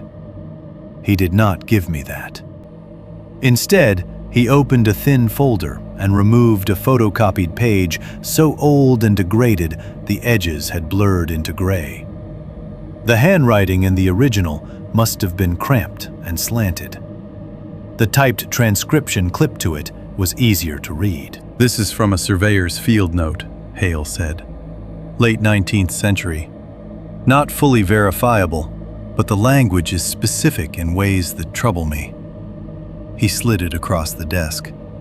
I read. "A small expedition in arid country. One laborer taken after dusk near a dry wash. Search unsuccessful. 2 mornings later, the missing man returned on foot, greatly altered in color and carriage. His companions, believing him half delirious but alive, went to support him. The opening then declared itself through his middle." I stopped reading there and looked up. Hale's face told me he had watched me reach the line and knew exactly what it meant to me. "You didn't tell us that before," I said. "No." "Why?" He answered with brutal honesty. "Because I hoped I was overfitting a pattern. And because repeating something like that to frightened young people in the absence of evidence would have been irresponsible." I almost laughed. Evidence. as if evidence had protected Todd, as if evidence had kept Eli from vanishing under a patch of ordinary-looking dirt. Hale leaned back slowly in his chair. "History does not explain what happened to your friends," he said, "but it does suggest you were not the first men to misunderstand what was coming back toward them." That sentence sat between us a long time. I looked again at the copied page, at the careful surveyor's script flattened into reproduction, and felt something worse than surprise settle into me. Not wonder, not validation. Lateness. That was the feeling. We had not stumbled into something new enough to deserve discovery. We had arrived at a pattern already old when those notes were written, already old when the Spanish copied the warnings badly, already old when people first learned not to sleep on bare ground in certain basin places. History did not explain it, but it proved we were late. 6.1. Life resumes in pieces. Life resumed, which is one of the cruelest things it can do. Not all at once. Not cleanly. There was no morning when I woke up and discovered I had somehow crossed back into the old world. The one where weekends were weekends and open land was just scenery, and the dead belonged to proper categories. But time moved anyway. Bills came, classes ended, jobs changed, refrigerators broke. Friends who had not been close enough to the story drifted back toward ordinary concerns because ordinary concerns are how most people survive proximity to the unbearable. The world did not pause to honor what it had taken. Months passed, then more. Officially, the language hardened around the losses in the way official language always does when it gets tired of uncertainty. Todd was eventually declared dead, though the phrase attached to him never stopped sounding obscene to me because it relied on fragments and probability rather than the terrible exactness of what I had seen. Eli stayed missing longer. Presumed dead came later, and I hated that even more. Presumed by whom? Based on what? On the practical understanding that young men do not vanish into desert basins and reappear years later with better explanations? The county needed finality. Families needed paperwork. Employers needed closure. The law, unlike memory, prefers a body only when it is convenient. Otherwise, it will settle for consensus. Marcy and I stayed together for a while after that, if staying together is what you call two damaged people continuing to circle the same private wreckage out of love, guilt, habit, and fear of what separation might mean. We did love each other. That is important. If we had broken because the feeling simply ran out, I think I would have found it easier to forgive both of us. But love survives things it should not, and trauma has its own patience. What happened between us was not dramatic. No plates breaking, no screaming in the street, no betrayal clean enough to point at. We eroded. It started with sleep, or rather, with the inability to use sleep the way healthy people do, as surrender, trust, simple bodily maintenance. We slept badly together. We slept badly apart. If she stayed at my place, one or both of us would wake 3 or 4 times in the night for no identifiable reason except that silence had changed meaning. Every low sound in the apartment seemed to arrive from the wrong place. Settling pipes, building creaks, a neighbor's footsteps in the hall, the refrigerator compressor kicking on. Anything that came from below the level of the bed was worst. Ground level noises. That phrase came into our lives without anyone formally inventing it. We just both knew what it meant. A bump under floorboards. A drag along the foundation outside. A soft click near the baseboard. the little dry shifting sounds houses make when they cool and resettle after heat. Once you have listened in terror to movement under desert crust, domestic architecture becomes much harder to trust. Marcy developed rules. No camping, not ever again. No basements, even finished ones. No crawl spaces. No rental houses built too low to the ground. No cabins. No road trips that pass through long stretches of empty desert without other cars around. I did not argue with any of those rules because they made too much sense to me, even when part of me hated what agreeing to them meant. They were less rules than an alternate operating manual for survival. There were others too, smaller and sadder. She would not sit on grass in parks unless she had first checked the ground with the sole of her shoe. She avoided open dirt medians in apartment complexes as if they might be tidal zones for something buried. She took to keeping a lamp on in any room where she planned to fall asleep. If she heard a sound outside at night, she did not go to the window directly. She approached from an angle and looked only after switching on another light first. I had my own compulsions. They embarrass me less now, because I've had enough years to see them for what they were. The body inventing rituals in the absence of safety. I checked under the bed before lying down, every time. Not because I believed something would be crouched there, in the ordinary child's monster sense. It was stranger than that. I needed to see the empty dark beneath the frame, to verify that the space existed cleanly and had corners and nothing pale folded inside it. I would kneel, look, stand, and still sometimes check again after turning off the lamp. I scanned dirt patches in parking lots. That sounds absurd until you have seen the earth behave like a mouth. Then every irregular depression by a curb, every darkened patch in landscaping gravel, every place where runoff had settled and dried wrong, asks something of your eyes before you can move on. I stopped stepping casually onto hollow-sounding floors. That one was hard to explain to people. A porch, A loose plywood sheet over foundation access. the cheap temporary floor in a storage shed. Even some apartment hallways where the boards had lifted slightly over old crawlspace repairs.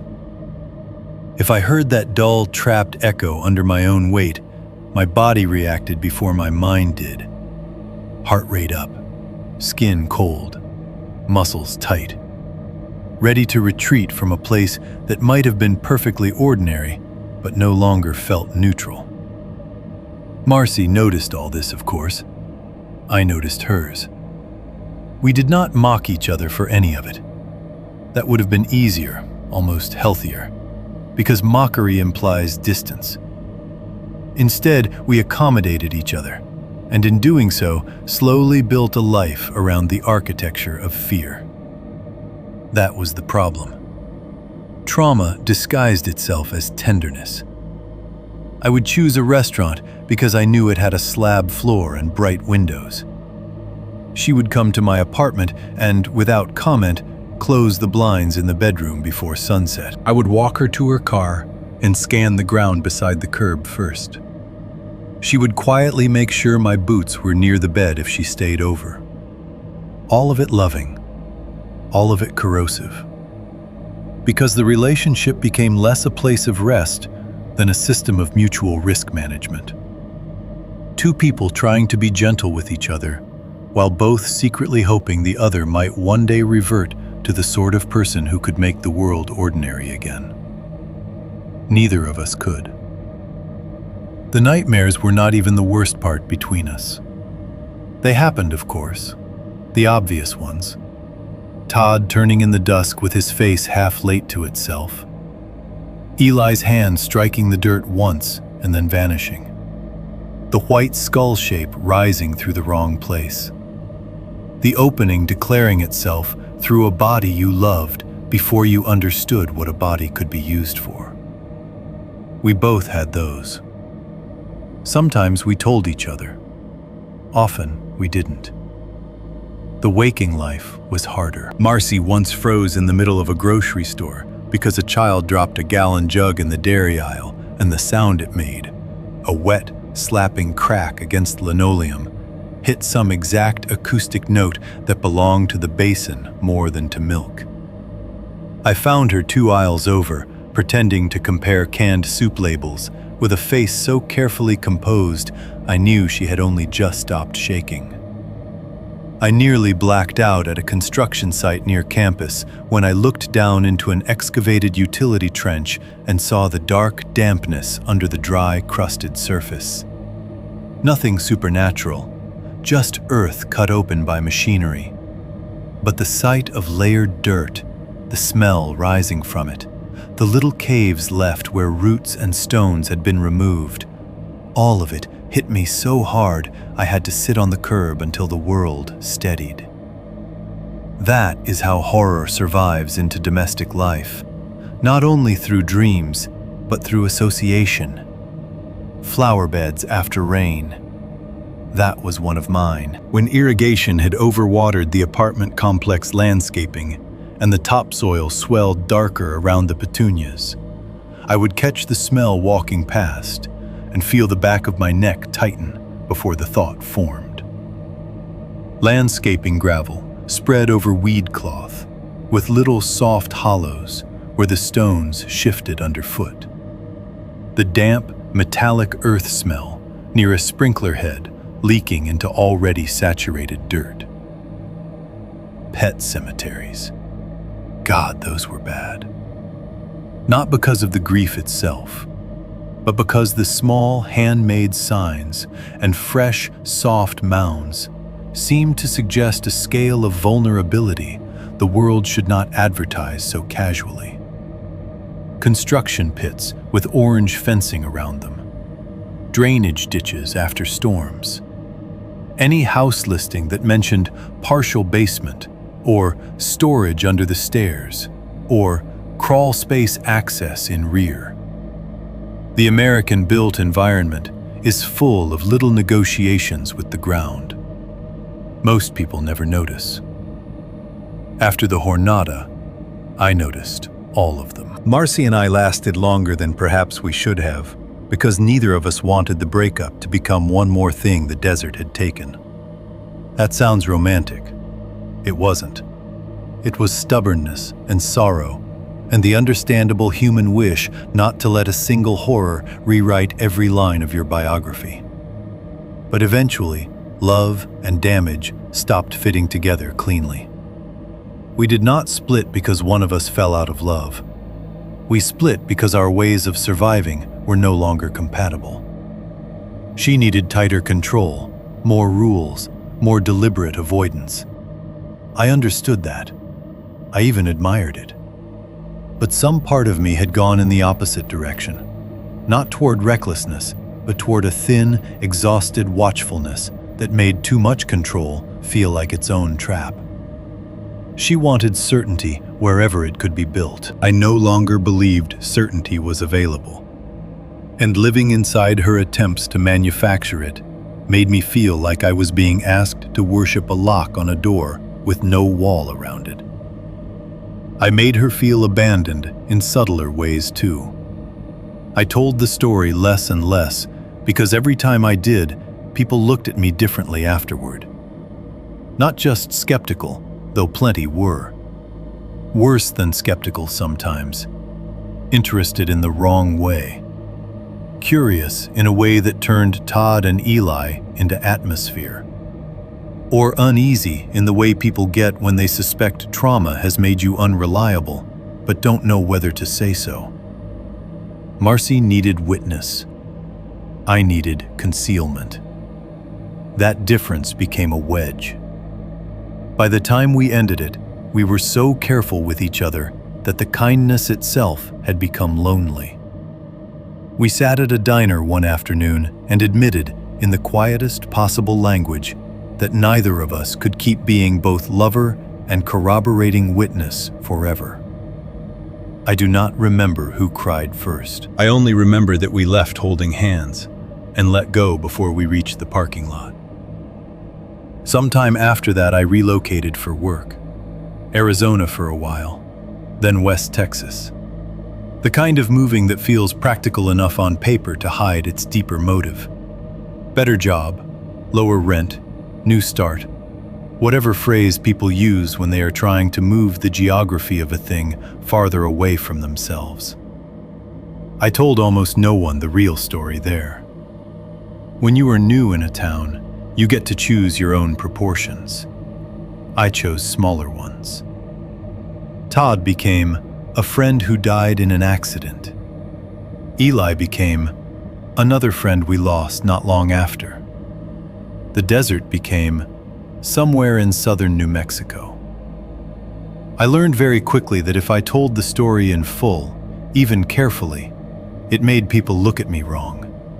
Some with pity, some with appetite. Some with that measured social caution people reserve for grief that might become contagious if you stand too near it. So I kept it mostly to myself. Which did not make it smaller. If anything, secrecy helped it spread inward. Years later, when I tried to describe the residue honestly, I have to say this. The worst part was not the nightmares. People always assume it's the nightmares. Those at least make a kind of narrative sense. You sleep, the mind replays terror in its own warped syntax. You wake sweating, you breathe, you remember where you are. Awful, yes, but bounded. A contained haunting with start and finish. The worst part was how often ordinary American places suddenly resembled the basin for 1/2 second. A median strip at dusk. A dark wet patch in a flower bed. The empty lot behind a strip mall after rain. A dog digging under a fence and exposing smooth, pale roots that were not roots from a distance. A cheap motel room with a bed frame too low and a vent in the floor. A stretch of highway shoulder with no other cars in sight and open land beyond the fence. That 1/2 second was enough. Enough for the body to remember before the mind could reason it down. Enough to return me, instantly and completely, to red earth, impossible patience, and the knowledge that the ground is only as safe as whatever beneath it has decided to leave closed. 6.2. Marcy's last call. Years passed before Marcy called me that late. Not because we had become enemies, we hadn't. If anything, what happened between us was sadder than that. We became careful, then occasional, then polite in the way people are polite only when too much history still exists underneath the surface. Birthdays missed and then awkwardly recovered. Holiday messages that arrived a day late and said just enough to prove neither person had fully disappeared. Once or twice, a longer phone call when one of us heard that the other had been sick or had changed jobs or moved again. But we did not belong to each other anymore. Not even in the damaged way we had for a while after the basin. So when the phone rang after midnight and I saw her name, my first thought was not nostalgia. It was dread. I was in Arizona then, outside Tucson, in a rental house too new to have much character, and too cheaply built to feel trustworthy after a hard rain. It had rained that evening, one of those desert storms that arrives like an argument. Sudden wind, hard water, gutters overflowing, then an abrupt stop that leaves the whole neighborhood smelling of wet creosote, mud, and hot concrete cooling too fast. I answered on the second ring. Marcy? There was a pause on the line. Not dead air, breathing. When she spoke, her voice was controlled in exactly the way frightened people sound when they have already decided panic would only make things worse. I need you to listen before you say anything. That sentence took me back harder than the sound of her voice did. I sat up in bed. Okay. Another pause. Then, Something has been outside my house. My hand tightened on the phone so quickly my knuckles hurt. I remember staring at the dark shape of my bedroom window, as if the glass itself might answer for her. What do you mean, something? It started after the rain 2 nights ago. Still controlled. Still trying to sound like an adult woman reporting facts and not a terrified 20-something in New Mexico again. Not footprints. That's what I checked for first. I know what footprints look like. I didn't interrupt. The landscaping bed under the front window was disturbed. Not dug up, more like pressed from below in places. Shallow depressions. Soil pushed outward at the edges. And by the porch, there was one white piece of something in the dirt. What kind of something? I thought ceramic at first. She stopped there, and I understood from the silence what she meant. Marcy. It's curved, she said. Too smooth. Not glazed. Not rock either. My whole body had gone cold, even though the room was warm. Have you called anyone? To tell them what? I had no answer to that. Her rental was about 40 minutes from me if traffic was kind and the roads were dry. A low one-story place on the edge of a development that gave out quickly into older land, culverts, drainage channels, dry brush lots waiting to become subdivisions, all the interim geography the Southwest builds and abandons in layers. I'm coming over, I said. She exhaled. Not relief, exactly. More like a muscle unclenching just enough to admit it had been locked. Okay. That was all. No argument, no brave attempt to handle it herself. Just okay, in the voice of someone who had already crossed the line between maybe this is nothing and I know what this could be. The drive over felt longer than it was. Rain had left the roads dark and faintly reflective under the streetlights. The neighborhoods I passed looked painfully ordinary. Porch lamps on timers, blue television glow behind blinds, wet palm fronds moving lightly in the leftover wind, garbage cans tipped where the storm had caught them. I kept telling myself that this was not the Jornada, that Arizona subdivisions were not feeding basins, that disturbed landscaping beds after rain could be anything from runoff to dogs to expanding clay soil. My body did not believe any of it. By the time I turned onto her street, the smell had already found me through the cracked window. Not strong, just enough. That same faint, intimate odor of warm mineral damp and old blood mixed into fresh, wet earth. You could miss it if you had never learned it. Once learned, it never really left. Marcy was waiting on the porch with all the exterior lights on. She looked older, of course. We both did by then. But fear had a way of restoring earlier versions of us in outline. The set of her shoulders, the stillness in her face, the way her eyes searched me once, top to bottom, before she said anything. It all belonged partly to the woman she had become, and partly to the girl who had once watched the thing lie flat at the edge of a campfire. Her dog stood just behind her inside the screen door. I had forgotten to ask whether she still had one. Medium-sized mutt, some shepherd in the ears, graying around the muzzle. He saw me, wagged once automatically, then looked past me toward the yard and stopped. He would not step onto the porch boards, much less into the front yard. "That's new too," she said quietly, following my glance. "He won't go out after dark. Barely goes in daylight if the ground is wet." We did not hug. That may sound cold. It wasn't. There are reunions built for arms and tears, and there are reunions built for witnesses. This was the second kind.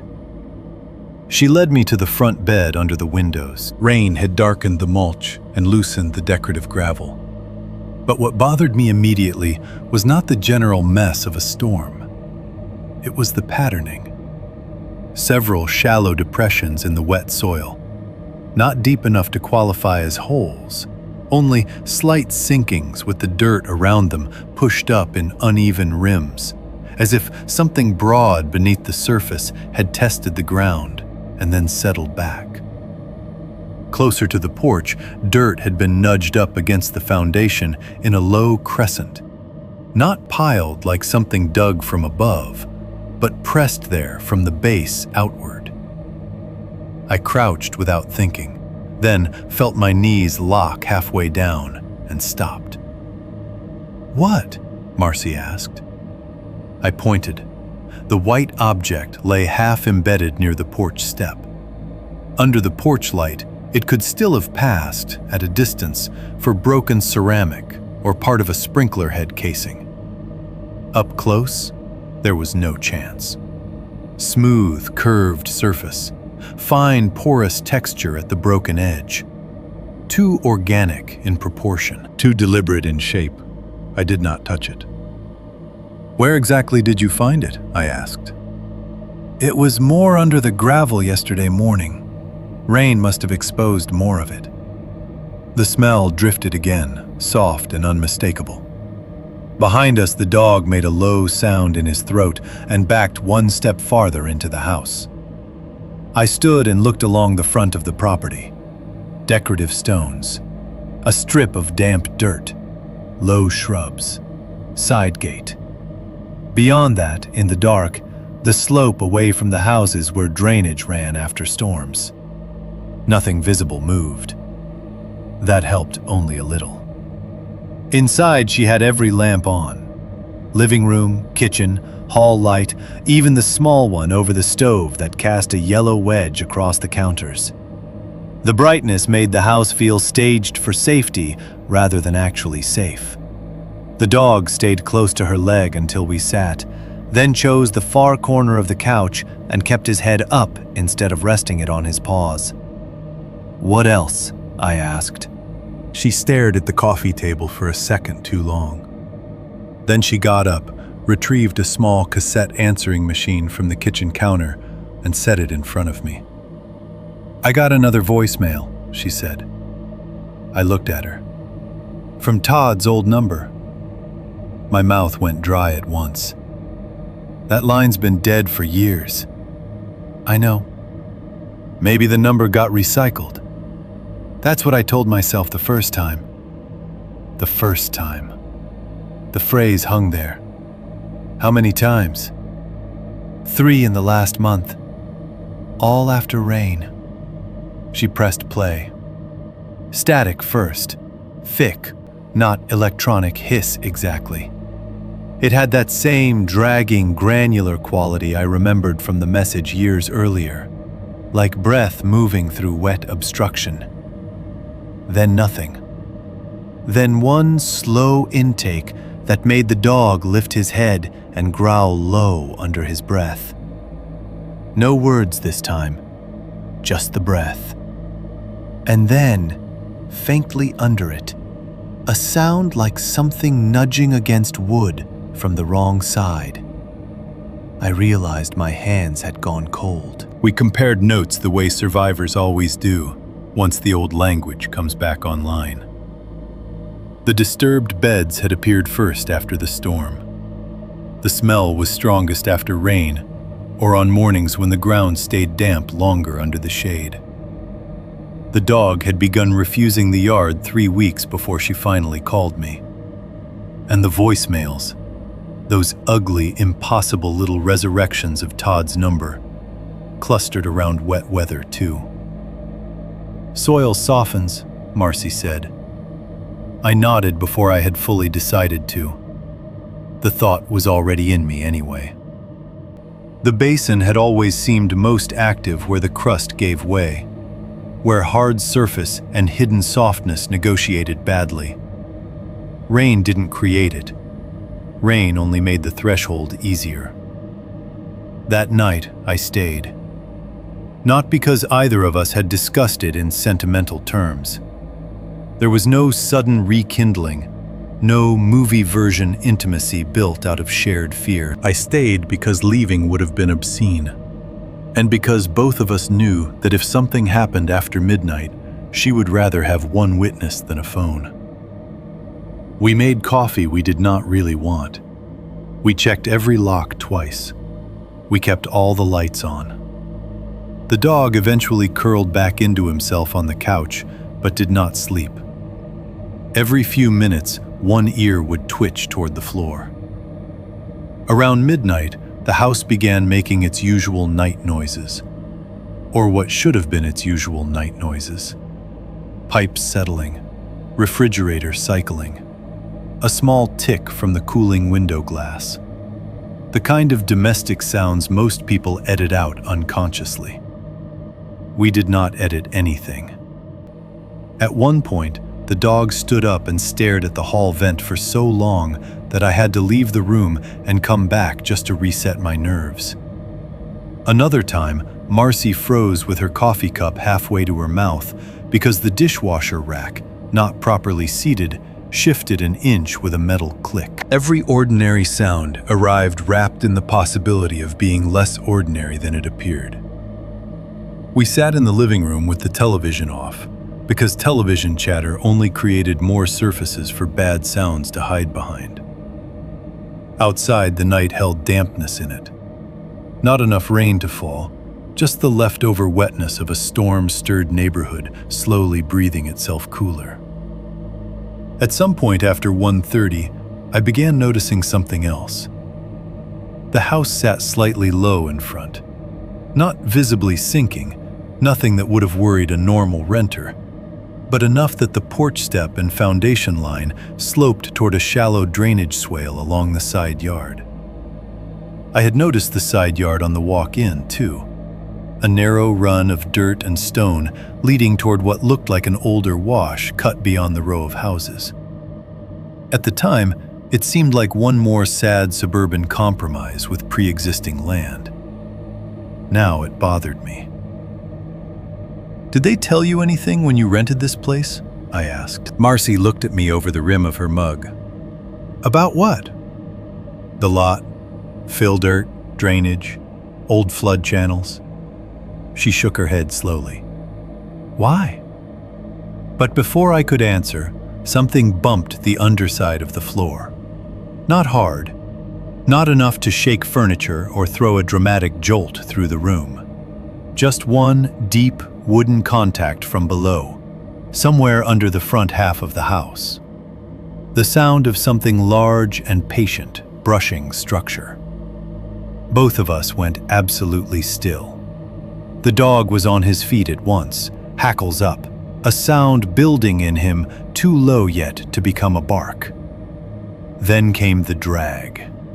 Slow, deliberate, under the boards. Not moving across the room the way a rat or raccoon in a wall would.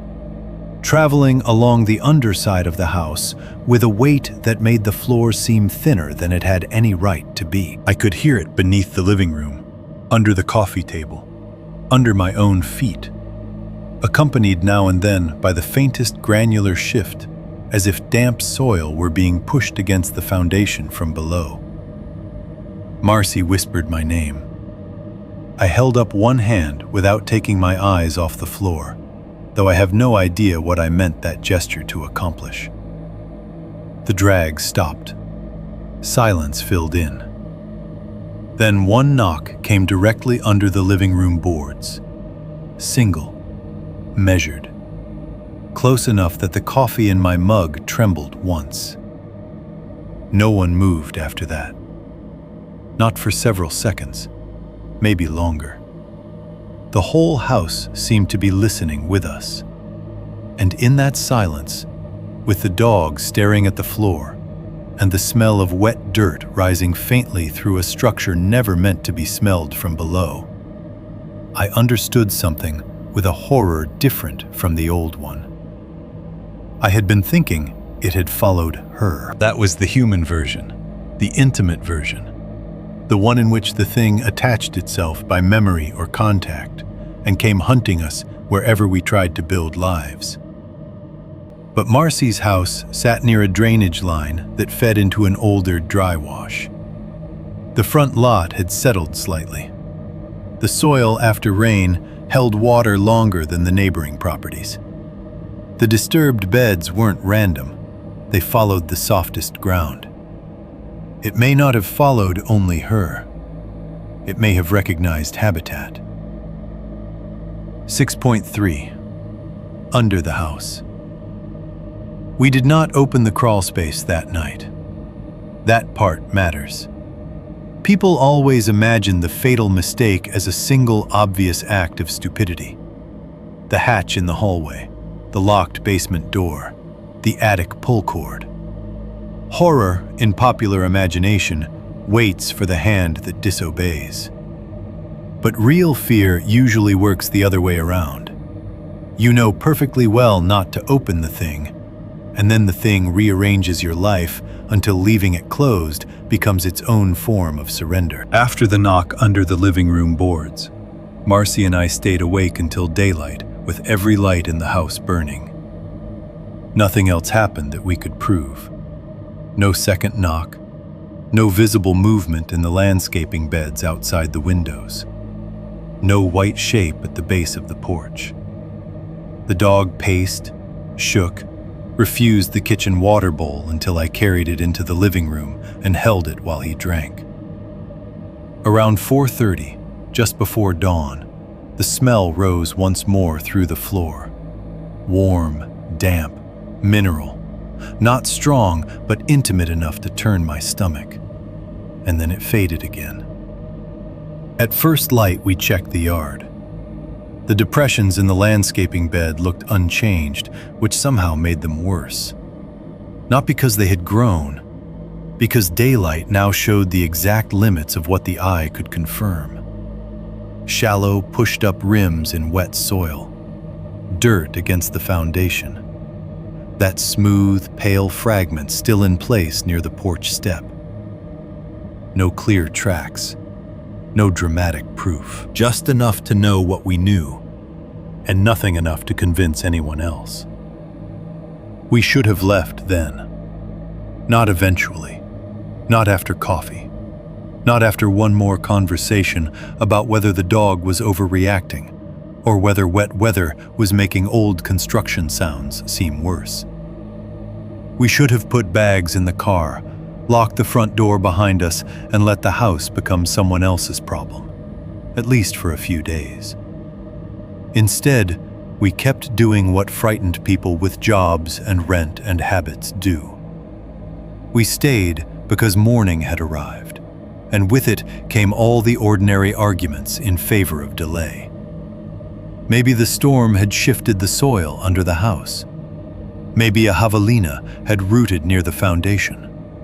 Maybe the knock had been plumbing. Maybe the smell had come up through some broken drain or vent line. Maybe calling someone now, in daylight, would make all the midnight terror seem melodramatic and expensive. By noon, there was still no crisis large enough to force our hand, so naturally the house created one. It started with the plumbing. Marcy was in the kitchen rinsing out mugs when she called my name in a tone I had already learned to obey instantly. I found her standing by the sink, staring down at the water gathered there.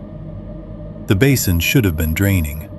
Instead, it sat dull and gray under the light, moving only in a slow, thick inward swirl. "It was fine this morning," she said. Then the smell hit. Not from the sink exactly, from lower. A foul warmth, rising not like sewage in the ordinary urban sense, not the sharp human rot of backed-up pipes, but something heavier and older. Wet dirt, iron, stale damp, the interior reek of a place that should have stayed sealed. It came out from under the cabinets more than out of the drain, as though whatever was wrong with the water was only part of a larger disturbance below the floor. The dog heard it before I did. He came down the hall at a trot, stopped dead at the kitchen threshold, and exploded. I had never heard that sound from him before. Not barking, not exactly. A high, furious panic wrapped in barking. Every note too sharp. Every muscle in his body gone rigid as he fixed on the far end of the hall, near the utility closet. He would not come farther into the kitchen. He stood planted on the tile, hackles up, barking not at us, not at the sink, but at the low, square access panel in the hallway floor that led to the crawl space. Marcy went white. "We are not opening that," she said immediately. "I know." The dog barked harder, then lunged toward the hatch and scratched at the floorboards around it so violently his nails clicked and slipped. Marcy dragged him back by the collar. He fought her with a desperation that made the whole scene look wrong before I had even moved toward the panel. His eyes had gone too wide. Foam shone on one side of his mouth. Every instinct in him was directed downward. Then something bumped the underside of the hatch. Just once. A blunt, measured contact from below. Enough to make the panel jump visibly in its frame. There are sounds the body can survive only by acting. I told myself I was going for the flashlight because light is what human beings use against uncertainty. But that was only part of it. The truer, uglier reason was that after the bump, there was no more pretending the hatch could remain a concept. It had become a door with pressure on the other side. Marcy caught my wrist before I reached it. "No, we need to know. No, we need to leave. We will. But if something's under there and it gets into the pipes or the foundation..." She stared at me as if she could not believe I was making utility arguments in the face of what we both knew. And she was right to stare. That was not really why I wanted to look. I wanted to look because ignorance had become unbearable in a different way than fear. The basin had taught me what the ground could hide. The house had now begun speaking in the same voice. Leaving without seeing felt, to the damaged logic in me, like turning my back on the shape of the threat and pretending it would respect that. The dog barked again, deeper this time, and then the smell thickened under the floorboards. Not enough to gag us outright, enough to feel close. Marcy let go of my wrist and took 2 steps back. "If you open it," she said, "you close it the second anything moves." I nodded. The access hatch was one of those cheap square plywood panels set flush in the hall floor, meant to be lifted by a finger hole and removed for plumbing or ductwork access. Ordinary. Painted over too many times. The sort of boring domestic feature nobody thinks about until it becomes a mouth. I knelt with the flashlight in one hand and slipped my fingers into the little recessed pull. The wood felt warm. Not warm from sunlight. The hallway had been shaded all day. Just warm. I lifted. The panel came up with a soft, tacky sound as old paint broke free from the frame. Immediately the smell surged out stronger, carrying dampness that had no place under an Arizona rental house in summer. Not fresh moisture either. A trapped, bodily wetness threaded with soil and something faintly metallic. Blackness opened beneath the hall. I angled the flashlight down. The crawl space should have been dry dust, ducting, pipes, maybe a little insulation droop. Instead, the first thing the beam found was disturbed vapor barrier. A sheet of plastic meant to cover the dirt, wrinkled and shoved aside in uneven folds as if something broad and low had pushed under it from below. Beyond the displaced plastic lay wet black soil where there should have been only compacted dry ground. The dark earth gleamed in patches, clotted and sticky looking, with fresh, red grit sprinkled over it in irregular streaks, like the basin had somehow been imported under the house, one armful at a time. I remember my own breathing getting too loud.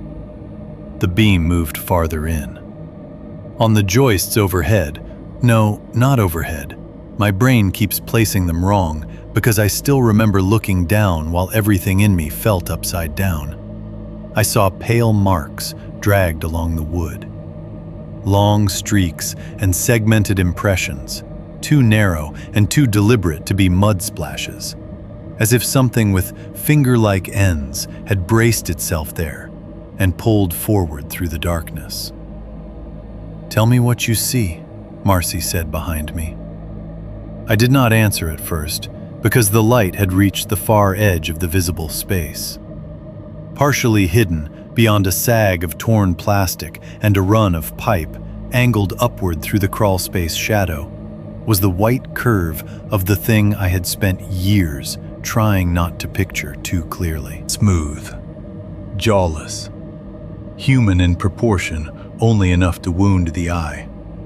The skull-like front rested low in the darkness, half concealed by dirt and framing beams, turned not directly toward me, but slightly upward, as if it had been listening through the house. The empty sockets did not shine. They absorbed. The black mass behind it blended so perfectly into the rest of the underspace shadow that only the shape of the white front made the whole body legible. For one suspended second, it did not move, and in that stillness, the house around us seemed to become thinner than paper. Then the jump scare came. Not a leap, never a leap with these things. The skull shifted closer with no warning and almost no sound, only the crackle of plastic under sudden weight, and one wet inward inhalation from somewhere under the smooth front. The movement was so unnaturally efficient that my brain lost it halfway through. 1 second it was farther in beneath the joists. The next, it had advanced several feet through the crawl space in a single low drag, pale limb shapes unfolding and replanting in darkness too quickly for me to count them. I dropped the hatch, not calmly, not bravely. I slammed it down with both hands so hard the wood bounced once in the frame before settling. Marcy was already hauling me backward by the shoulder. The dog was beyond barking now, throwing himself away from the hallway with his entire body as if distance itself were the only command left. Something thumped once below the boards. The force of it traveled through the floor and up the wall enough to rattle the coffee cup still sitting on the side table in the living room. I heard the ceramic chitter against wood.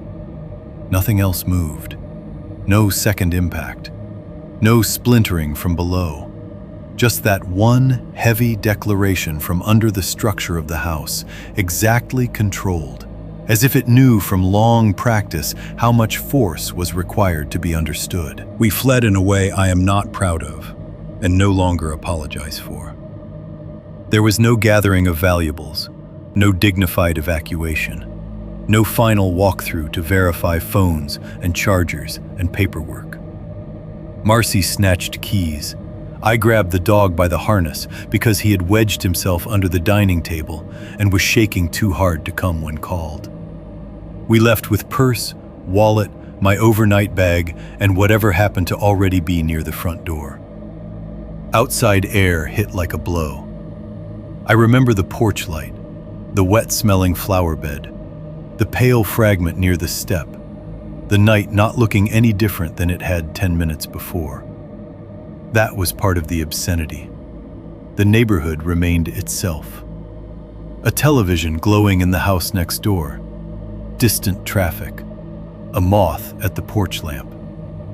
Human life proceeding with total disrespect for the architecture of terror one floorboard away.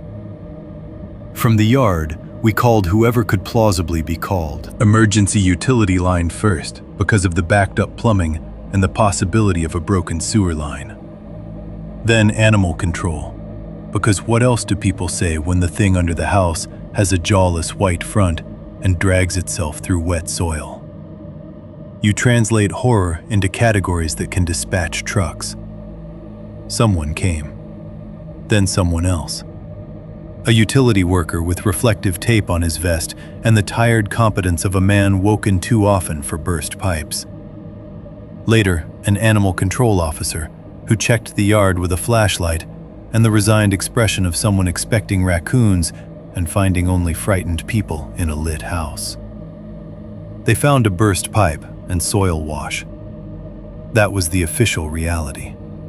A section of line under the house had failed after the storm, saturating part of the crawl space.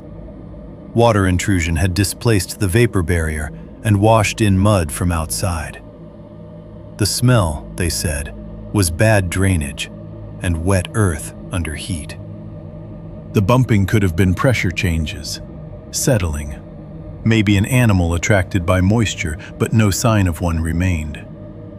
They saw no white skull shape, no dragged marks on joists worth naming, no active threat beyond repairs the landlord would need to authorize.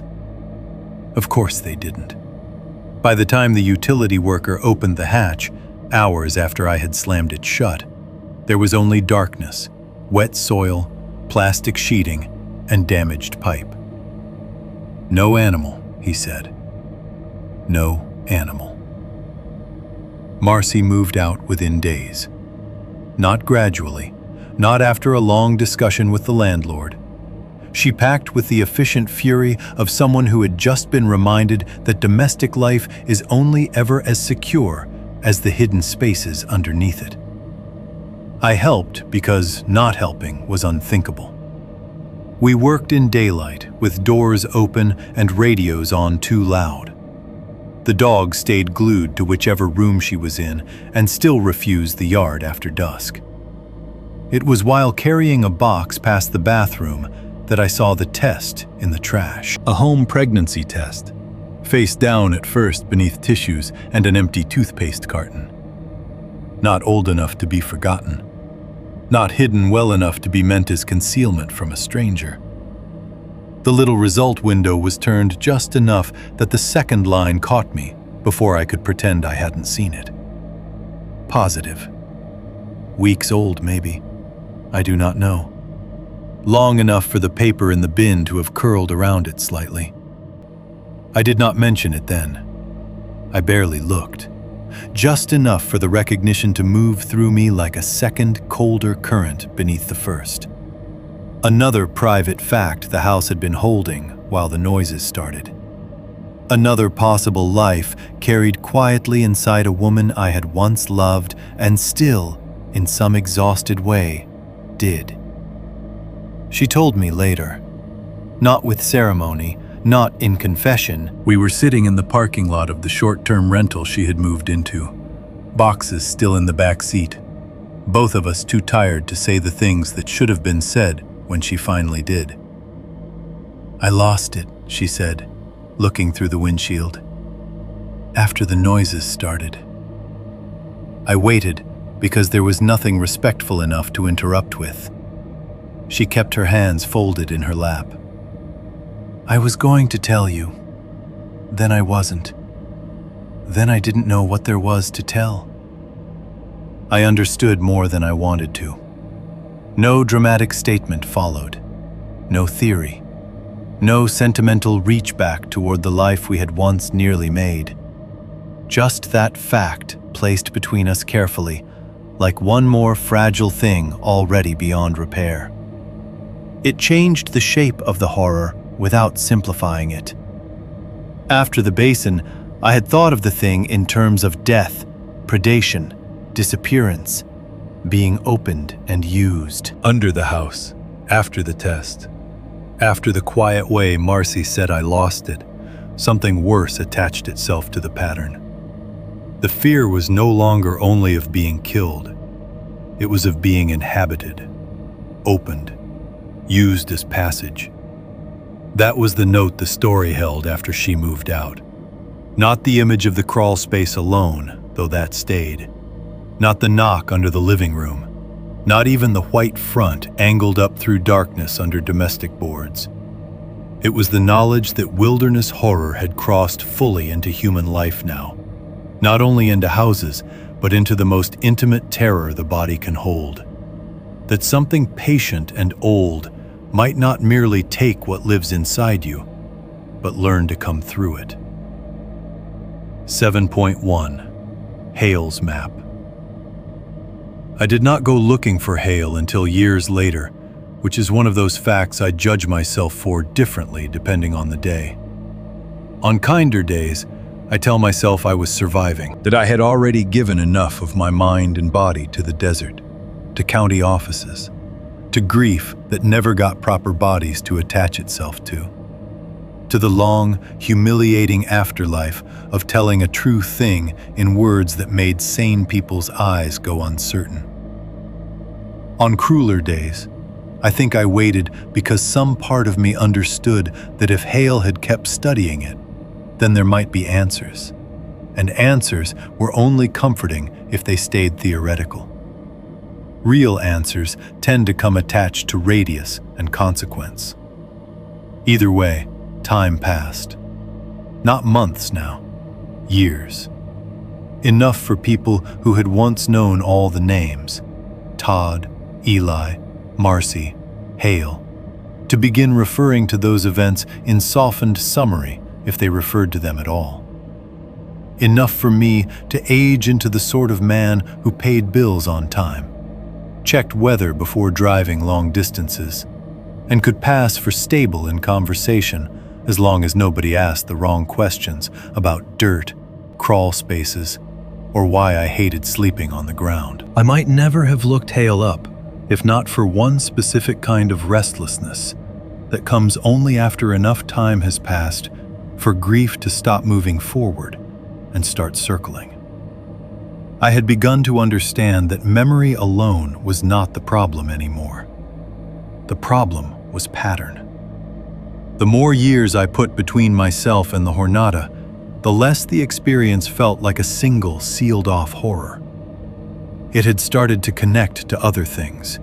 Marcy's house, the voicemails, the smell after rain, the way certain regions of the Southwest now seemed to hum at the edge of my attention, whether I wanted them to or not. So I found him. It took more work than I expected. He had retired quietly. No public faculty page anymore. No easy office number. A forwarding address through a former department administrator who clearly debated not giving it to me at all until I mentioned old field notes and a map he once showed me. Even then, she handed it over like something with a moral cost. He was living outside Las Cruces by then, in a low house set back from a road that seemed to exist mostly for people trying not to be found by accident. The land around it was open without being dramatic. Not wild enough to qualify as wilderness, not civilized enough to feel buffered. A little scrub, a little hardpack, fencing more symbolic than secure. The kind of property you choose if you want long horizons and no surprises from neighbors, which struck me as either perverse or inevitable in his case. When he opened the door, I nearly failed to recognize him. Not because age had transformed him beyond recognition. The bones of the face were still the same, the weathering too. But he had diminished in some quieter way, smaller in his frame, more careful in his movements. Like a man who had spent too long listening for something no one else could hear and had been slowly hollowed by the effort. His hair had thinned almost to transparency. The dry humor I remembered was gone from his mouth before he even spoke. He looked at me for several seconds without welcome. "I'm retired," he said. It was not a greeting. It was a refusal shaped like a fact. "I know," I said. "I'm sorry to come unannounced." "Then why are you here?" That was fair enough. I told him as plainly as I could. Because it had not stayed in the desert. Because I had reason to think the old pattern still mattered. Because I no longer knew what counted as distance. And because of all the people still alive who had once taken any of it seriously, he was the only one I knew by name. He stared at me a little longer. The afternoon light behind him was weak and dusty. I could smell old paper before I stepped inside. Not strong, just enough to tell me something about the rooms beyond him had remained in use long after university offices and committees and retirement parties had all stopped requiring them. At first, he said no. Not angry, not dismissive, Simply tired in a way that sounded practiced. I told you what I could tell you, he said, years ago. You told me not to go back. Yes. You were right. He almost smiled at that, but the expression died before it fully formed. I'm not sure that helps either of us now, he said. I should probably have left then. A healthier version of me certainly would have. But by that point, I had already driven across too much of the Southwest, carrying questions that no decent person should keep company with for so long. And his refusal only sharpened my certainty that he had not stopped thinking about it either. So I said the one thing I suspected might matter. Marcy's house wasn't in New Mexico. That changed him. Not dramatically.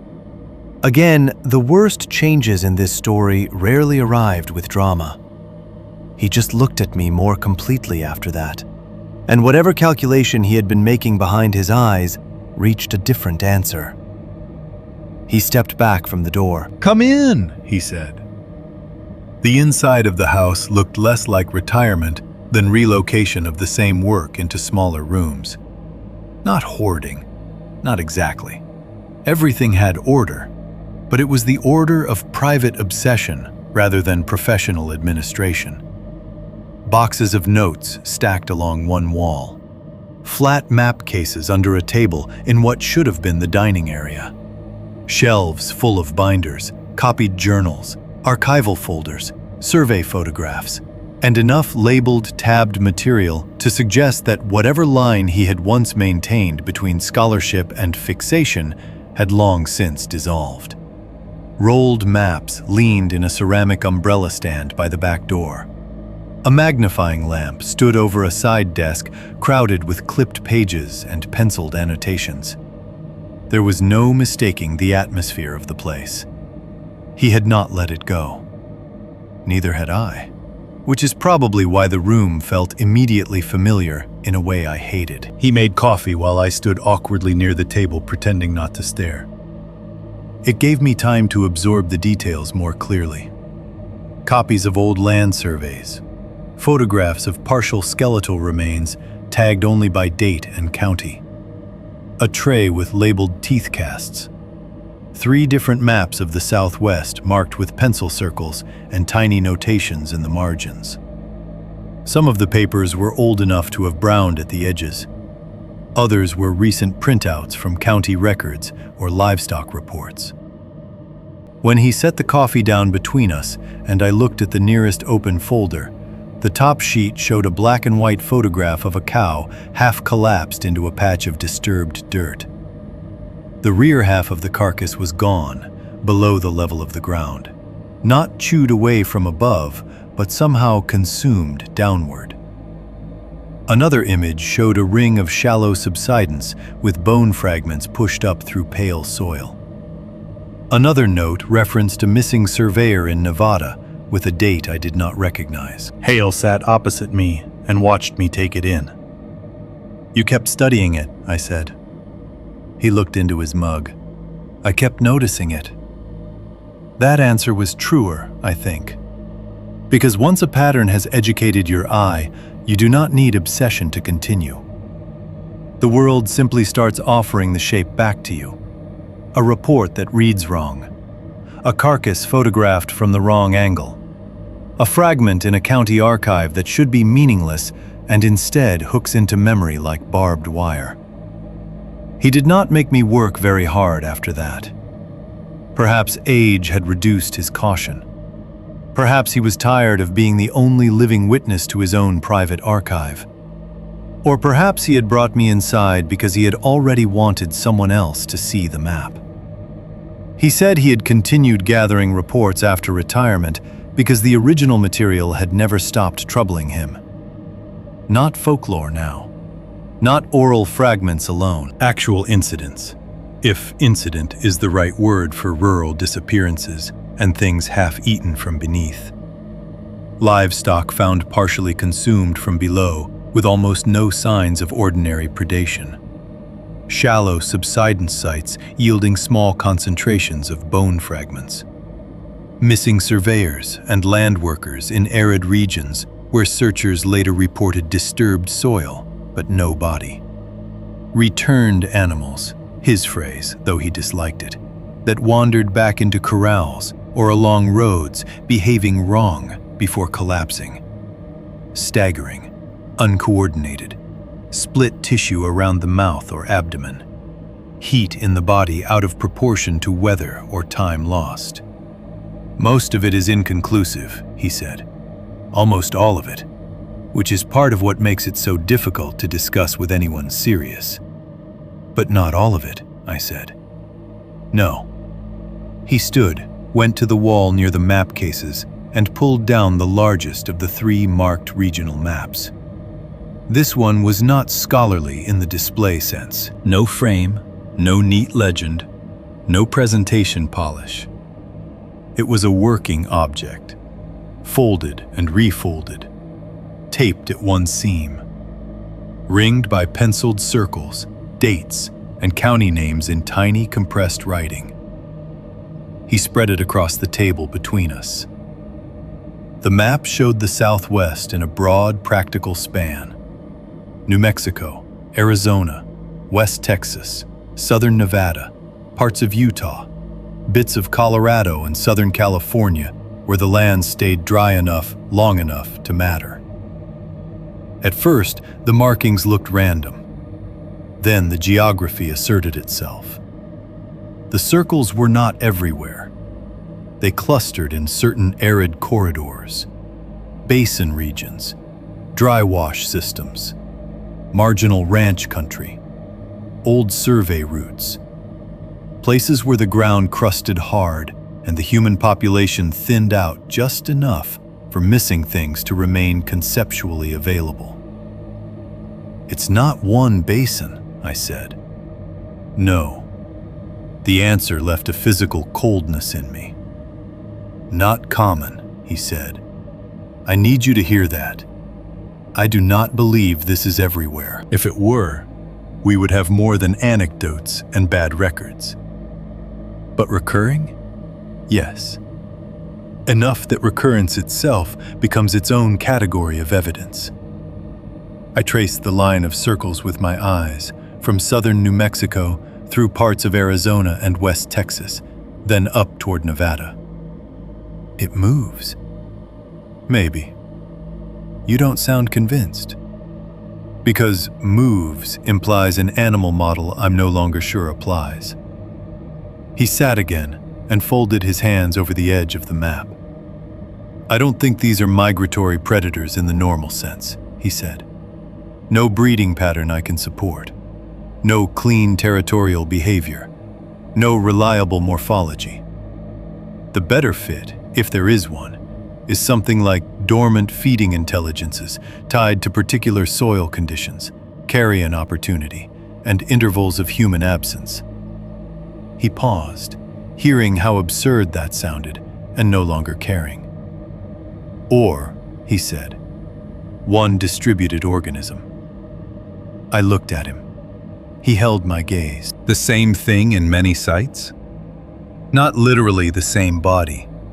I don't know what body means here, but perhaps the same broader entity expressing through local mouths, local structures when conditions permit. Think fungus, not wolf. Think mycelium, not herd. Though even that analogy flatters us with more biological clarity than I believe we have. My eyes dropped back to the map. The pencil circles felt suddenly less like incidents than lesions. And the face? I asked. Hale's expression changed at that. Not fear exactly. More like an old idea he had tried several times to put away and failed to. I no longer think the face is anatomy, he said. The words landed hard. You mean it's not a skull? It may be built from skull-like elements, mimicked from them, but no.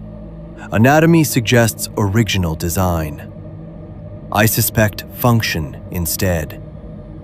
For what? For us, he said. The room went very quiet. He reached into a nearby folder, pulled out a grainy photograph I had not noticed before, and slid it across the table. It showed a shallow depression under harsh sun, almost nothing legible in it except a pale white curve at one edge and a darker collapsed mass behind. Humans investigate faces, he said. Always. We are compelled by them. We approach what looks dead if it also looks familiar enough. We pity it. We categorize it. We come close to help or to understand. If you were some buried intelligence with long periods of inactivity and you learned anything from feeding near us, you might learn that showing a face above matters. I thought of Todd by the fire, of the shape rising through his opened torso, of the way even after everything, the first part of me that responded to the white front did so with recognitional horror, not simple revulsion. Face first, meaning later. Hale watched that understanding pass through me. I think, he said carefully, that it learned human form because humans investigate faces. I sat back and rubbed both hands over my own face, less to clear thought than to reassure myself of the simple boundaries of bone and skin. The coffee had gone cold. Outside, wind moved something light against the house in a dry, brushing rhythm that made my shoulders stiffen before I could stop them. For a while, neither of us spoke. Then, because the afternoon had already crossed the line beyond any respectable conversation, I asked the question that had been sitting inside the room since I saw Nevada circled on the map. You looked yourself, didn't you? Hale did not answer immediately. That was answer enough. At least once, I said. He stood and went to the kitchen counter, though his mug was still full. Age had given him a habit of moving before difficult admissions, as if motion could thin the density of what must be said. When he came back, he did not sit right away. There was a site in Nevada, he said. Early 90s. Not widely reported. A colleague of mine heard of it through a county geologist who thought it was probably a contaminated sink or illegal dumping. There had been livestock loss, one missing survey assistant. I told myself I was going to inspect the terrain, nothing more. You went alone? No, that would have been stupid. A faint shadow of his old dry humor touched the sentence and disappeared. I went with one colleague, younger than I was, better field legs. He looked at the map rather than at me. We found very little, which was, by then, something I had started recognizing as its own bad sign. Disturbed dirt in a rough ring, shallow collapse, no body, no den I could define, no bones except... He stopped. My mouth had gone dry again. Except what? He met my eyes then, and for the first time since I arrived, I saw in him not scholarly unease, but personal injury. My colleague's teeth, he said. The sentence was so quiet I almost missed it. Just the teeth? 5 of them, in the disturbed ring, fresh enough to matter. The room seemed to contract around that fact. What happened to him? Hale looked down at his own hands. He stepped away to urinate. I heard him shout once. When I turned, he was gone. There was no clean hole, no proper depression yet, only movement under crusted ground, and then less of the world than there had been a second before. I realized then that his diminished way of moving, his careful house, the boxes of notes, the map, the private continuation of research after retirement, none of it came only from intellectual fixation. He had his own basin now, his own missing man. "I never camped again after that," he said, not dramatically, just as a plain fact laid on the table beside all the others.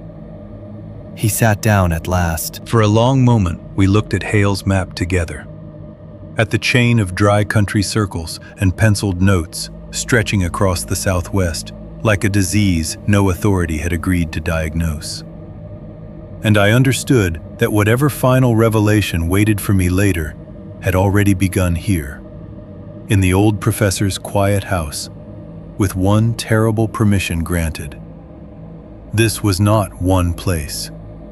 It was a pattern that had been patient longer than any of us had been alive. 7.2. The garage floor. I left Hale's house with the worst possible kind of certainty.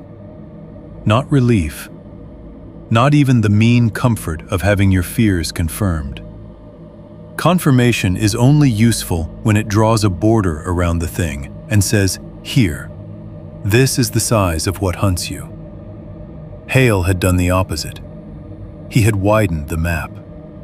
He had turned what I had spent years trying to contain as one desert horror, one basin, one cluster of losses, into a chain of dry country recurrences too old and too scattered to argue with honestly. By the time I got back on the road, the afternoon light had already started thinning into that flat western gold that makes everything look more final than it is. I drove home through miles of ordinary southwest nothing. Service roads, gas stations, frontage lots, long stretches of scrub and gravel shoulder, and felt no safer with each mile. If anything, the distance worked against me. It reminded me too clearly that the thing had never been about one coordinate on a map. It had always been about conditions, soil, carrion, patience, openings, and people. Especially people. Hale's house had given me language I had not wanted. Distributed organism, dormant feeding sites, mimicry, the face as function. But language did not make the old images less physical. Todd on his back in the dirt, still alive long enough to understand he had become a passage. Eli gone under, with no descent visible enough for memory to accept. Marcy's crawl space, the white front angled upward beneath the joists, as if the house itself had been listening through its floor. When I reached my own place, dusk had settled hard enough that the porch light came on automatically. The house looked harmless. That was the trouble with houses by then. They all did. Mine was newer than Marcy's had been. Attached garage, concrete slab foundation, no crawl space, no old wash behind the lot. The kind of suburban build that was supposed to reassure practical men. I had chosen it partly for that reason, though I had never admitted it aloud. You begin telling yourself stories in middle age about convenience and resale value and commute time, when in truth you are selecting architecture according to your private war with the ground. I unloaded nothing from the car at first. I just stood in the kitchen with the lights on and listened. Refrigerator. Air returning through the vent. The little metallic tick from the oven cooling after I absent-mindedly preheated it and then forgot why. All ordinary. All narrow and measurable. I made coffee, though it was too late for coffee, and drank half a mug standing at the sink while the sky outside turned fully dark. At some point, I realized my hands smelled faintly of Hale's papers, dust, old toner, old cardboard, and washed them twice without improving the feeling. I should have slept badly after that day. Instead, I slept hardly at all. Not because of fear alone, because certainty is its own stimulant. I lay in bed with one lamp still on and kept replaying Hale's map. The circles across the southwest, the Nevada story, the calm way he had said my colleague's teeth, as if the sentence had been worn smooth by repetition. Every time I drifted towards sleep, some new connection seemed to lift at the edge of thought and drag me back. Marcy's house near the dry wash, the voicemails after rain, The repeated reports of returned animals behaving wrong. The face shown above because humans approach faces. Sometime after midnight, I heard the dragging sound in the garage. It was soft enough that at first I thought I had folded it into the house noises by mistake. A scrape, then a pause, then another, lower and duller, like something heavy but not large moving over concrete in short, uneven increments. I sat up immediately and knew from the speed of my own body that this was not the first time my nervous system had rehearsed exactly this scene. The attached garage shared a wall with the house at the far end of the kitchen. Between my bedroom and it were a hallway, the laundry alcove, and a thin strip of living room. Plenty of ordinary things could make noise out there. A raccoon getting into the trash if I'd left the side door ajar. A tool slipping off a peg. Something settling on a shelf. A half-empty paint can tipping under its own bad stacking. The opener, motor shifting as temperature changed. I sat with my feet on the floor and told myself all of those things. Then the drag came again, longer this time, followed by a small, muted bump as if something had nudged the lower metal of the garage door from the inside. I went to the kitchen and stood by the door without opening it. There is a point, after enough years of fear, where courage and prudence become visually indistinguishable. A younger version of me, or a more cinematic one, would have flung the door open with a flashlight and a weapon and demanded to know what was there. The man I had become stood in his own kitchen in boxer shorts and a t-shirt, hand resting on the knob, listening to the dark on the other side, and calculating what kind of stupid he could still afford to be. Nothing followed the second sound. I turned on the garage light from the switch inside the house. The white bar of overhead fluorescent came up with its usual bad flicker and hum, casting shadow under the parked car and the workbench and the storage shelves. Through the small square window in the door, I could see almost nothing useful. Concrete, the edge of the hood, part of the wall. I opened the door a few inches. No smell, no movement. I opened it fully, turned on the bigger overhead, and walked the garage in a widening line with a flashlight in one hand and a hammer in the other, because I could not think of anything better to hold. The concrete was clean except for ordinary dust. The shelves held their usual patient accumulation of adult life. Paint cans, old holiday boxes, a case of motor oil I kept meaning to donate, rags, a broken weed trimmer, screws in labeled jars, plastic storage tubs with things I was apparently not ready to throw away. Nothing lay out of place enough to explain the sound, but nothing looked overtly violated either. I checked behind the car. Along the garage door track, under the workbench. Nothing. No intruder, no animal, no pale shape flattened against the wall, no disturbed tools, no fresh scratch marks at the lower panel of the garage door where something might have crawled under. Eventually, because the body has to fail sometime if the night is long enough, I convinced myself it had been a settling sound, magnified by everything Hale had stirred back up in me. A loose rake handle, a shifting box, some dull domestic physics I could no longer hear without contamination. I shut the light off, went back to bed, slept badly for maybe an hour in total.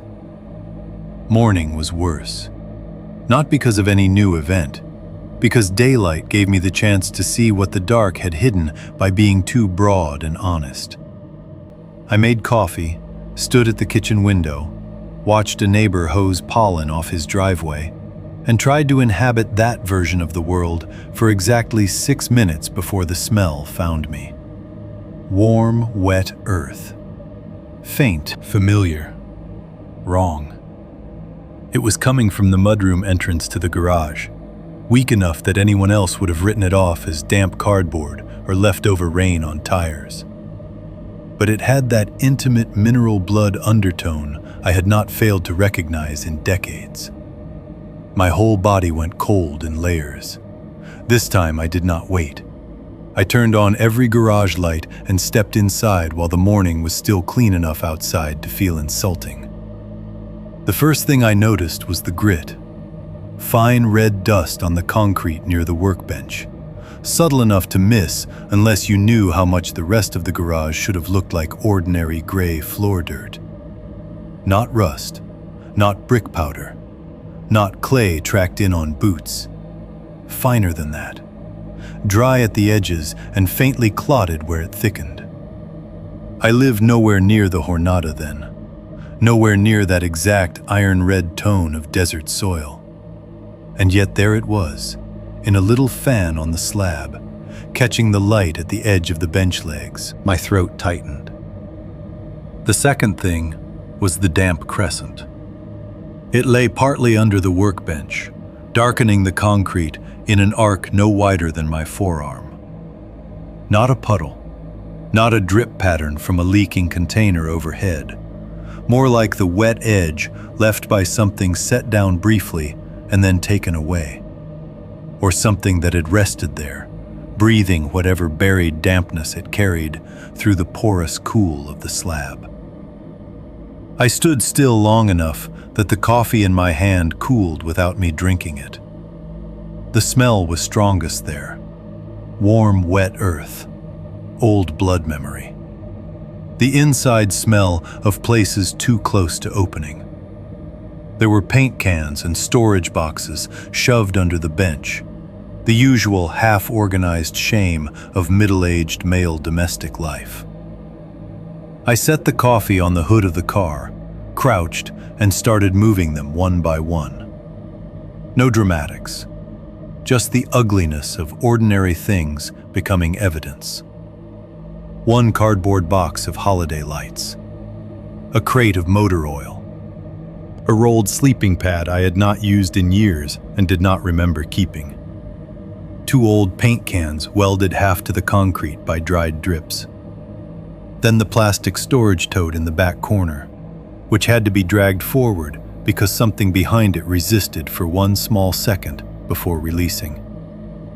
The space revealed behind it was maybe 18 inches deep and no more than 3 feet across. In the center sat a small mound of red desert dirt. Deliberate. Conical enough to look placed by a hand or something imitating the result of a hand. Not much soil, 2 cups, maybe 3, but enough to be unmistakable against clean gray concrete. The color hit first, then the composition. Fine red grit over darker damp clots, as if earth from different layers had been carried together and arranged. At the top of the mound, standing root down like a marker planted in a grave, was a human tooth. Not the old molar from Todd's jacket. Not tiny like the one stuck to Marcy's palm. This one longer, narrower, with a yellowish cast to the enamel, and the root darkened by whatever residue had dried around it. The obscene care of it was what made me sway where I crouched. It had not been dropped. It had been set. Beside the mound lay a key. I knew it before I picked it up, and hated myself for touching it anyway. A car key with a corroded metal ring, the black plastic head scarred along one edge, in a pattern I recognized from years earlier. Not because I had handled it often, but because Eli had once shown me the damage after he dropped his keys between rocks during some lesser forgettable trip and had to pry them loose with a screwdriver. It was his. Or It was impossible. Those were the only two available categories. I sat back on the concrete floor and stared at it in my palm, while the garage light hummed overhead and a lawn service blower whined faintly from 2 houses down. Eli's old car key on my garage floor, beside a little mound of red dirt that did not belong in my state, much less my home. Center marked by a human tooth. Memory did what it always does under pressure. It tried to help by becoming less reliable. Maybe, I thought for 1 weak second, Eli had thrown it into one of our bags back in the panic after Todd opened and before he disappeared.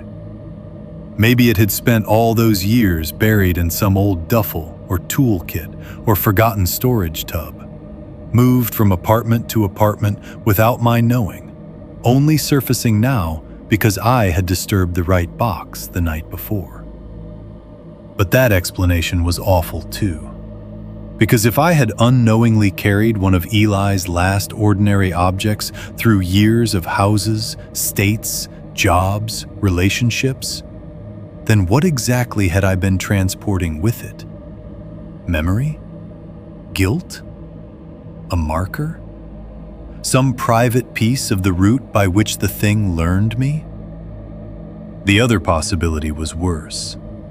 That it had been placed there now. By what or whom, I did not have the courage to define fully in daylight.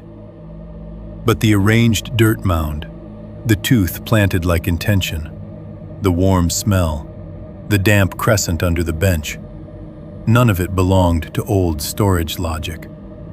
It belonged to visitation. Either answer was unbearable.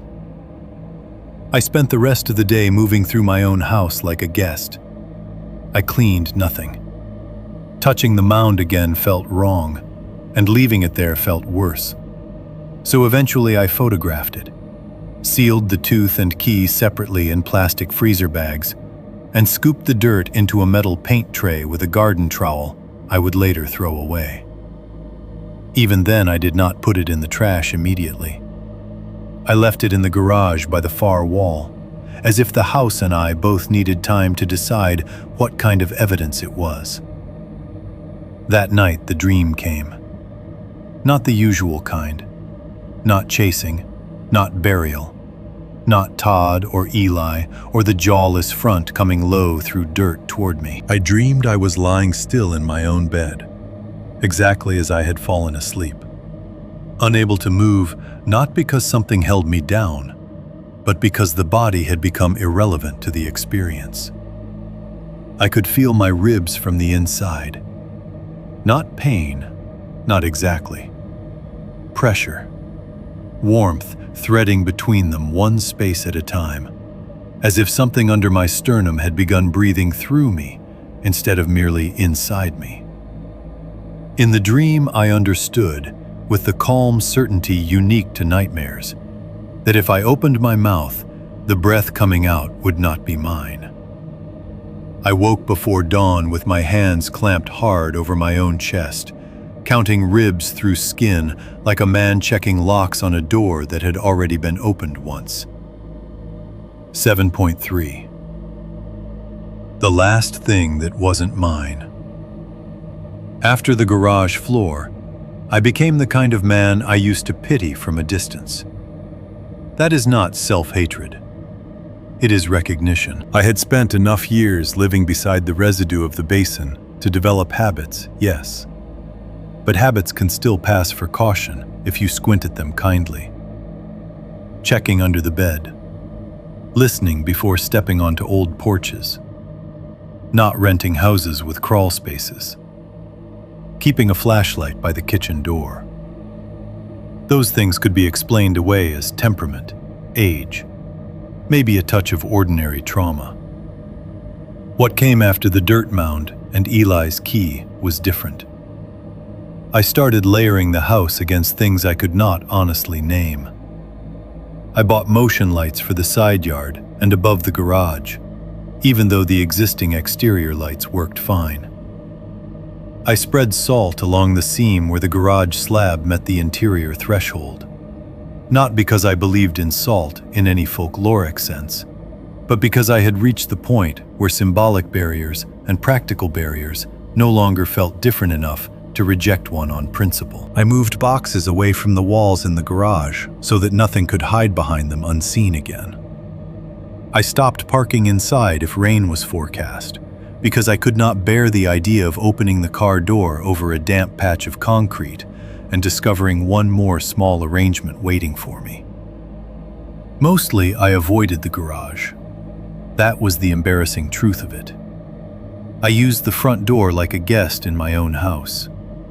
I carried groceries around the side rather than through the mudroom.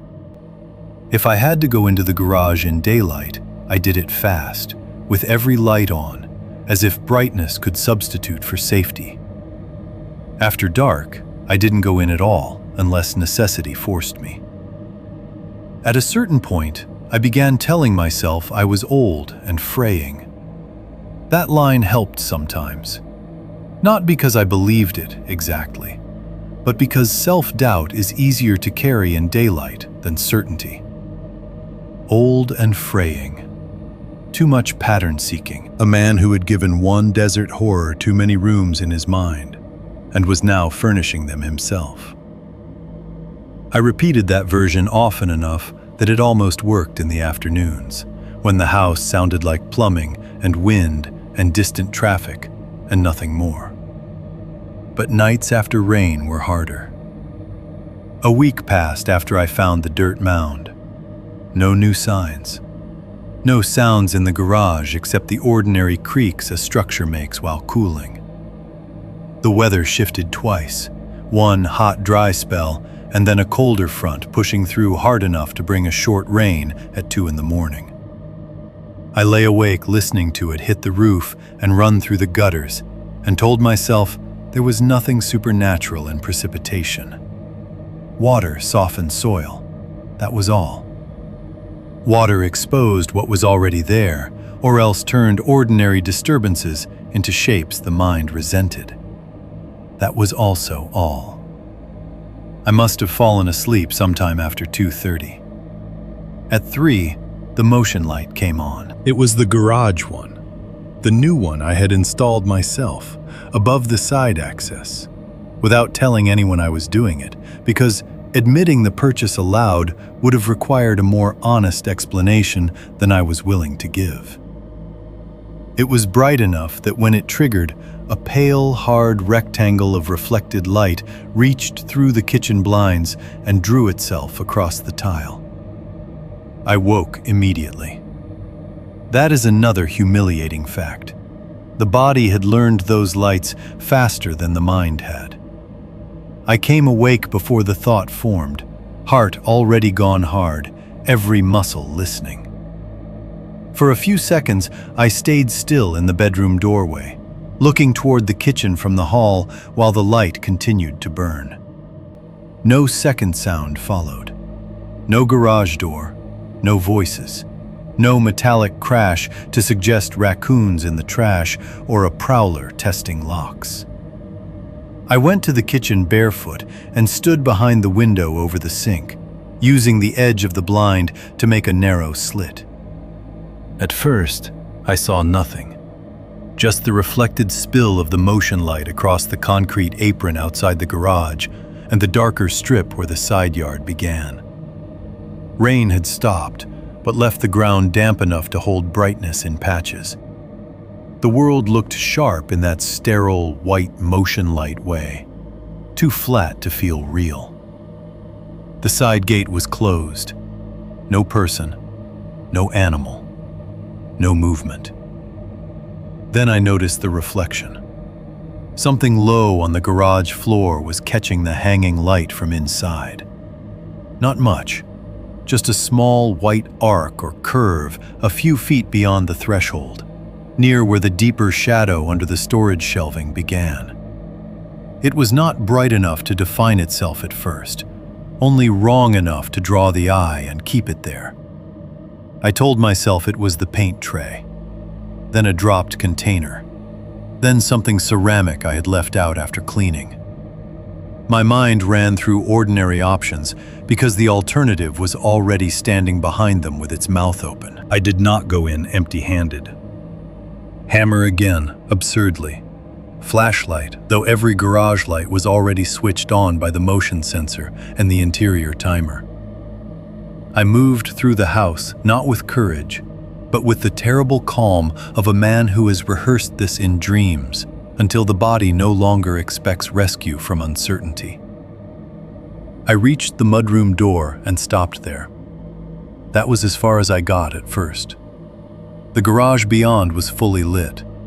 The hanging fluorescent over the workbench buzzed faintly. The far corners still held shadow, but not enough to conceal a person.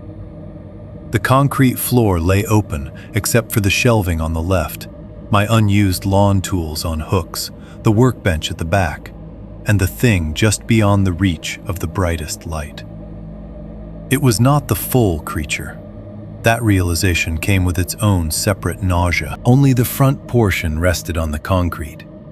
The smooth, white, skull-like shape, jawless, proportioned like something that had studied human anatomy through a dirty window and decided approximation was enough. It sat low to the ground, as if placed there deliberately, the curve of the forehead catching the hanging light, the eye sockets angled slightly upward toward me. At first, it appeared unattached, a severed front, a face without a body. That made it worse than seeing the whole thing might have, because it suggested not injury, but intention.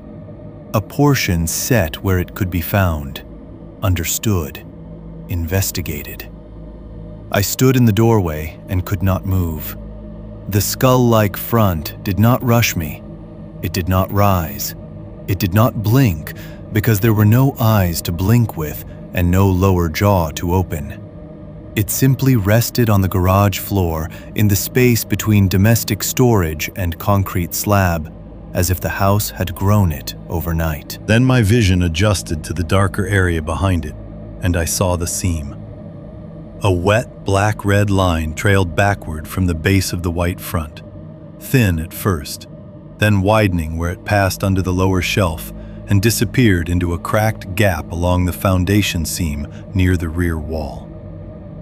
Not a full body stretched out visibly across the floor, more like a glistening, dragged edge connecting what had been presented to whatever remained in the dark beyond. The house seemed to tilt around me, because that crack in the slab had been there for years. Hairline, harmless.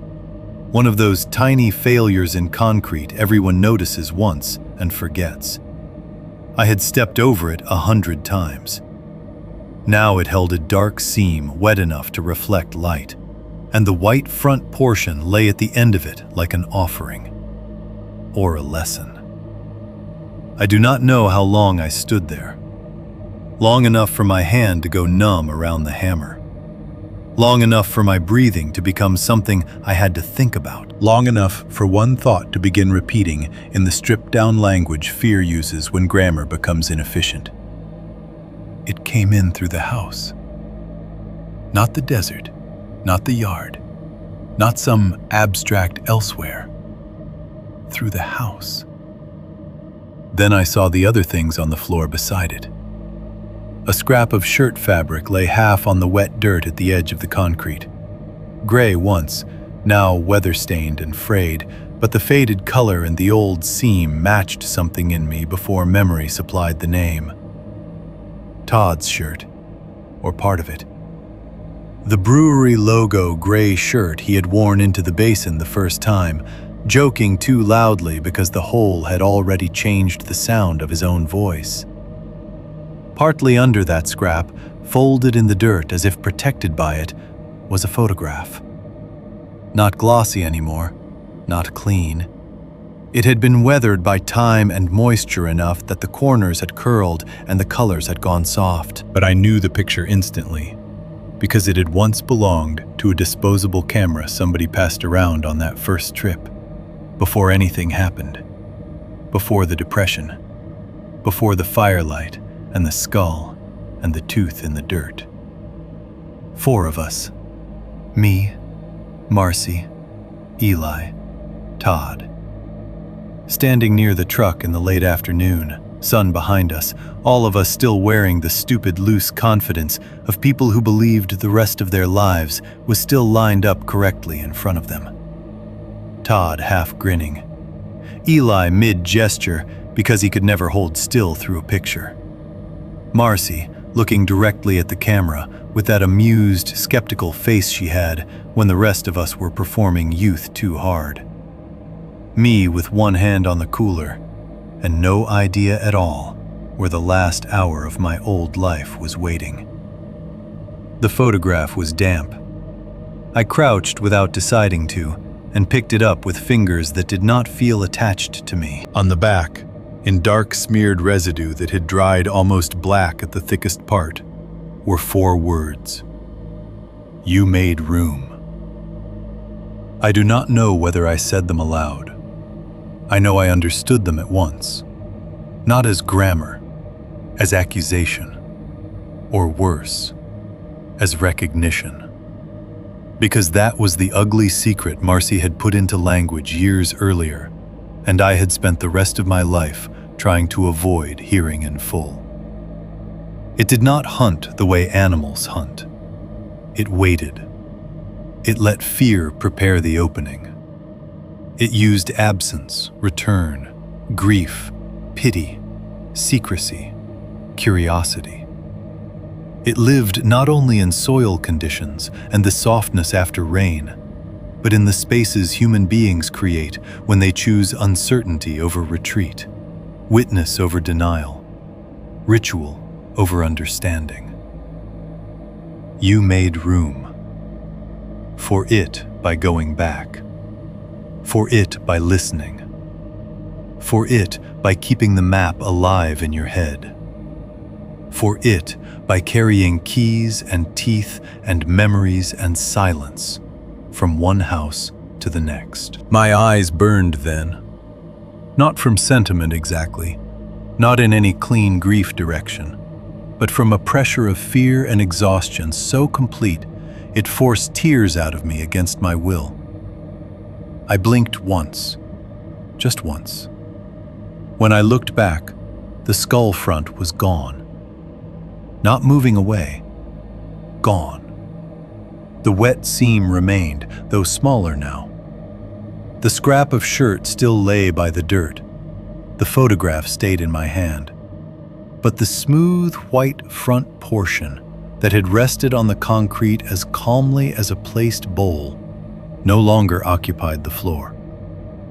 In its place was a fresh smear of damp earth and one long handprint impressed into the fine dust near the shelf leg. Not human, close enough to injure, too long in the fingers, too many joints visible in the pressure pattern where the digits had bent. The palm narrow and oddly segmented. It looked less like something pressed down for support than something that had paused to make sure it left a comprehensible trace. I backed out of the garage without memory of deciding to. Door, lock, kitchen, counter edge under my hand hard enough to hurt. The motion light clicked off outside several minutes later, plunging the side yard back into darkness, while the garage remained lit and full of ordinary objects that no longer meant ordinary safety. I did not call anyone. That may sound like defeat. Maybe it was. But by then, I had lived too long with the translation gap between what happens and what can be reported. What exactly would I say? That a partial face made of not bone had presented itself on my garage floor with a shirt scrap from 1994 and a photograph from before the dying began? That a message appeared on the back in dark residue and vanished when I blinked?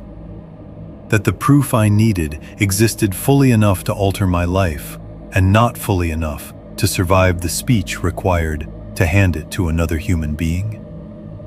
No. I went upstairs instead. That is how I live now, for whatever value the fact has.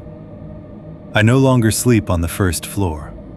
I no longer leave windows uncurtained after dark, not even in neighborhoods where the worst ordinary threat is teenagers checking parked cars.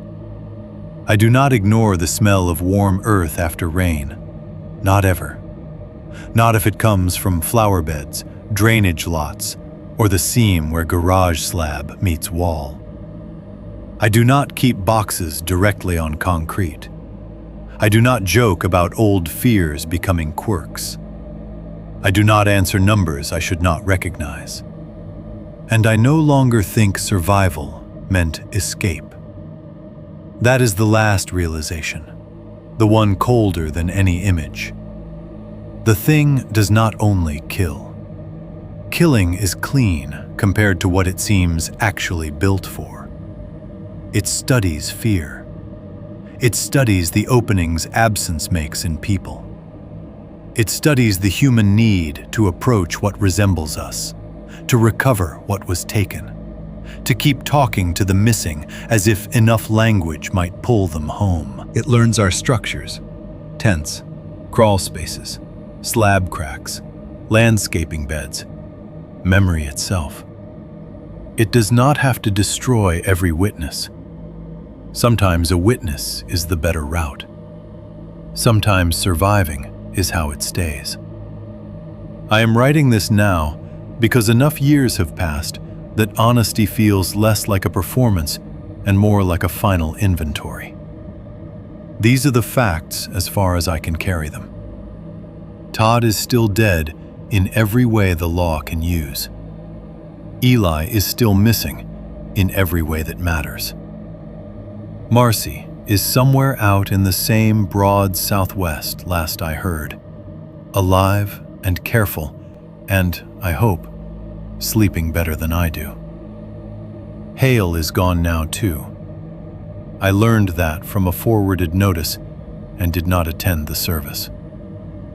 As for me, I live upstairs in a house chosen for its slab foundation and still wake some nights before dawn with my heart already racing for reasons I understand too well.